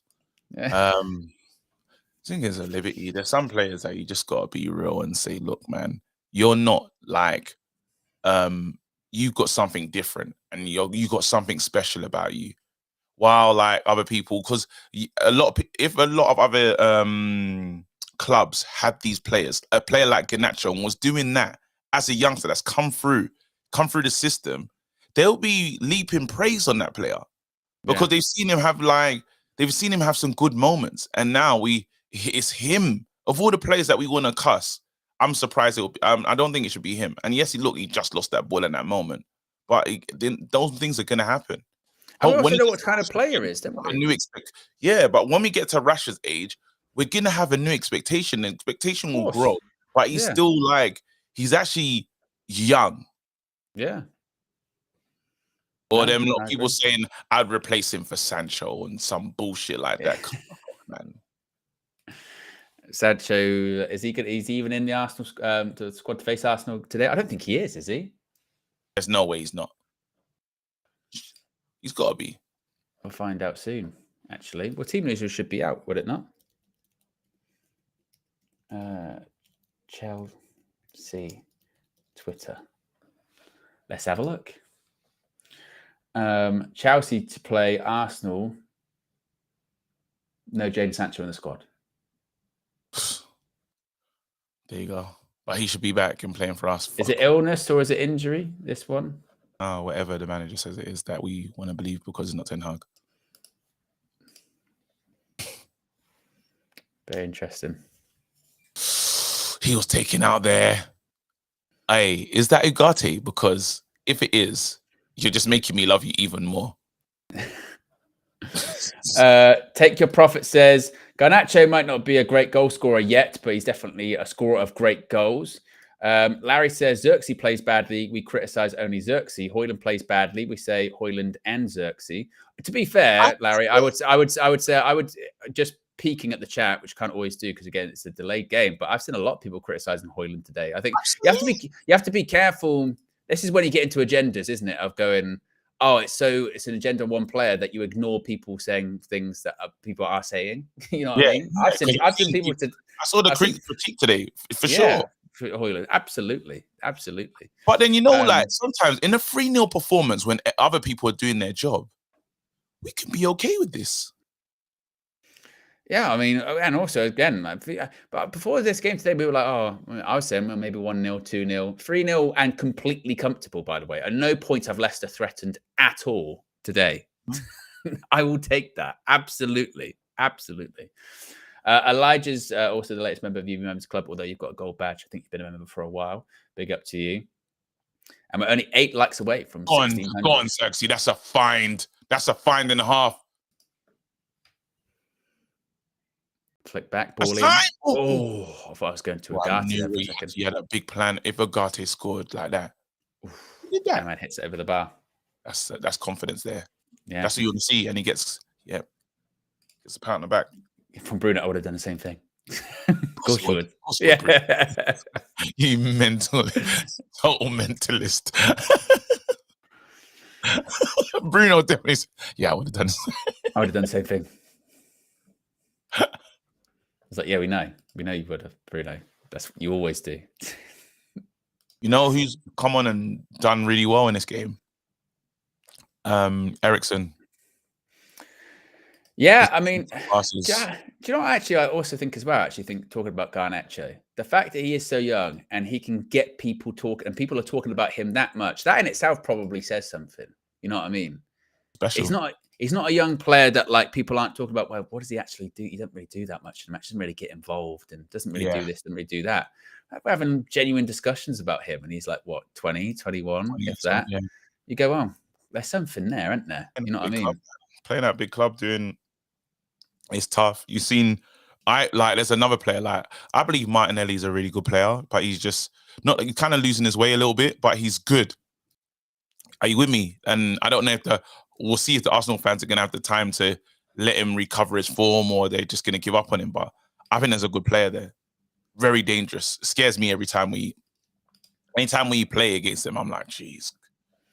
Today it's might another one though, isn't it? It's that's the thing though nowadays with wingers. Like obviously you can, for a long time you can get by on pace and that, can't you? But eventually you got to have end product, like you said. Eventually you got to start delivering. And sometimes again, maybe that's where the worry comes from, because with those players, it either comes and they get a really good end product and they are really lethal, or it just never comes, and then they're like a 30-year-old that's iffy. Basically, that's all they can do. And once the pace goes, they've got nothing. Regards. Wait, is that Xerx? Xerxes had a go. That would be the cherry on top, would it, for you, KG? Oh, Xerxes scores. That'd be perfect. It's a great day. Again, he plays for United. Like, I wanted, even when I was on the show, I was on Best of Enemies, and they asked me about Xerxes. I said, listen, I hope he finds his form and he comes together. I'm not going to rinse him, especially outside as well, like outside of the community and the space. No, bro. hopefully he finds his form and he does what Well, he that's needs to what do. it goes back to, isn't it? What we were saying before. It's like with all that Ten Hag stuff all over again, wasn't it? Where it's like the desire to see United win and be successful is far bigger than the desire to be right. Yeah, you know what I mean? 100%. And I want to be literally people saying, bro, see, you was totally. Remember when like Flex had to deal with that on Casemiro? Flex wasn't sure about Casemiro. Yeah. You know, Casemiro proved him wrong. He's not here for just. He's not one of them Real Madrid players that came here just to get a check. He's actually here to try and deliver.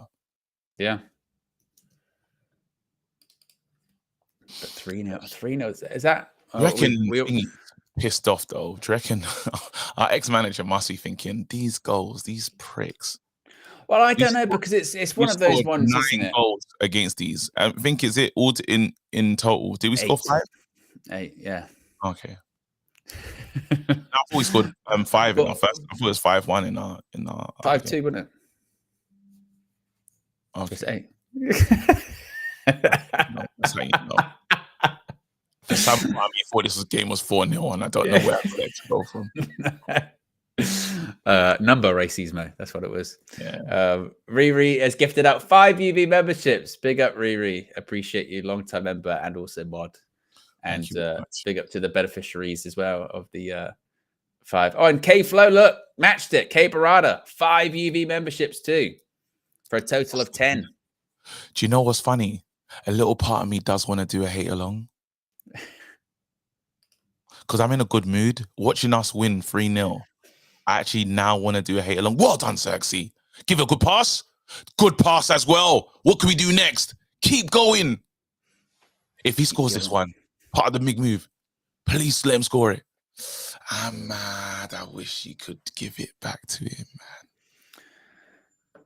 And that is full-time KG the comedian. It's full-time Manchester United, 3 points and 3 goals.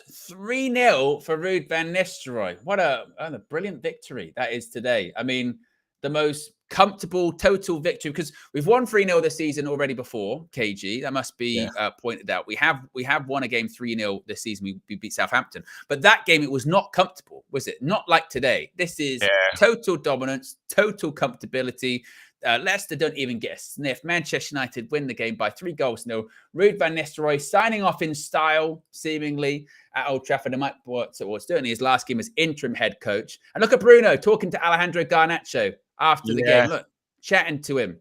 Telling him what he's saying. Telling him, don't worry about the pricks. You're a good player, bro. Look at that talk. Look, he needed it. Yeah. Absolutely. No, I definitely, you know what? I'm in the mood to hate. Did Tottenham lose? Let's actually check some of these other Premier League results. We'll be able to now, actually. So the other Premier League results, Spurs, well, it's not finished yet, but it's in like the 97th minute. Ipswich 2-1 up at the moment as things stand at the Tottenham Hotspur Stadium, Mr. Comedian. You know what? I don't even know what time the game starts. What time's the Arsenal one start? Was it a 4:30 kickoff? Something like that, maybe? Oh, hopefully. Let's check so I can know what I'm doing. Arsenal. I'm such a hater. But whilst KG is doing that, a couple of super chats here. Danny DeVito says, guys, a Route 1 win in the Prem, can't believe my eyes, or maybe a routine win in the Prem, can't believe my eyes. Larry says, Ten Hag is at the Ajax game, got a great reception, delighted for him. Broken Elevator Pitch says, just continuing the cycle of dividing the fan base with point-scoring BS when Garnacho has a rough game. Here comes the I told you so merchants. What do you mean? I think... He's saying that we can't... I don't think that's us, he's saying. I think that's others. I don't know. Look, the point is, I think it's kind of crazy. Now, look, we won today. It's not even the time for it, is it, KG? We won today, 3-0. What we last thing we need to be doing is starting to have a go at each other even when we win games or anything like that. And that's what I'm saying. And that is way more routine than I thought it would probably be. I thought it was going to be, something like a 1-0 or a 2-0. And Ruud van Nistelrooy, big credit to him, huge credit to him, because his task when he was made the interim head coach was to steady the ship. The ship has been very steady for Ruben Amorim. You can say, look, there you go. There's still in all of the cups. Got a win in the Premier League, and also didn't lose in the Premier League. 4 points out of the last 2 games. Scoring some goals actually now as well, KG. 3-0 today. I don't think that means everything's totally fixed and done at Manchester United. There'll be far bigger and more important games against better opposition, but he cannot do more than that. So huge credit to him. Amad Diallo once again starts today, gets an assist. Bruno's starting to score more goals too. You've got still some of the issues maybe when it comes to Højlund, Xerxes going, where's that kind of big striker? Who's going to lead the line for Manchester United?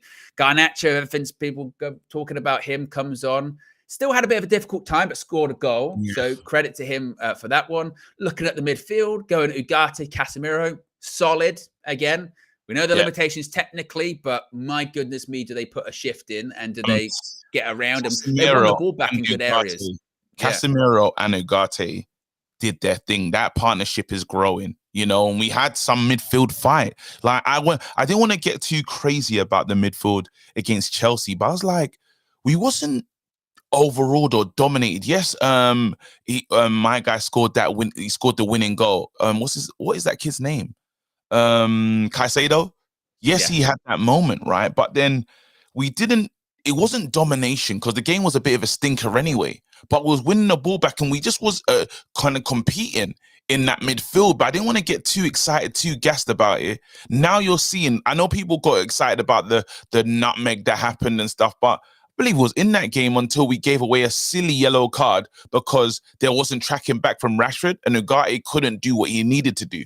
But now you're seeing a talent and a boy that is really, oh shit, Bruno got an assist. Now you're seeing a talent that's really developing his game. It's full time at the Tottenham Hotspur Stadium, I believe.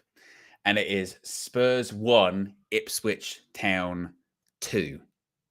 It's what? It is Tottenham Hotspur 1. I do it in that big, the full-time classifieds. Tottenham Hotspur 1, Ipswich Town 2. Where is that guy gone? I don't know. He was always like, the full-time classifieds, and he goes, the Barclays Premier League. Tottenham Hotspur 1, Ipswich Town 2. So where are we in this? How many points do we have this season now? In terms of the Premier League table, as things stand right now, Manchester United still in 13th. 0 goal difference though, KG. We're no longer negative. We're on a 0 goal difference. We are level on points with Bournemouth. In terms of Spurs, we're a point behind Spurs, actually. We're not far.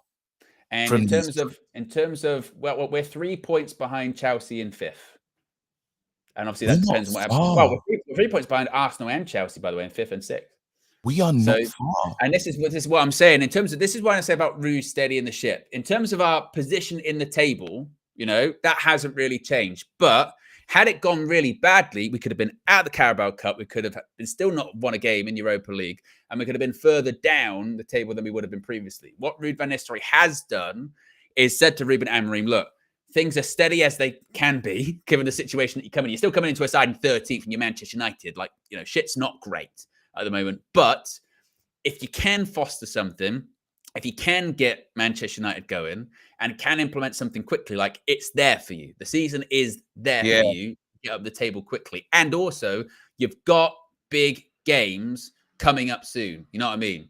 You've got to play Arsenal soon. You've got to play Liverpool soon. You've got to play City soon. Like there are big games there. And if you can get something out of them, which, look, well, we've seen us play this season, not get too carried away at all. But he steadied the ship. That's the best. He's done a great job. We have to be fair and say he's done a great job. And to end it today, how he has, is really good. Like I'm looking. Keith Thomas has it right. I am looking for a draw from Chelsea and Arsenal. That would be fun. That would be good. Or be 4 points behind him. Imagine how shit we've been. You can go, we're only 4 points off you, and we've been rubbish. 4 points.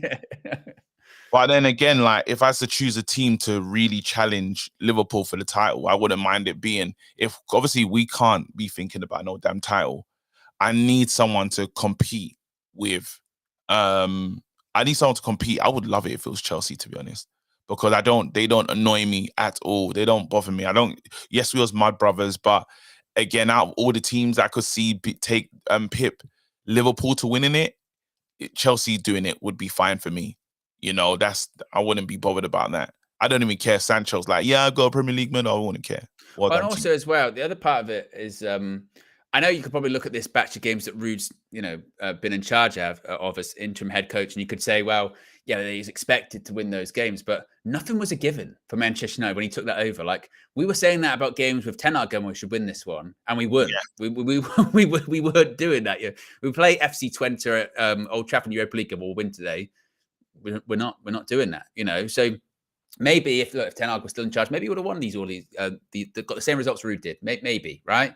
The fact is that he was put in a position which was a difficult one to be put in. He's managed to get it's probably today. Actually, today might be one of our sort of best, most complete performances in the Premier League all season. Best performance. To be honest with you, most complete certainly. Again, it matches our biggest victory in the sense of we beat Southampton 3-0, but that game, that could have been very, very different after sort of 30 odd minutes or so. But today was totally controlled, totally calm against a poor side that you're probably going to expect, they might be in trouble this season. But you've got to beat who's in front of you, and we have not been like that at all. And suddenly, other signings that we got in the summer that maybe people weren't sure about, obviously once again Mazraoui, brilliant, but lots of people now suddenly looking at Ugarte different. Going to tell you what, actually, looking a bit of a monster in net. Ruben Amorim's coming in. Maybe that money is suddenly going to be worth it. And they went too soon. That's all positive. They went too soon on Ugarte for sure. Yeah. The negativity was like, it was just quick. And I get it. Like, I get his deficiencies. When we got players doing what they are, obviously that's not their job. Like, he's there to win the ball and give it to the better players. That's his job, and it's a clear one. So then after doing things where you say, I need you to do this, this, and the other, it's like, well, as a midfielder, you got me as a 6. I'm going to do what a 6 is meant to do, and that's what we're seeing. And hopefully we can elevate it with, when you see him next to Kobe, even at him and Casemiro was way better. It's better than I saw them in the last one. Yeah, definitely. Thanks. So, Eminem with the super chat says, not going to lie, poor game by Rashi, but I'm so confused on how he's playing. Only crosses and passes to Rasmus. No attempt to shoot or cut in. Amanor says, KG, if Arsenal lose, we're only 3 points behind them. Oh my God.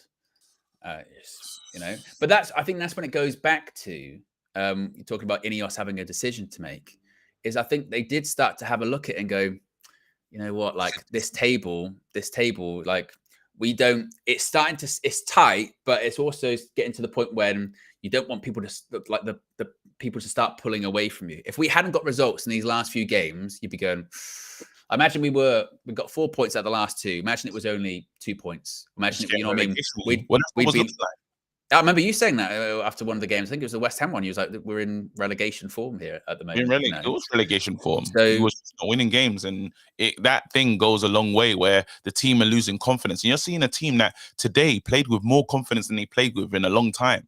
Yeah.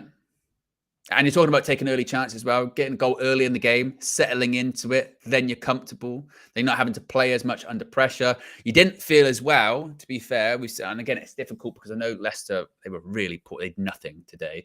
But game didn't feel as stretched as well. And it also felt like too, talk about Ugarte and Casemiro in midfield, that the biggest difference I saw is that obviously still our passing's not great at points. We give the ball away in stupid areas, but how quickly we won the ball back and didn't allow sometimes those counterattacks to happen, whether it's a cynical foul, whether it's just getting the ball back immediately, that is something that we were just not doing. And maybe at points over these sort of 4 games, it's made us a bit more dull. And we go, oh, Man United, this game's a horrible game of football. But I think Ruud's smart in that regard because he's just sort of gone, look, again, I've just got to steady the ship. I've just got to get through these games, pick up points. Not pretty on the eye, but let's just do what we can. And say to people like Casper and Ugarte, you guys are ball-winning midfielders. Go win the ball, right? That's it. go win the ball. Casemiro was looked after the ball a little bit better this time. Sometimes it's the early round the corner one. Today was a better game. I enjoyed the whole 90.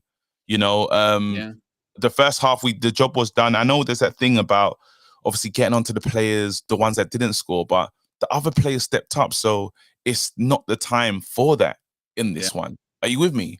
Like the other players did what they needed to do. So you can rest knowing that's what you saw today.